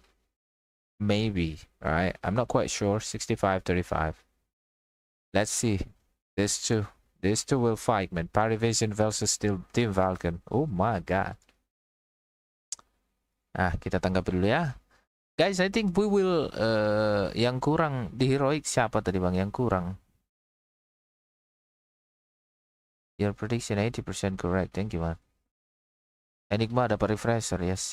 KG gila. BB under parah. Banyak mistakes-nya. Kalau dibilang mistakes ya, karena mereka kan main berlima nih. Kayak Sand King-nya tadi itu udah keren banget gitu loh. Menurutku itu bukan mistakes. Jadi dia melakukan sebuah inisiasi Sand King-nya dan dia mati gitu ya. Artinya dia ditukar gitu loh. Nyawa dia itu ditukar dengan pengetahuan itu, dengan informasi. Informasi di sini maksudnya adalah karena mereka tidak cukup kuat untuk membantai Templar Assassin-nya. Jadi kalau dibilang di situ kesalahan, aku tidak melihat itu sebagai kesalahan karena lawannya ini pun bagus. Heroic ini berani banget, jantan banget gitu. Mereka tidak takut kalah sama sekali. Mereka tidak takut untuk bertarung sama sekali. Nah, ada plusnya, ada minusnya juga. Artinya kalau kemarin dia main Ursa, dia sangat berhati-hati. Kali ini dia main Templar Assassin, dia sama sekali tidak berhati-hati. Memang dia kuat sebagai TA, tetapi Gyro pun kuat gitu. Gyro meskipun kena Black Hole, meskipun kena ulti Bane, yang penting Gyro-nya itu pencet satanik. Dan dia akan bisa nge-lifesteal meskipun kena itu semua gitu. Jadi dia refleksnya Mas Pur tadi itu adalah memencet satanik kalau apapun yang terjadi gitu. Supaya dia pasifnya dari Aghanim itu lifesteal. Nah, jadi di sini Heroic menurutku sudah sangat memberikan perlawanan yang membuat jantung BetBoom itu berdegup sangat kencang gitu ya. Well play sekali, tapi lagi-lagi the better team will win. Ini kita akan bertemu nanti. Ini tentang stamina hari ini. Karena Extreme Gaming sudah main 2-0, jadi mereka bermain itu dengan sangat cepat ya. 43 menit, 35 menit ini sudah termasuk cepat ini, apalagi melawan Nigma ya. Dan BetBoom itu bermain 3 game. Kita belum refresh dulu nih. Nah, ini dia bermain 3 game dengan total 42, 47 dan 35. Artinya BetBoom di sini lebih capek daripada Extreme Gaming. Karena istirahat mereka itu cuma 3 jam. Iya kalau mereka istirahat. Kalau mereka nonton Parivision gimana, ya kan? Jadi Extreme Gaming udah selesai matchnya rapi, cepat, 2 game selesai. Waktunya banyak untuk istirahat. Nah, jadi jam 00, 3 jam. Ya, 3 jam dari inilah ya. Kalau misalnya mereka 2-0, kemungkinan besar 3 jam. 3 jam itu udah selesai. Tapi kalau mereka 3 game, bisa jadi ini 3 sampai 4 jam ke depan. Habis itu barulah BetBoom akan bertarung melawan Extreme. Jadi di sini stamina, this page just update, refresh, oke. Ini akan dimulai 21.30. Nah, ini udah mulai nih. Udah mau persiapan mereka nih. Ya kan? Jadi kita persiapkan juga, guys. Snack jajanan. Ya, possible BetBoom. Kirain besok sore, tidak. Makanya di situ beratnya lower bracket ini. Mereka akan dihantam, stamina mereka dihantam, mental mereka dihantam. Karena itulah punishment dari lower bracket. Besok sore ini. Besok sore kita akan jadi malam ini akan pulang 3 orang. 3 people, 3 team will go home. Heroic go home, Nigma go home, and then we will wait. One of them will go home. Either it's China or BetBoom team. Because BetBoom is really tired now, and they only have 3 hours, right? They only have 3 hours to rest, right? Only if they rest, if they watch, right? If they're anxious, if they don't take time for themselves, they're gonna be performing really bad. So I think Extreme Gaming will have advantage, right? Because they never meet each other. Extreme Gaming, I check at the group stage, and they never meet each other, right? John Tarigan, Horas le. Gultom. They never meet each other. Nah, we're gonna start it again, guys. Sepertinya aku akan restream supaya kita lebih rame karena algoritmanya udah ngedetect kita dan tadi viewernya naik turun gitu ya, lumayan ya, memanfaatkan lah sedikit-dikit biar dapat viewer, dapat subscriber juga ya kan. Kita akan main sekarang. Jadi ini kemungkinan kita bakalan nonton sampai jam 3 jam 4 pagi. Nah, besok lower bracket final. Jadi yang kalah akan turun ke bawah. Dia langsung di atas di sini nih. Di sini dia posisinya.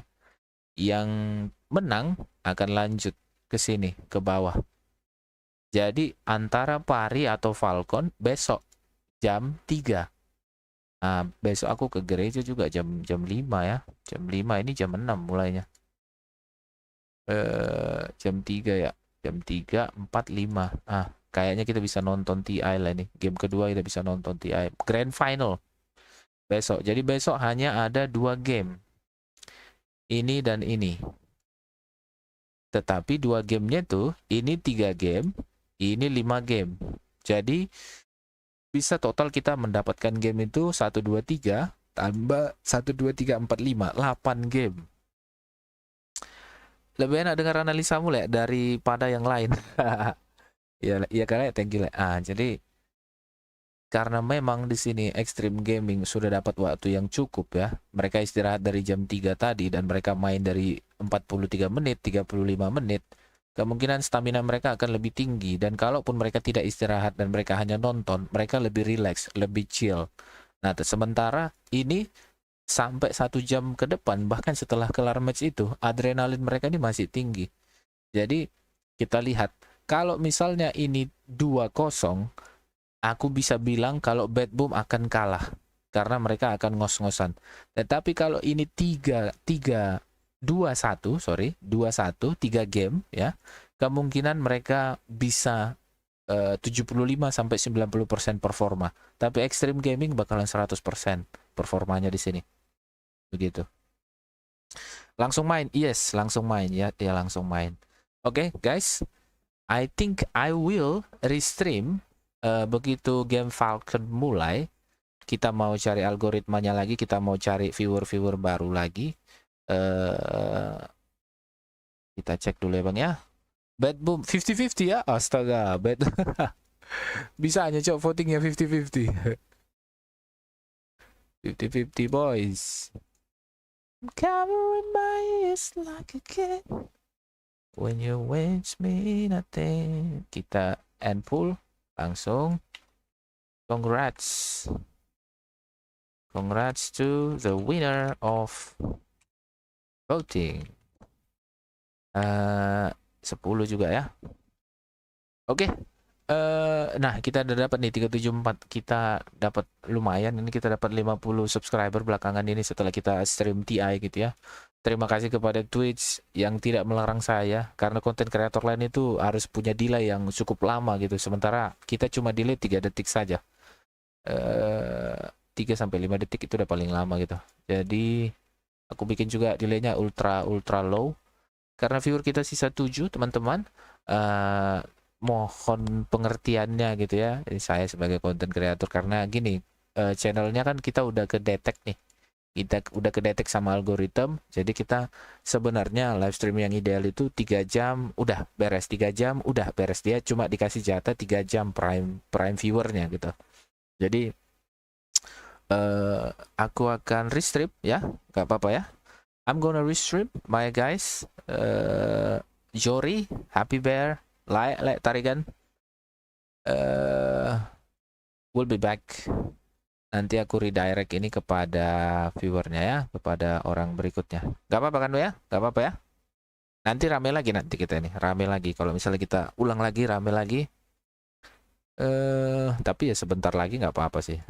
Yes, we are cooling down from a very intense series, and I thought we'd play a little game of our own. And if there's one thing I've learned with my time in Germany, it's that things are very orderly and things are very coordinated. So I thought I'd do a test of coordination with 10 fans from the crowd. And we're gonna play a little game. It's very simple. You're keeping a line going of one of 2 actions. Slacks, you're going to hold out the mic to one of them, and they're going to start out by either doing GG with GG, knees have to hit the arms, or you do well played, hands up. We already got some people who know it. Let's get a little practice run. If I say... Udah lah bang, lewatkan aja lah mini game orang ini bang, biar seru aja itu bang, biar ada hiburan penonton ya. Ya nggak apa-apa kan guys? Mana nih viewer kita nih? Gak apa-apa kan? Gak marah kalian kan? Kita live stream ulang kan?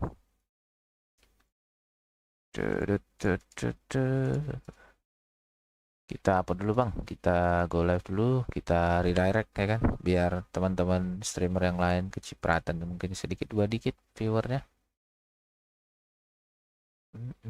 Nah ini kita udah habis nih, viewer kita udah habis ya, udah dikit karena orang ini kan lagi momen puncak nih ya kan? Sini lagi momen puncak juga nih. Ini game pertama ya kan, game kedua, game ketiga di sini. Game ketiga udah dikit juga tadi tuh, terakhir ya kan. Kita dikasih jatah segitu, lumayan 3000 views ini ya kan. Kita bikinin deh 13,2. Wah udah pada cabut bang, not responding lagi bang viewer kita. Oke lah, sekalian kita apa bang, beli makan nastel kan.